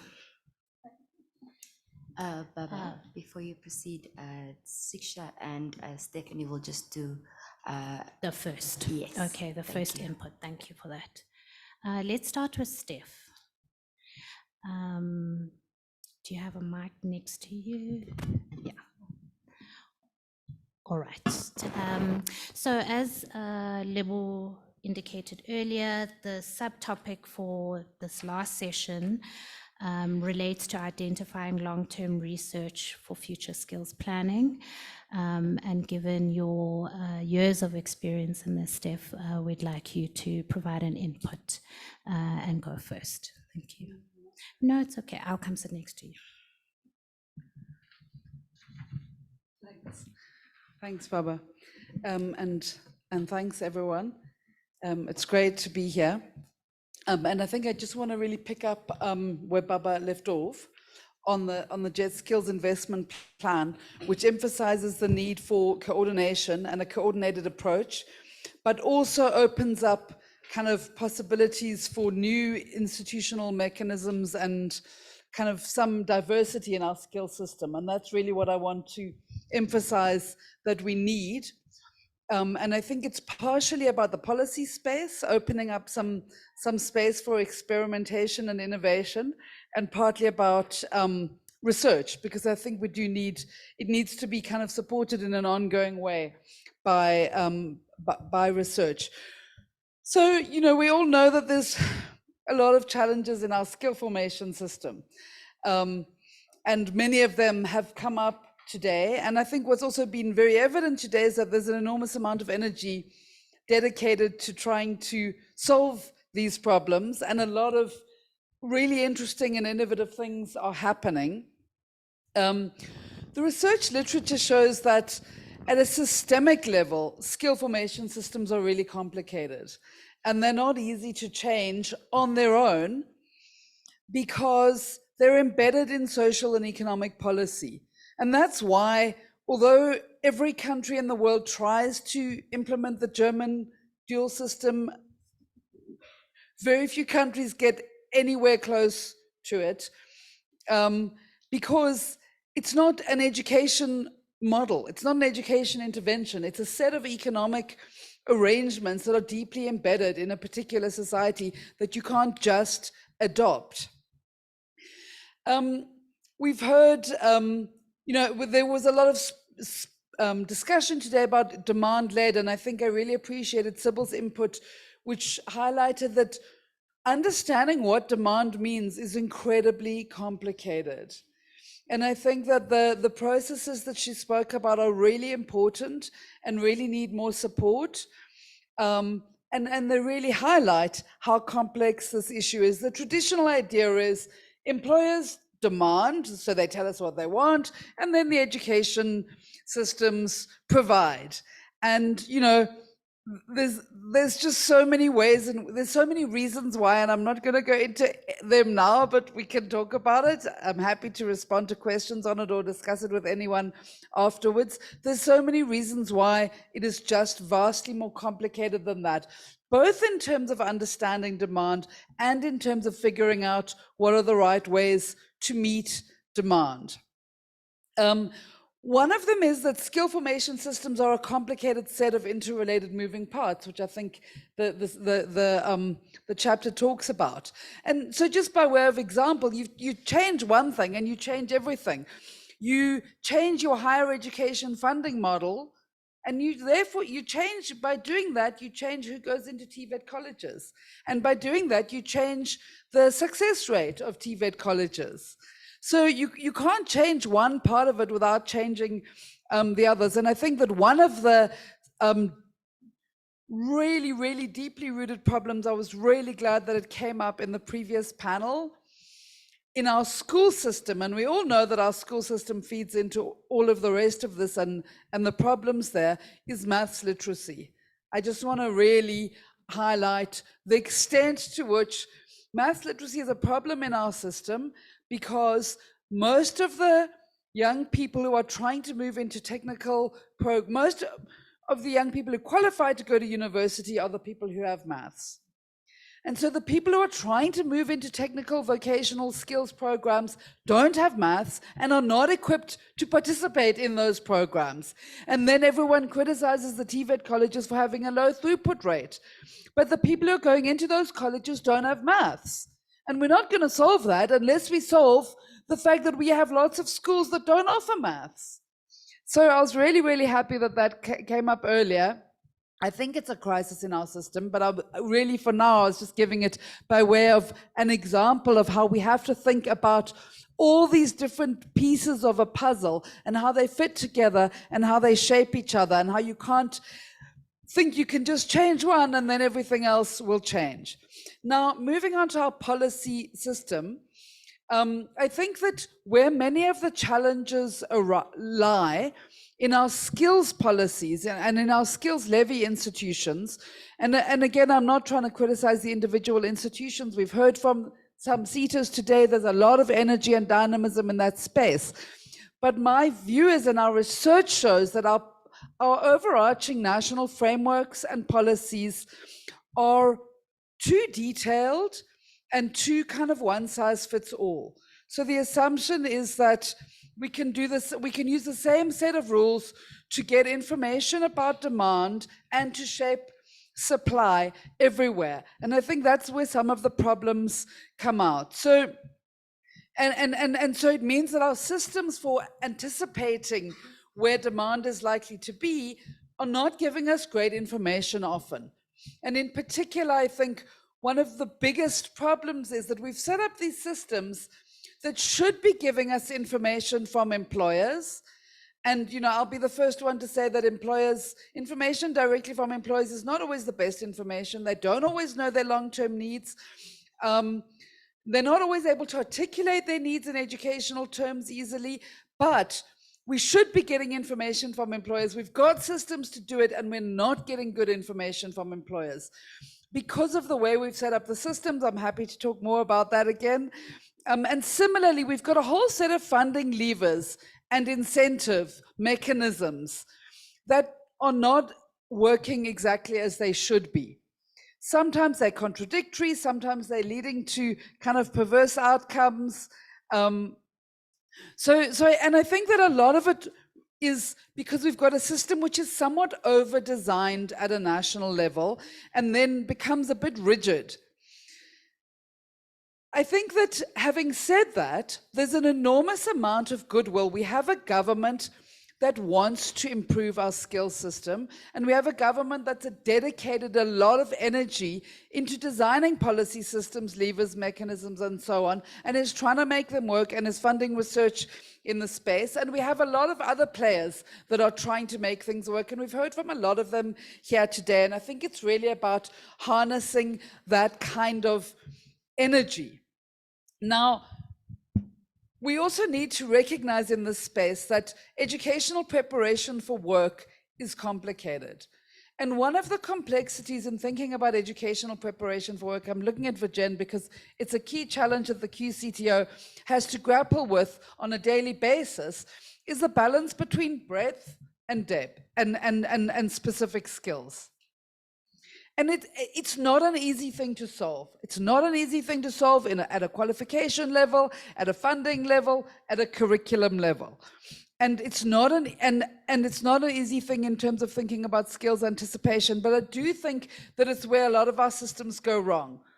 Because sometimes we're getting information that is short-term information, so employer short-term needs or labor force analysis, which tends to, or current gap skills vacancies analysis, which is telling us about a moment in time now.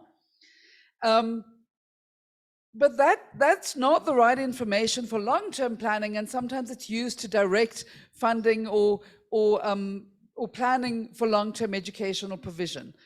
The only data which I think we're using at the moment that's really useful for long-term planning is where there's clear economic interventions or projects from the state and so on. But even there, it's hard to know exactly what to plan for at a very specific level in any educational curriculum. And I think that's why it's really important that we think about broad occupational streams increasingly. And I think for me, that's where research needs to go. You know, we obviously, electrical work is going to be key. Production work is not going to go away, either at a technician level or at a artisan level, trades worker, and production operator kind of jobs are changing. They are being de-skilled, but often auxiliary work is not. You know, there's a complex set of pictures there, but I think that what we don't, I would say at the moment, have enough insight into is how can we shape broad occupational streams so that we can use our public provision and private providers to train people that have the kind of breadth of knowledge and underpinning bodies of knowledge and expertise that will enable them to move into different jobs and be reskilled.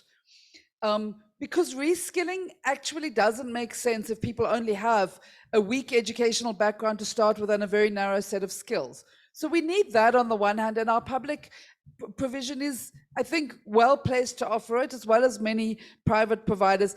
But we also need short-term immediate skills planning interventions, skills training interventions, immediate on-the-job interventions. You know, we heard about the example this morning about the ventilators. You know, there were really, really quick interventions that were needed. And I think that our funding mechanisms are not agile enough for that purpose. So I think there's like sometimes a bit of a mismatch in our systems between where the issue of time horizons comes in, both in terms of how we plan and think about what we need in the short term and medium term and long term, and in terms of how we think about funding and building capacity to offer it.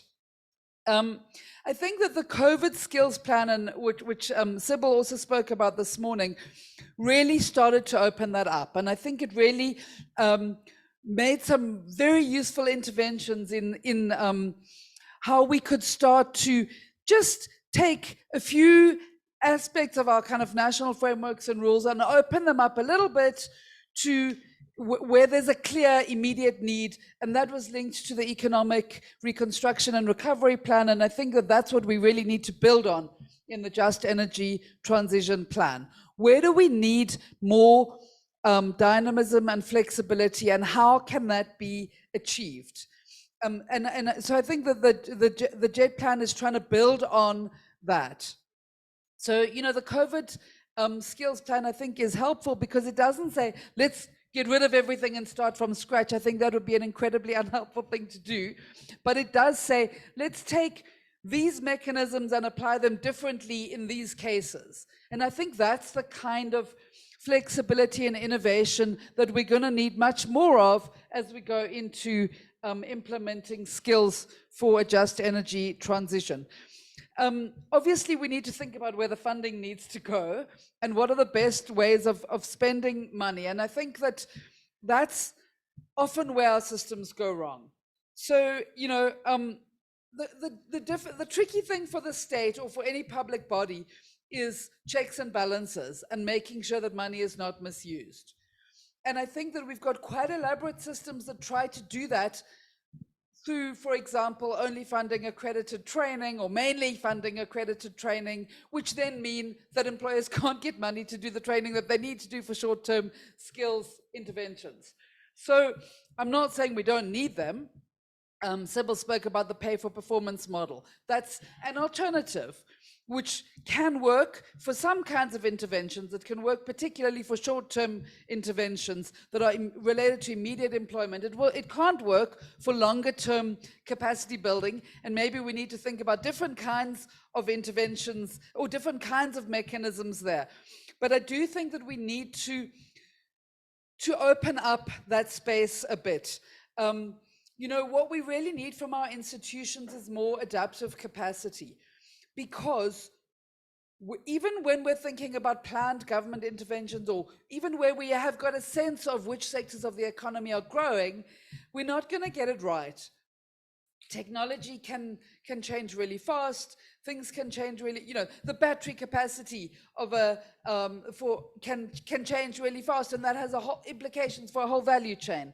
So we need individuals with a broad training, as I said, who can then be recipients of specific skills interventions.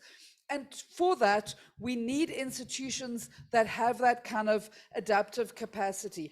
And that's not easy to do for institutions who are reliant on very short-term immediate funding, because they can't just, education institutions can't just dream up a new course overnight if they don't have actual capacity to do that. I think we also need to think about capacity at an industry level. You know, we assume that industry knows what it needs and can train, but you know, the fact that governments around the world are trying desperately to incentivize and encourage industry to train suggests that industry doesn't always train to meet its own needs. And the research in this area gives a whole complex set of reasons why that is the case. HR departments aren't necessarily good at or equipped for the very complex process of hiring, rotating, developing, training, supporting, and maybe what is needed in some sectors, in some value chains, is more support for big private providers, industry-based training, training providers that are there that have built capacity to meet specific needs of specific industries. And I think that our current funding models don't support this kind of innovation. You know, they're very, you can get the money if the specific project that you want to do is linked to identified scarce skills in the sector skills plan, and there's a window allocated in the training plan.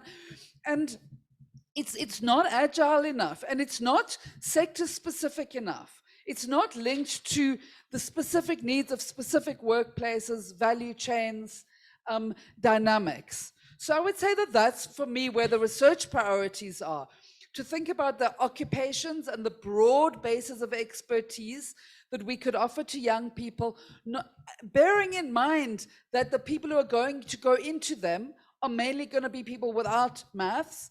And so we have to build in compensatory education, which people don't like paying for, but it's a reality. And how can we train people in broad areas of expertise that will fit a range of different areas of work?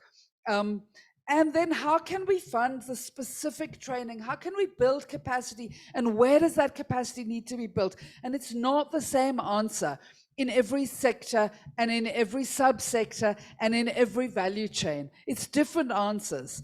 And I think that that's where we really need to open up space for experimentation. And I think the COVID skills strategy started that. I think the JET skills investment plan takes that forward. And I think that that's where we really need to be thinking, looking at the coordination mechanisms. And I think that one of the things that needs to be looked at by the kind of structures that are being thought of to coordinate is, so one is about coordination, but another is about unblocking. Really figuring out, why is it that we don't have the right training in this space for this particular need? Is it a simple policy rule that we can waive? Because there's a clear reason for waiving it, and so let's waive it in this space and not be fixated on the fact that it's the rule. And I think that in my experience, we have a tendency as South Africans to create a set of rules that we then trap ourselves into, when we're the people who created them, and we're also the people who can choose to where they should be used and where they don't need to be used. And I think our skills policies and our qualification systems and policies and accreditation systems and policies are a really good example of that. So I would say that we need to build on the goodwill that we have. We need to more experimentation. We need to move away from one-size-fits-all models. Public provision is not going to work for all sectors, for all types of occupations. It really could work for some. Workplace-based training institutions will really work in some sectors and not in others, and so on and so on. And we've got to make sure there's money in our systems. We've got to make sure that that money, and I'm not talking about the JET money, I'm talking about the skills levy money. We've got money, it's not always going into the right areas. And that's where we've got to be using this emergency that is facing us, and we've got a lot of emergencies facing us in this country before the climate crisis, using all of these emergencies to open up more space for innovation and kind of new thinking. Yeah, I'll end it there. Thank you. Baba, sorry, I'm so sorry to interject, and it's not a point of order. I agree with everything Stephanie said. Go ahead, Theo. Thanks. I've just been asked that we allow Shiksha an opportunity to do her presentation. She's just going to do a demonstration for us. And then after that, the other inputs could then flow more organically following her demonstration. And just to also just alert you that Alice Voza is joining us online. Agreed with everything Stephanie said. All protocols observed then. Well, I can't really compete with Steph's energy, but I certainly am going to try. So I really want to thank you for giving me the opportunity to present today. I'm not really a podium person, I'm more of a cha-cha platform person, but it'll do. So just basically, just to understand as a matter of introduction in terms of Accenture and the work that we do, we're a global management consulting company that looks after strategy and consulting, particularly in digital operations and also in technology. But why Accenture actually wanted to build out this study, which is the study of impact of energy transition on labor demand within South Africa and Indonesia, is because we are always at Accenture bringing human ingenuity together with technology. And we felt that how do we as Accenture provide innovative ways to solve for some of the skills challenges that are being dealt with from a green economy perspective, right? And just if you can go to the next slide, thanks. Not sure if I have a pointer. Don't. Okay, there we go. Oh, there you go. Thank you. So just basically, I mean, you know, within South Africa, we have actually laid out our COP JETP implementation plan in 2017. And also we had found that in 2022, Bali had, Indonesia had also set out their jet deal in Bali itself. So we decided that we needed to understand from an Indonesia, South Africa perspective, how can we actually look at these two geographies and see what the impact of energy transition feels like across the two geographies and solve for that. So that gives us an opportunity to look at a very, very South-South collaboration. And for us, and the funder of this paper is actually our corporate citizenship lead, Ketiwe Nkuna, and also our ADP energy lead, which is Gabriella Oken. And when we set out this study, we wanted to look at 3 different objectives. The objectives is to get very tactical. What are some of the things that is really needed now in order for us to create the intelligence behind what is needed for planning? And so we had brought about artificial intelligence to be able to solve for this. And today I'm going to showcase to you how artificial intelligence will bring out that planning that will be needed under what are the roles needed, the job description, the skills pathways, and that will give us an opportunity to see how we can actually push this forward and make sure that it is customized for every role that we go into. Particularly the 3 things that we wanted to look at is, what are the opportunities and volumes that exist from one generation technology to the other. The other that we wanted to look at is what is the skills profile if somebody moves from coal and they move over to wind? What would that look like? If they're moving from coal to green hydrogen, what would that skills profiles look like? And the last one is to assess what are the demand for new skills and how do we leverage artificial intelligence to be able to create that? So we are hoping that this paper is really something that, policymakers, industry leaders, and professionals can use to be able to create the insights to saying, what is the comprehensive plan that can be utilized for this plans? Very quickly on this part, these are some of the partners we looked at when we did the paper. And as you can see, we had gone through a few partners to be able to create this paper, but we still had a gap of the best accurate data in order to put into the artificial intelligence tool. And that's why we're really hoping that private institutions, public institutions, NGOs, people in the ecosystems working within energy can come together to be able to bring that data so we can formulate plans together. And very quickly, when we had gone through solutioning for this paper, one of the things that we picked up is the lack of workforce strategy or labor targets. That is one of the biggest things that organizations said they basically don't know how to do. They don't have any visibility on what the skills requirements need to be. They have to identify what these workforce transition pathways are, and they don't know how to do it. Education and qualification frameworks need to be restructured, right? Even if we look at the RPL process, how long does it take somebody to get RPL? If we had to take a miner and put them through the RPL process to become a solar assembler, what would that look like, right? So it's also being able to understand what is education and qualification frameworks, which I know Steph did touch on as well. And then very quickly looking at what are the restrictive entry requirements for workers within the industry for renewable energy. There is a requirement for people to have, as an example, to have qualifications, even like a matric. And we know, as an example, miners don't always have a matric. How does that stop us from being able to move them from one role to the other?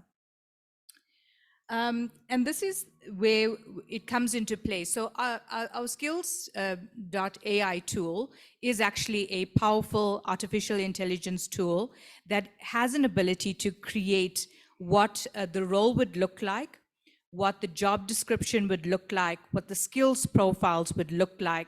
And what we do is we actually gain data from different types of data profiles like burning glass, private institutions we're working with, public institutions, etc. We create all that data into a backend, which is built into a skills ontology. That skills ontology then allows us to bring out, for an example, what would be the scarce and critical skills required. Under those 40, as an example we used for this paper, we had looked at 40 scarce and critical skills. Under that 40, what do the job descriptions look like What do the skills profiles look like, etc. So as you can see on screen, these are some of the results that we picked up on.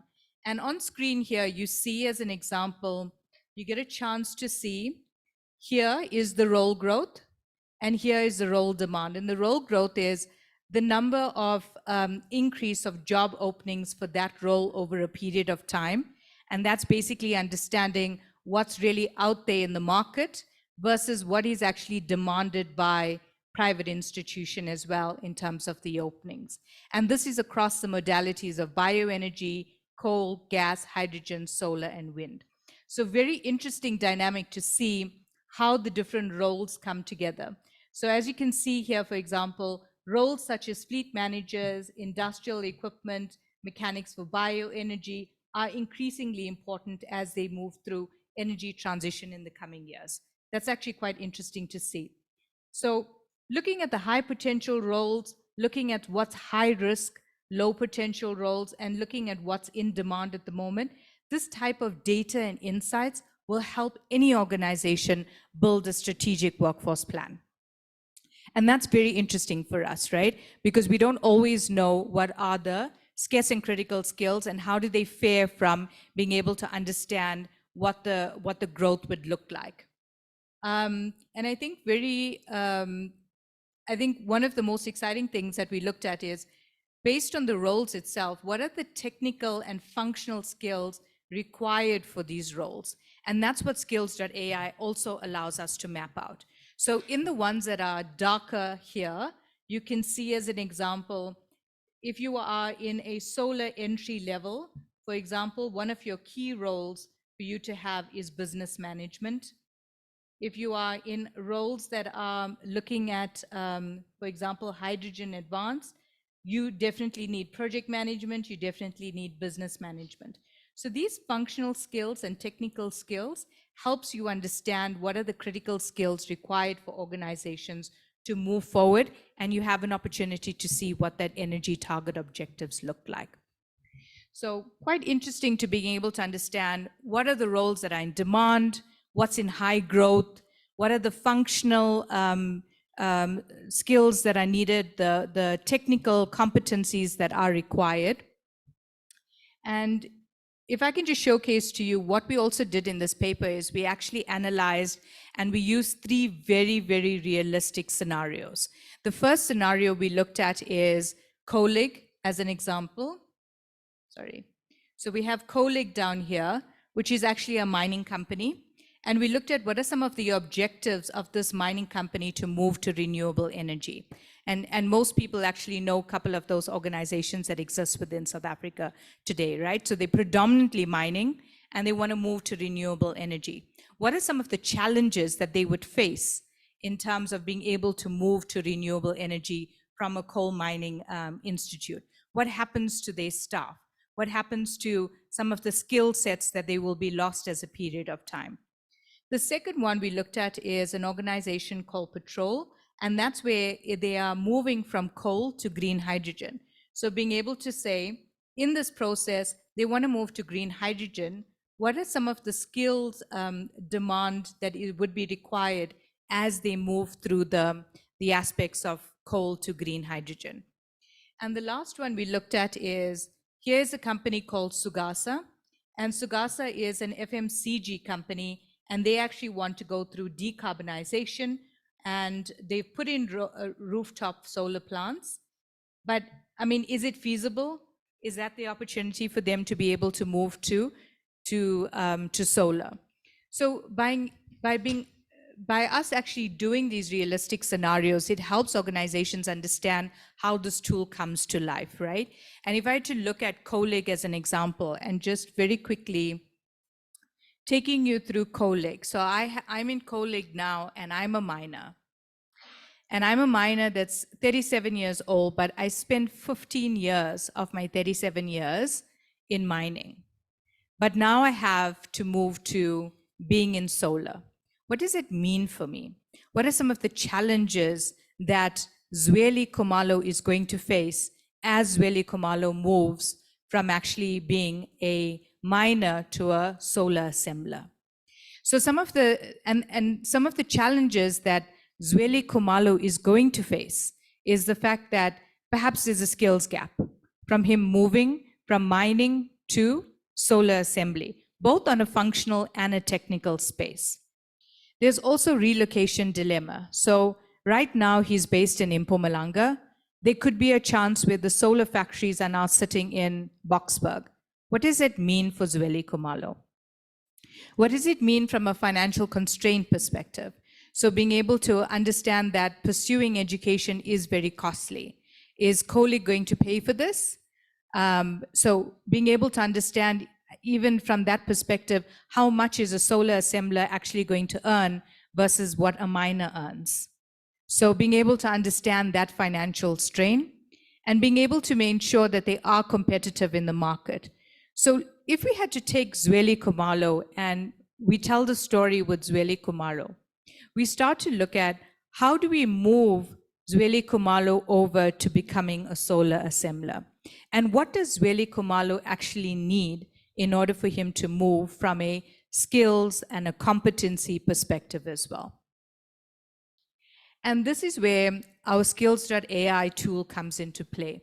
Our skills.ai tool has an opportunity to measure what this transition would look like. And it provides us with a recommendation of skills path for Zweli Khumalo. So if Zweli Khumalo has to actually move over from being a miner to a solar assembler, these are some of the skills and competencies that Zweli already has as a miner. And if he has to move to becoming a solar assembler, these are some of the skills that he would need here. So this is already what Zweli Khumalo has. This here is what Zweli Khumalo actually needs. So what COLIG needs to do, or any type of solar company, is they need to be able to match some of the work or skills that Zweli Khumalo already has with the skills that they have, and be able to see what actually can be built on and what needs to be done from relatively new in order for them to understand their investment. How does that sound? Exciting? Right, so it's actually quite an interesting mapping component, right? Because nobody else has been able to map out very clearly what this skills, competencies, and transition pathway would look like for a particular persona. And if for example, and you know, I talk about this to youth all the time, I talk to people all the time, do we actually go into jobs or do we go into career paths? And with this type of transition, it also allows you to move into a career path, to say that Zweli was one day a miner. He has now become a solar assembler. If Zweli wants to continue his career path and become actually a solar site manager, this is the competencies he will now need, or the skill sets he will now need in order for him to move over. So quite an interesting dynamic to see how the pathways move. Now, when we talk about long-term research, we also talk about the fact that there has to be some type of intelligence in order for us to map out a plan. And this transition pathways, mapping out the roles that are in high demand, in high growth, being able to understand what these transition pathways would look like, being able to understand the skills and competencies required for a particular role. This is increasingly important for us to be able to do. And more than anything, if we had to look at where we would want the investment to go from a training perspective, we need to be able to have this type of intelligence in front of us. And that's why Accenture has actually embarked on this journey, to be able to create this paper, to bring artificial intelligence to be able to solve for some of the issues that are related to the skills perspective. I think as we had even gone through the paper, there are several different types of challenges that we also picked up, and what would be the next steps for companies as they move through this entire energy ecosystem. And one of the things we picked up is companies need to do strategic workforce planning. If they have their strategic workforce planning done, it helps other organizations like QCTO, EWCETA, PCC, etc., to be able to understand what are the scarce and critical skills required for, as an example, a SASL, a Anglo, a Sariti, a BP, whatever organizations that are sitting in it, what would that be? What would that look like, right? I think it's also important to understand very quickly even from every job that sits in an organization, how do you make that greener? It's not only about transitioning from one to the other, it's about making roles greener. And how do we actually do that? One of the things is that to be able to prioritize these transition pathways. And I think the reason why we also embarked on this journey is purely because a lot of people that are possibly losing their jobs are afraid that they are going to be nonchalant, it's going to be decommissioned, their jobs are going to be obsolete, it's not going to be there any longer. But these transition pathways give people a sense of comfort to know that their jobs will be secure and there's an opportunity for them to move from one to the other. It's tangible, it's tactical, right? And I think that's what people want to see. If a miner, as an example, feels their job is going to be obsolete, as an example, then they would then have to look at a transition pathway and say, okay, this actually looks tangible and it's something that I can actually upskill myself in. Very interesting dynamic. And being able to understand and manage change and implementation. A lot of organizations that we have spoken to, sometimes managing change to be able to say, how do I make my job greener? How do I make sure I redeploy people in terms of the transition pathways? All of that needs to be managed through change. And then also looking at what would the education and qualification frameworks look like in order to ensure that we have the right policies to be able to support some of the change that we need in renewable energy. Entry requirements, once again, it's like, what do we ensure that we ask our people that come into a job interview as the standard entry level qualification? And the last one is just to being able to look at how does workforce planning work together with local development? So this is something Accenture is very, very passionate about. We're very passionate about bringing artificial intelligence into being able to solve for this so that it is very, very easy for people to achieve. It's something that is tangible. And I hope this presentation has been able to showcase to you the type of work and intelligence that some of the artificial tools has been able to bring through. Thank you. Thank you.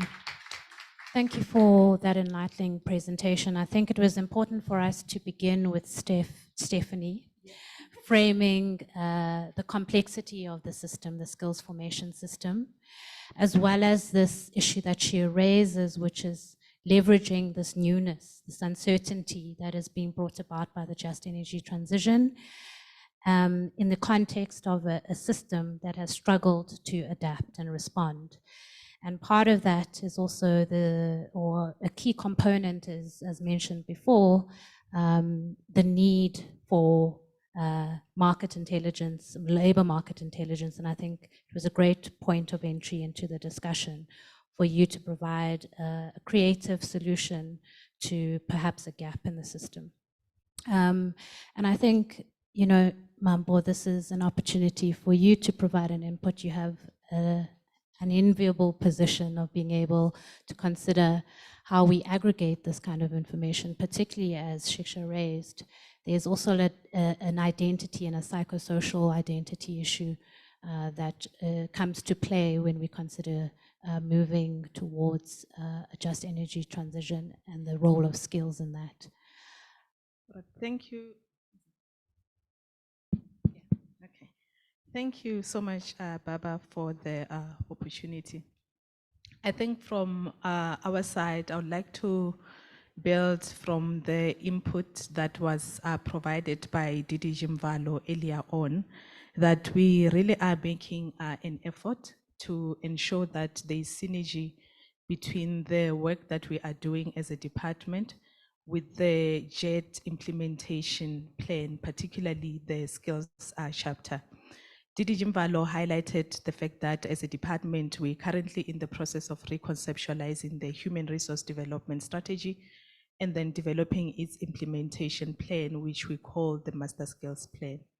And central to that work is the JET, the responsiveness of the system towards the just energy transition. For example, in the work that we are doing, we have a dedicated goal in the strategy that actually ensures that we address the green economy as well as digital skills. For example, we have a goal, I think it's goal 3 or goal 4, which talks about creating an adequate labor market pool of digital and green skills. And we also are currently in the process of identifying priority occupations and skills gaps that needs to be to address the just energy transition. We have also identified quite a number of interventions that speaks to issues pertaining to the just energy transition. For example, we foregrounding the establishment of centers of specialization in our TVET colleges for digital and green skills. And we're also looking at developing skills program for retrenched workers and workers whose jobs will be affected by the just transition. We're also looking at establishing skills development partnership to support the research and innovation ecosystems. But then I think what is important to highlight is the fact that this strategy that I've just spoken about and the master skills plan are currently at a draft stage, and we will be consulting with the various of our stakeholders to ensure that they also input into this process, because we looking at skills, it's just not something that really relates to the 2 departments of education in South Africa, but the fact that everybody needs to be playing a role in that space. We also are currently in the process of developing the list of occupations in high demand. As we know, we're producing that list every 2 years. And of course, the skills that that are needed, particularly for the hydrogen economy, that are needed for various sectors of the economy, will also be reflected in that list. And in the next year, we will also be working with the Department of Home Affairs to put together the critical skills list, because we know that the hydrogen economy sector is quite nascent, and the occupations that are currently needed there, we might not necessarily be able to find the right people in the country. So we need to have mechanisms in place to ensure that we bring foreign nationals with the right skills to assist us in strategic projects where we can't find people with the right skills in the country. And you also may be aware, Baba, that we, through the Labor Market Intelligence Research Project, we have commissioned the CSIR to undertake a project on skills for the green hydrogen economy. We currently have a draft, and we just busy with finalizing it in terms of the inputs that we already received in the department. It will be circulated also to various stakeholders so that they can be able to begin to input into that report. But the key findings that imaging from that report is that we have identified around 135 occupations required within the green hydrogen value chain. And these include in the main engineers, technicians, trade persons, managerial occupations, and so forth. And I think also what is important is that we're also beginning to have elementary occupations imaging in the report as well. And I think touching on the point that Steph raised about the importance of numeracy. So most of the occupations that will be required in the green hydrogen value chain are in the main requiring, you know, the one with having the right foundation in maths and science. So it really emphasizes the point around why we're reconceptualizing this human resource development strategy, because central to that process, we're saying that we need to ensure that we're looking at issues of education, not just concentrating or looking into the post-school education and training in isolation, but we need to begin to look into them as as in early childhood development, into the schooling system to ensure that our learners as early as in grade 10, they begin to understand the importance of maths and science, because really that is where the economy is growing. We need people with maths and science to take the opportunities available in the digital space, as well as in the hydrogen space. And the various SETAs, I think they have also provided inputs here, particularly Chieta, Mersita, and EWCETA already are supporting QCTO to accredit skills development providers that offer around 25 occupational qualifications that can be augmented to incorporate green hydrogen capabilities. And the report also identifies in detail hydrogen capabilities that needs to be embedded in existing occupational qualification.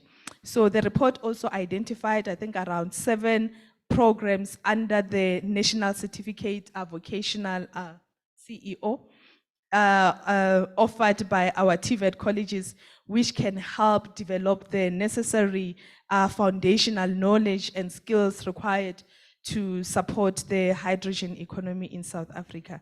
And the report proposes the development of a new hydrogen specific program as part of the NCV. And we currently are also analyzing the NATED qualification offered by our TVET colleges to ensure whether there are new capabilities that needs to be augmented in some of the programs that they are offering. We delayed with regards to the NATED qualifications because there was different views. Some views were saying the NATED will be phased out and be replaced by occupational programs. But we then realized that it's not all of them, but I think the CEO will provide more clarity in terms of that. And for the institutions of higher learning, our universities, the work has identified that over 35 degrees and diplomas which are required for the green hydrogen economy, and many of these are already offered in our institutions, but would need to have some level of augmentation.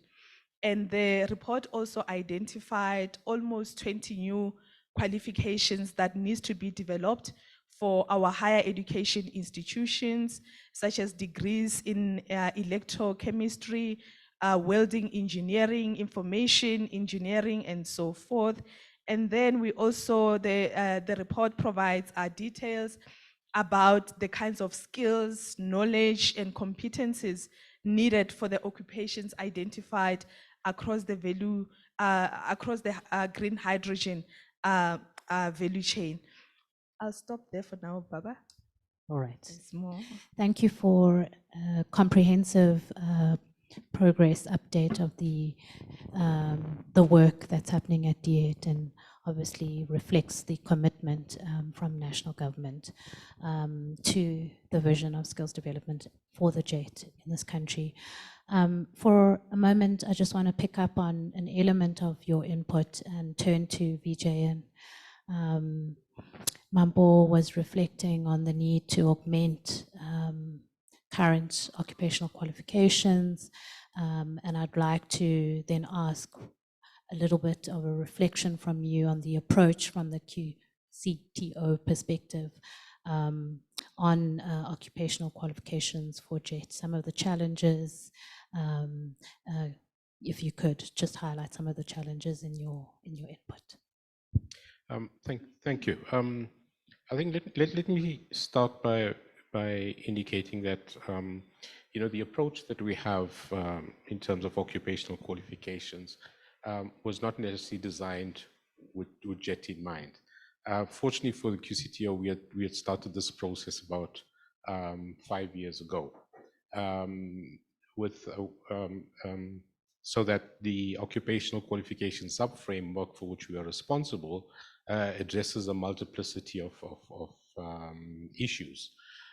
One of them obviously being bringing in a qualification regime that is much more flexible, that is much more updated, and that meets the demands of industry.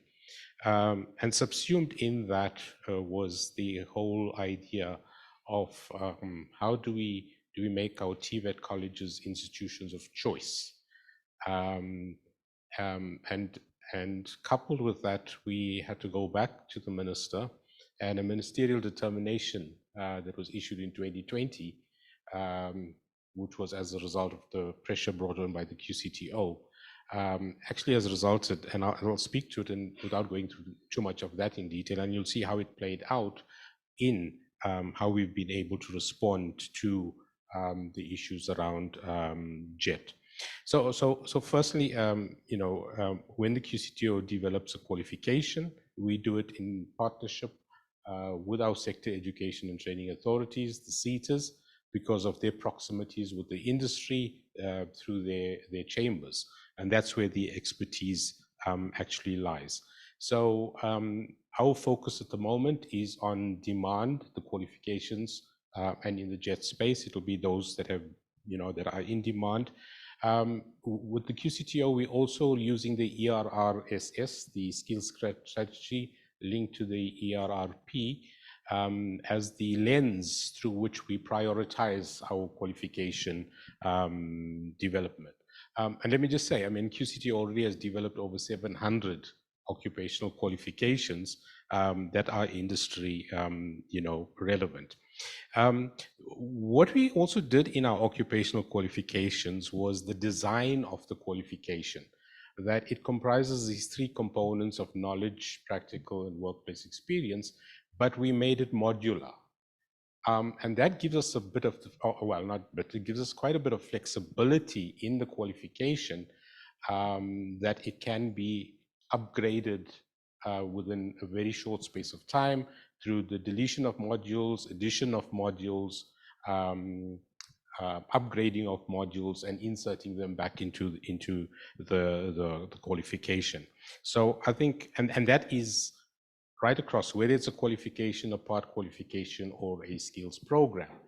Now, I think for us, one of the real winners is the issue around the skills programs that we've built in. But we have to be a bit guarded that we don't replicate the exact system that we were trying to fix. And that was the previous dispensation, where we had unit standards, which were very minute, and we had learnerships being developed. It was a basket of unit standards being put in. And for want of a better word, they were put together for very selfish reasons. So QCTO is developing skills programs that do the same, but not necessarily for selfish purposes. A skills program has to be a meaningful unit of learning. And so using that mechanism, we've been able to respond adequately to a number of the demands that have come through for qualification development. And let me just use one example to show you how that ministerial determination and the OQSF actually panned out. One of the qualifications that is spoken about in one of your reports is an advanced occupational diploma. And no such qualification existed prior to that determination of the OQSF. If you wanted a diploma, you had to go to a university. But we said, because we want to elevate TVET colleges and the qualifications, and by the way, let me just add, our TVET colleges have a long way to go before they reach that point, but we do have those qualifications. So even that of a higher occupational certificate, the diploma I spoke about was a renewable energy technologist. So it's in those ways that the QCTO has been able to respond not only to just energy transition, but across all of the qualification domains that we have to take care of. But let me just also indicate that when it comes to skills, there's no compromise on the quality. And I think it was said here, and I think Ellen made the point about the external integrated summative assessment, which we call it, because of the space being you must be able to display your competence. Our emphasis is really on display of the competence through that particular kind of assessment regime.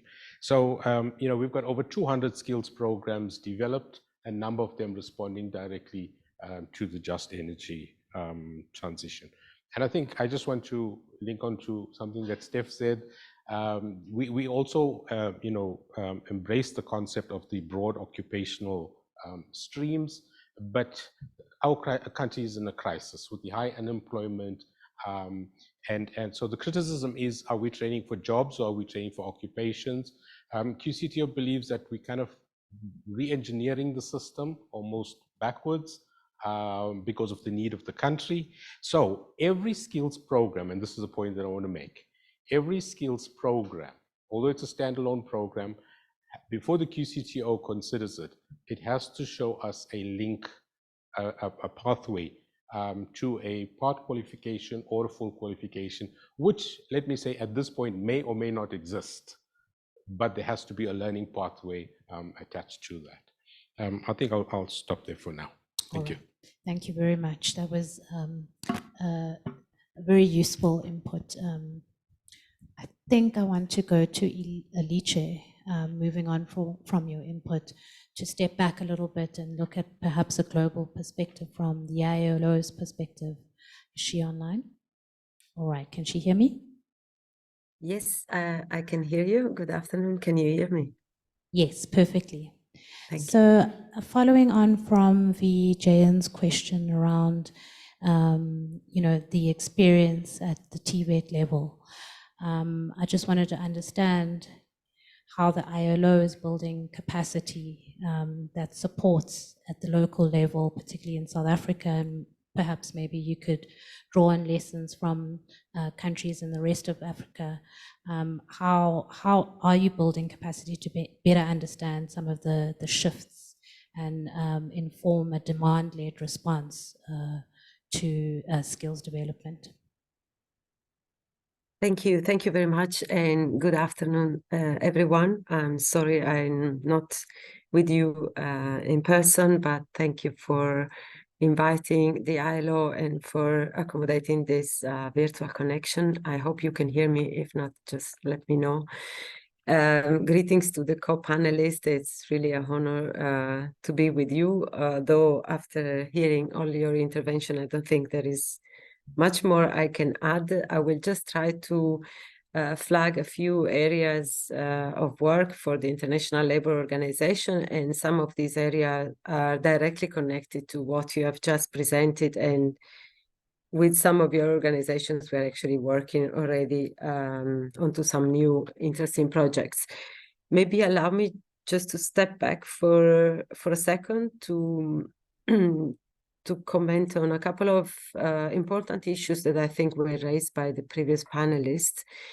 And when it comes to skills for just transition, just energy, but I would call it more generically just transition, the ILO has been in that space for quite some time. One of the key lessons from our previous research, but also project implementations in different countries, one of the key lessons learned is that we are looking at drivers of change. Of course, the energy transition being the main driver at the moment in South Africa, in other countries as well.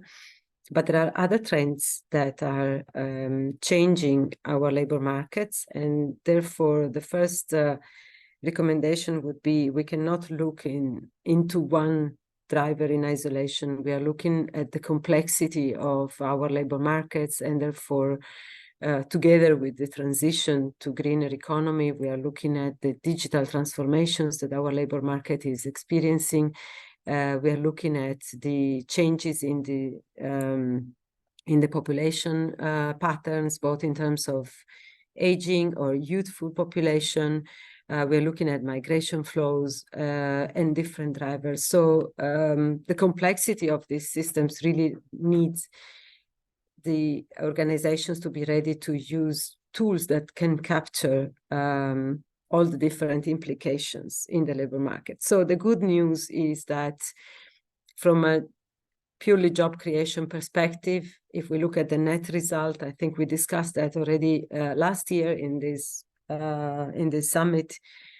The projections are positive. We are expecting net job creations out of several of these transitions. The energy, for example, energy sustainability scenarios, circular economy scenarios, but also in the care economy, just to mention another sector, in the digital economy. These are all transitions that are likely to produce a net effect of job creation, which is the good news. But then there are some less good news, or let's say points that require attention. First of all, out of these jobs, a portion of those jobs can find an immediate allocation. Like there are unemployment situation, high unemployment situations in most of our countries. Therefore, if we look into new sources of jobs, there is the high likelihood that most of the unemployed can find employment opportunities. But then there is a significant portion of those jobs that cannot just be allocated without going through skills development, reskilling, upskilling systems, but also looking into other transition effects which are given by specific vulnerabilities that some of the workers are exposed to. So second lesson learned is, yes, reskilling, upskilling is one of the key enablers for just transition. However, it's not going to solve all the problems. We have also to look at distributional effects. We have to look at those workers that are not directly benefiting not only from job opportunities, but they have limited access to training opportunity and reskilling and upskilling opportunities. So the whole set of vulnerabilities needs to be taken into account. So in these scenarios, we keep receiving requests from countries that ask the same questions. So how do we go about it? What is the recipe for just transitions to happen? We don't have the response, and I think the response is to be found collectively together through all the inputs that have been provided before, but also through dialogue with the different stakeholders. Maybe a few entry points that can inform the action. More and more we are working at sectoral level, which doesn't mean that we only look at sectors in isolation, but by taking an in-depth understanding of the dynamics of one sector or another, we have an opportunity to also build a skills anticipation system that not only provides the numbers, because numbers we know that they change over time, this is a moving target, but provide the capacity to make informed decision. When working at sectoral level, and here I can bring the example of neighboring countries, we're working a lot at the moment in Zambia, across the 4 sectors that the country has prioritized under the National Development Plan. We have the opportunity to build data, to use tools, to build analytical capacity, but most of all, the 4th ingredient is to create dialogue and platform for dialogues. I think it was Stephanie who referred to the fact that very often we ask the employers what are the skills that they need, but do we provide the employers with the sufficient analytical tools and capacity to be able to respond to that question? Do we provide a dialogue platform to discuss the outcomes of research? So this is what I think we are trying to suggest in our projects, looking at the skills for the future of labor markets. Let's bring together the data, what is coming out from our research, but immediately open up the discussion with the different parties that have to come together and use the research outcomes to make informed decisions. I think, for example, from the head, it was referred to the fact that we are looking at some of the tools that South Africa is using, like the list of occupations in high demand, the critical skills list. We are in the process of supporting also the country to review the methodologies, but also while reviewing the methodologies, bringing together the different stakeholders that are needed to make those tools and methodologies relevant to the pressing demands that the different parties have. And it's a complex system of different stakeholders that have specific interests, and it's only by coming together that we can identify possible solutions. I think it's also important to look at what happens after building skills anticipation systems in the countries. We shouldn't look at these exercises as one study, one report that we do in one occasion because there is a momentum, but really what is the long-term sustainability of our skills anticipation systems? Who has to participate in it? What capacities are needed? So one of the ideas that we are discussing is, can we create sort of hubs or networks of different research institutions and organizations that can continuously work together in maintaining this research capacity and in using this research to inform policy making. It is true that skills is very high on the agenda, but what we see from many countries through the climate plans, for example, and commitments, is that very often not sufficient funding is allocated to skills development in the country. So on one hand, we are saying skills is the magic bullet that is going to solve all the problems, but are we really investing on transforming our skills anticipation, development, and utilization systems? So these are policy choices and decisions that have to be taken in a consultative way among different stakeholders. So just to say that, yes, in terms of projects, what we are looking at is looking at the different transitions together, how they can mutually reinforce one another. So how the digital transition can unlock energy transitions, how energy, not in one specific countries, but across corridors, across an integrated regional approach, can be considered as a sector for job creation. We are looking at how migration flows can provide a response to the skills gaps and to the mismatches if managed in a more inclusive way. Someone mentioned recognition of prior learning.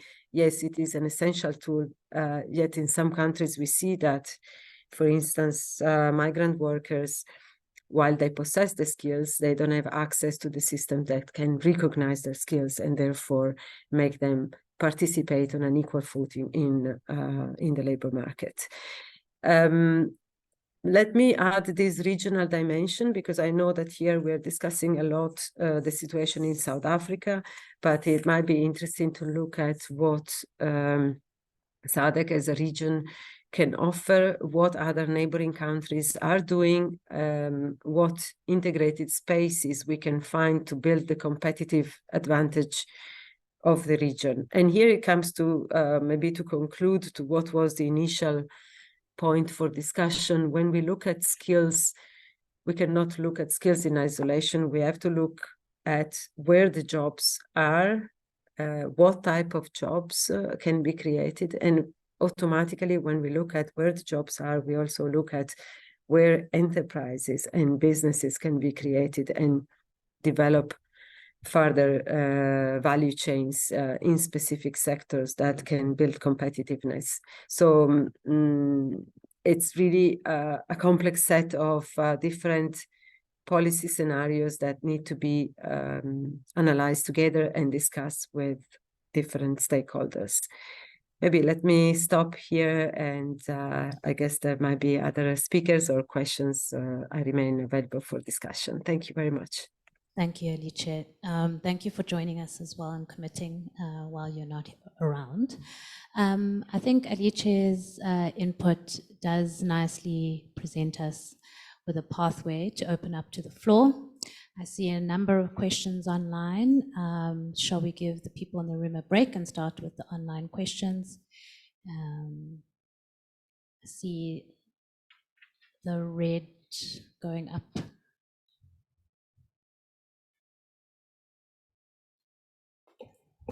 There's a question from Frank Alexander, and he's asking, when reskilling in specific sectors is occurring, why are we laboring under the misapprehension that all workers will be reskilled and upskilled, and that there won't be a complete loss of jobs in certain sectors, and what mitigation is going to put in place to basically prevent that?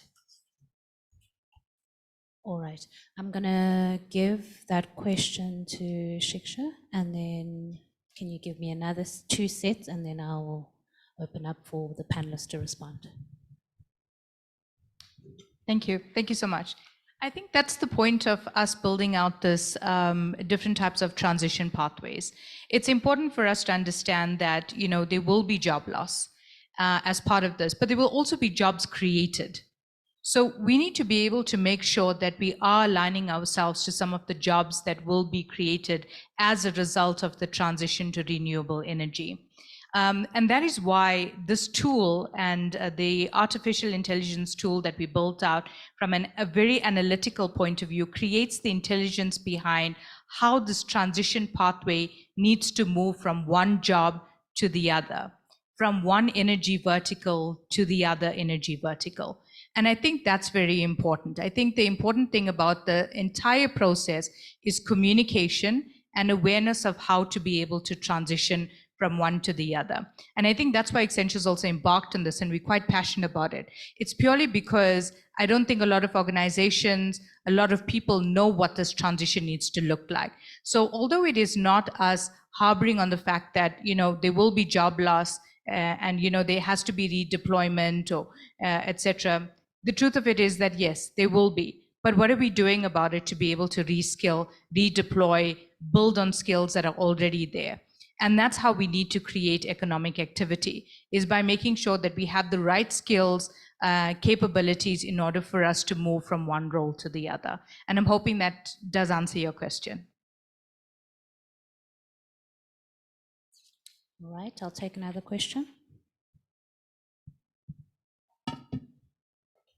This question is for Vijayan, and so the question is, we understand that some people might not want to return to formal institutions for reskilling, or they lack formal qualification that is applicable when considering recognized prior learning. Is there any thoughts on how we approach this issue, or what is the institutional or bottom-up approaches that we are considering? Yeah, thank you for that. And let me just start by saying that QCTO is a champion for RPL. And in fact, when the QCTO started to issue its certificates in 2016, the first couple of hundred certificates were to RPL candidates. And I think at this stage, we have far surpassed any RPL number of certificates issued prior to that particular point. I think for me, the issue is that at the QCTO, we regard RPL as a route of learning that is not of lesser value than a formalized route of whether it's an apprenticeship, a learnership, an internship, and we've got all these different routes in the country, and we see RPL just as one of those.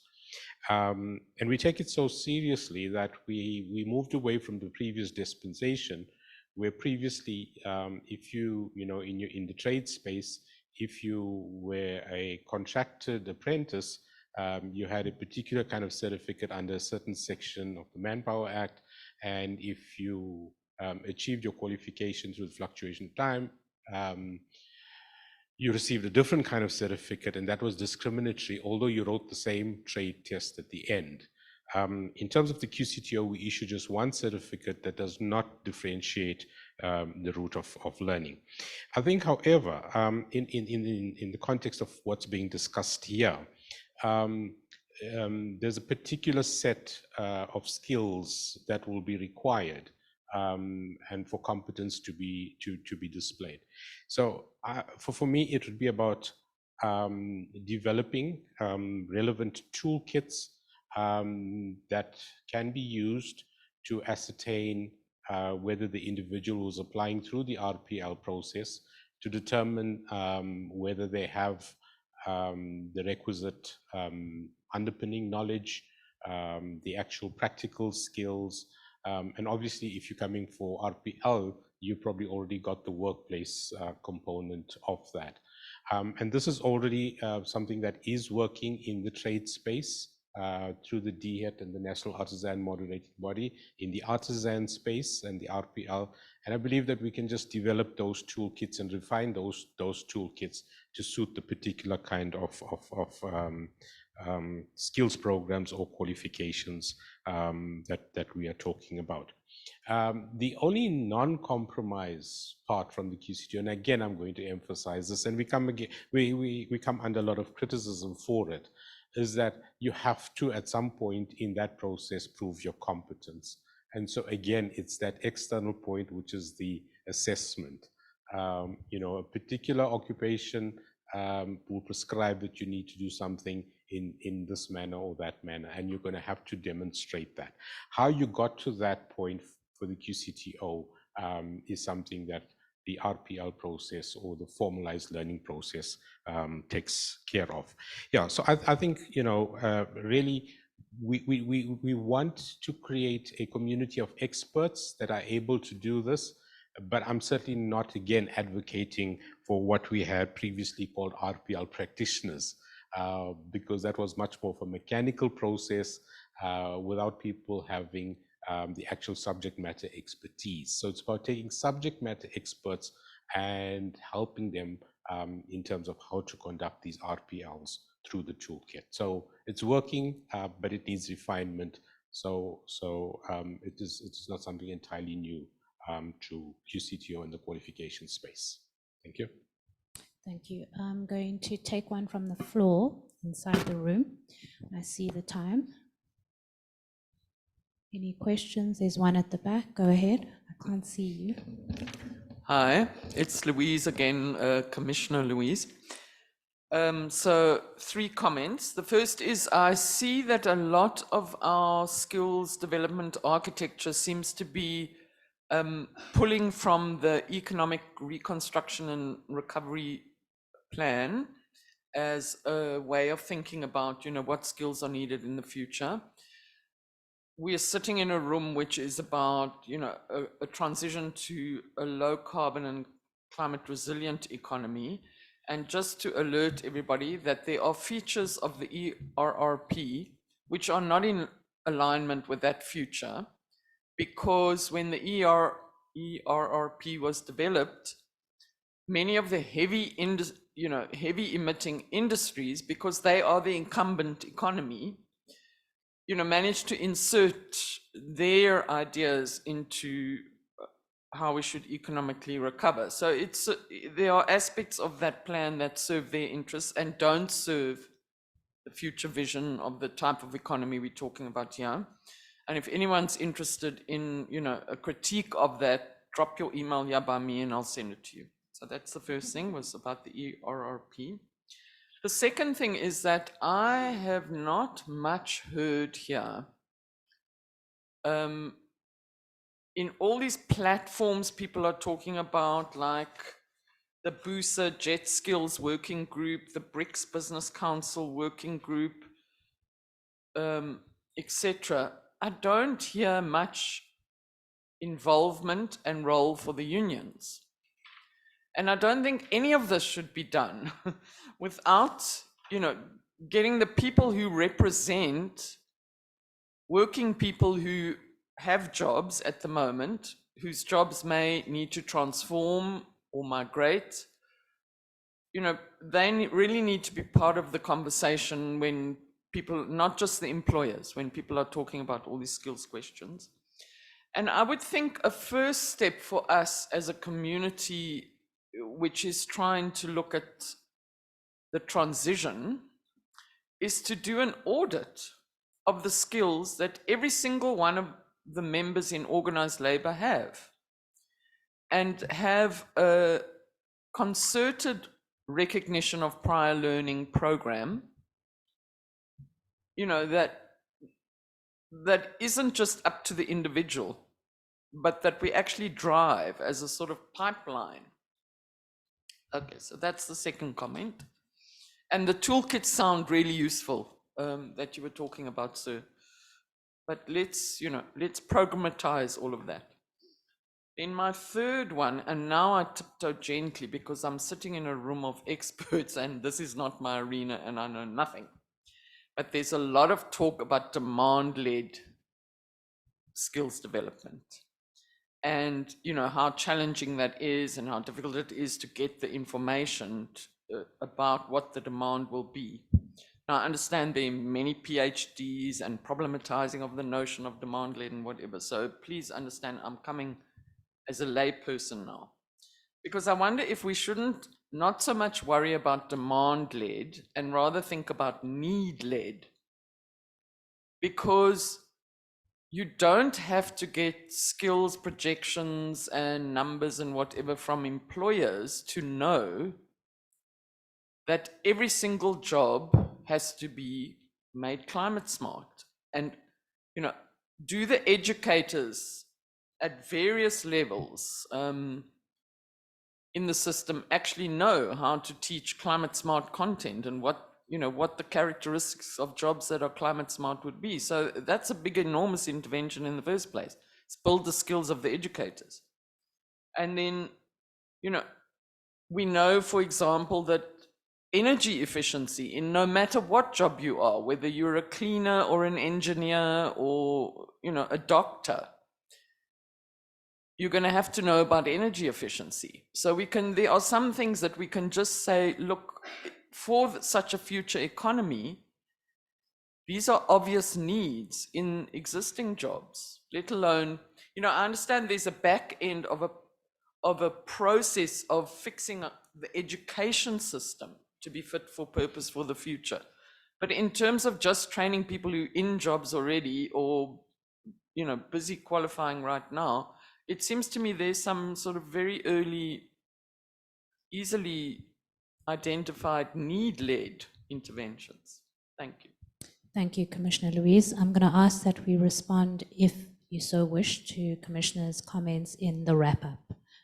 So I'm going to start with Alice online. Just final comments before we wrap up, and if you would like to, you can respond to Commissioner Louise. Thank you very much. And yes, I would like to maybe just mention a couple of points of agreement. Indeed, first of all, when we talk about platforms for dialogue and coming from the International Labour Organization, in particular, they're all inclusive of tripartite constituents. There is no dialogue on just transition where we don't involve employers, workers, meaning unions, and government.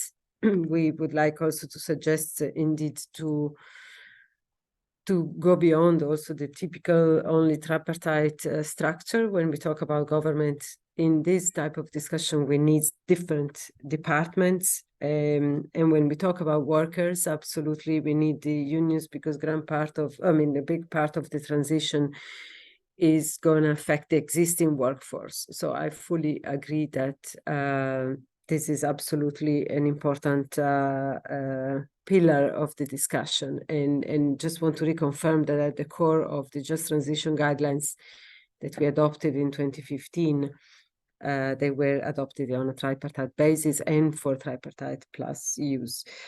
On the understanding of the future demand or needs, yes, I think there are some trends that are being confirmed and reconfirmed over the years, where we see that certain occupations are definitely in high demand and certain skills are in high demand.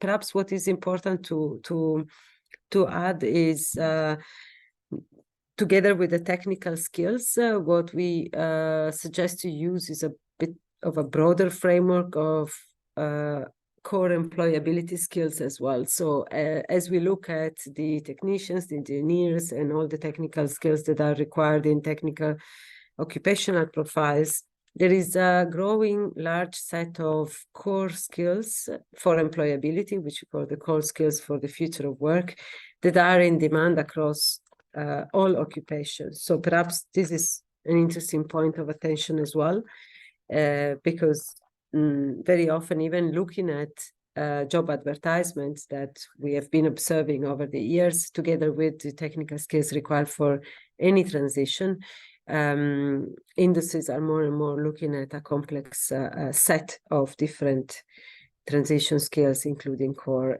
digital and other core employability.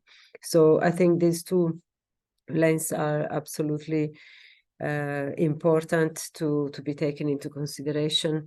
And for the other type of projections, and in fact, maybe that's the third point on which I would like to conclude, is sometimes we need the numbers, because especially in specific sectors where we keep hearing that there is a skills gap or there are mismatches, we need to understand what the potential for employability in terms of number is, because these are actually the jobs that can be created.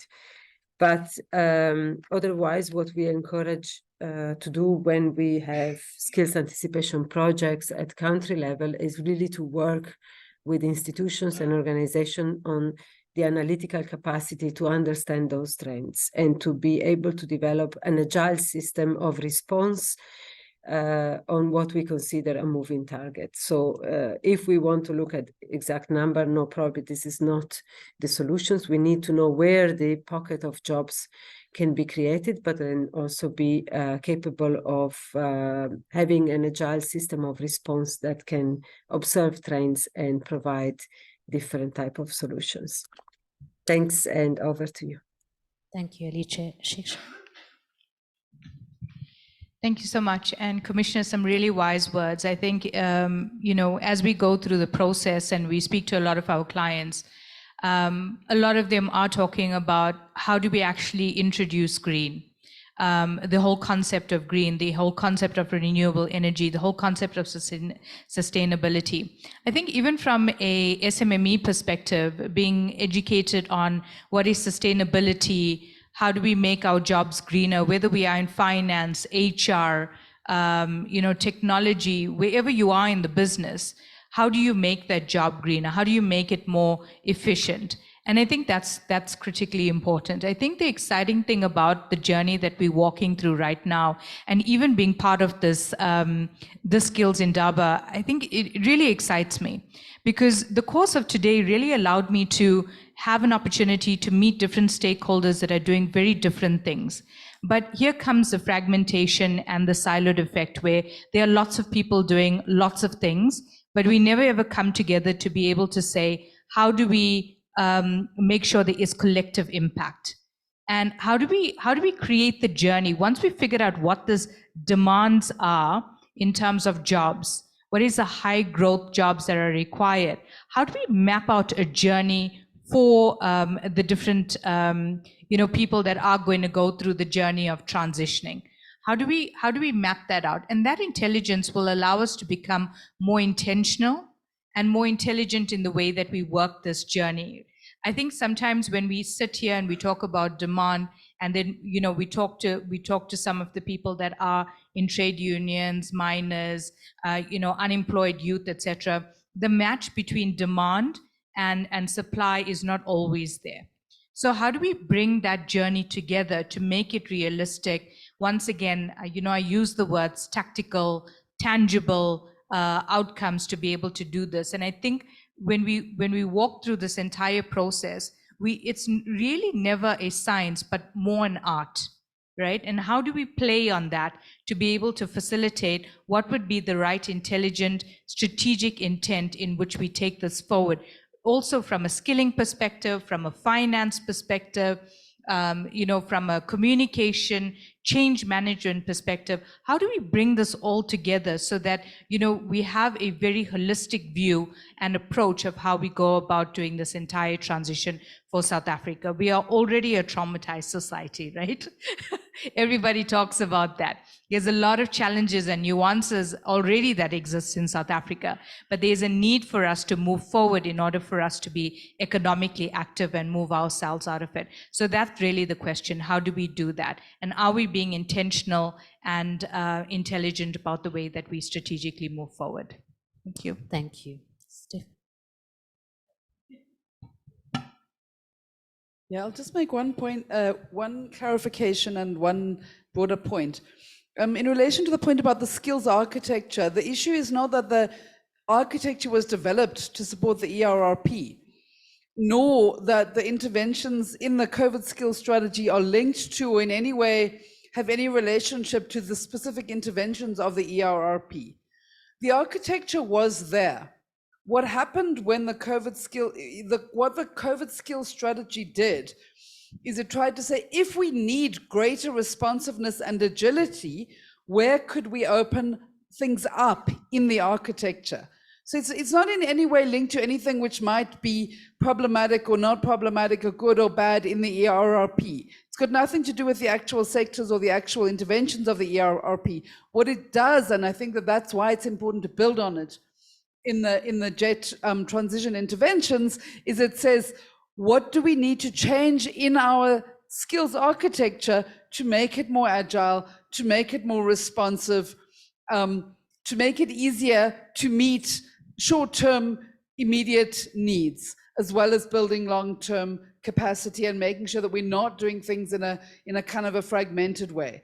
So I do think that it's a useful intervention, and I'm not at all in any way defending any specific intervention of the ERRP, but I think the COVID skill strategy is quite separate from that.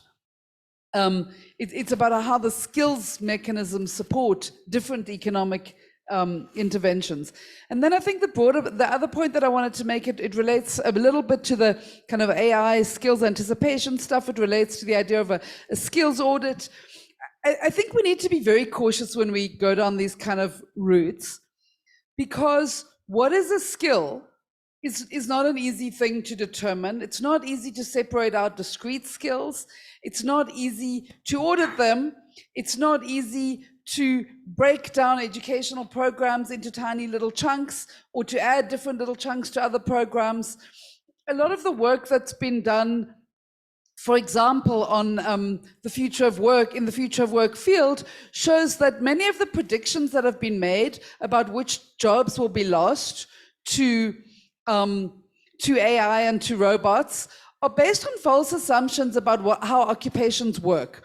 Because they look at discrete tasks and they say, can this task be done by artificial intelligence? Can this task be done by artificial intelligence? But specific individual tasks don't make up an occupation or a job. Those things get added together in ways that often can't be replaced, even when many of the individual itemized tasks can. So having said that, I would just make one last word of caution, and that is that there's a cost to everything. I think that RPL is fantastic for tiny niche areas where it's really needed, and we should spend the money on it. But it's not something that should be rolled out. It's incredibly expensive and time consuming. And every cent that we spend on it, we're in an economy that actually doesn't have jobs and isn't absorbing anyone, is money that could be spent on something else, including a non-skill intervention, like a basic income grant, like social security. We need to be very, very clear before we set up any new complex skill interventions, measurement interventions, that we really can do what we aim to do, and that it really is the most useful thing we can do with our very limited resources. Thank you, Steph. Paul, 1 minute. Okay, thank you so much, Baba. I think I noted most of the comments that have been provided. And for me, really one that is quite crucial is the one relating to the building of building skills for the educators. particularly in relation to being climate smart. I think it's one area that we will be taking forward. And I think for me, one area that we might not have covered fully is around the issue of funding available towards the skills for the just energy transition. There seem to be a whole lot of fragmentation. Funding has been dispersed, but we really don't know how much has been allocated or how much has been programmed towards skilling for the just energy transition. Thank you, Mambo. I can respond to that just quickly. In the interest of transparency, we are working on having a publicly available register pertaining to grants of funds flowing for projects towards skills development in relation to the JET IP. So yes, I take that comment on board, and once that becomes publicly available, happy to engage and socialize. Last for the day. Okay, thank you. I'll just make two quick points. I mean, you know, this has always been something that I say causes us a lot of problems, is that we have a skills development or skills formation system in the country that's predicated on a funding model. And I think it ought to be the reverse. And you can read into that exactly what I'm saying. It can be a debate for a whole new day.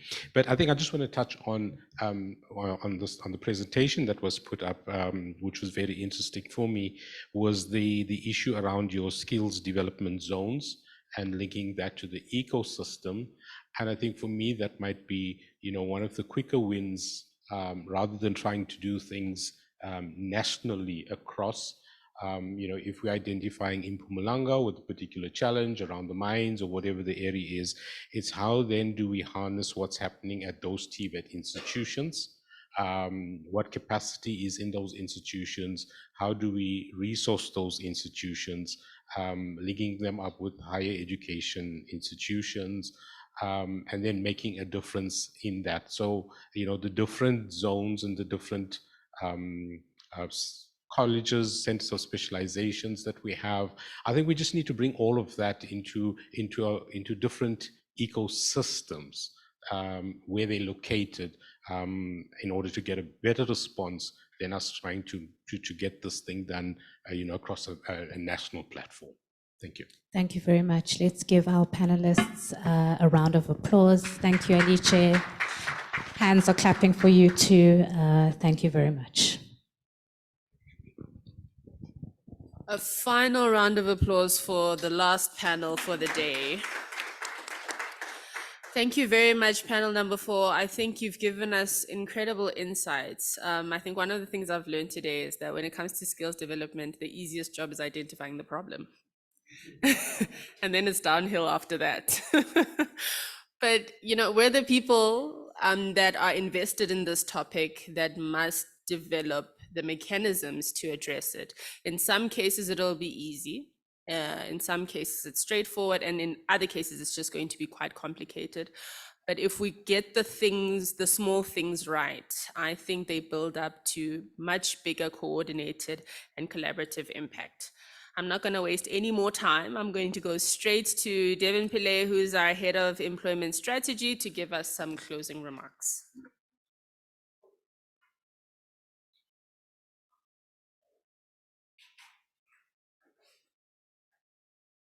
CEO and facilitator, thank you. I know we've had a very long day and I'm not going to keep you very long, but just one or two quick comments. I think today's session and the session we had previously last year focused a lot on the just energy transition.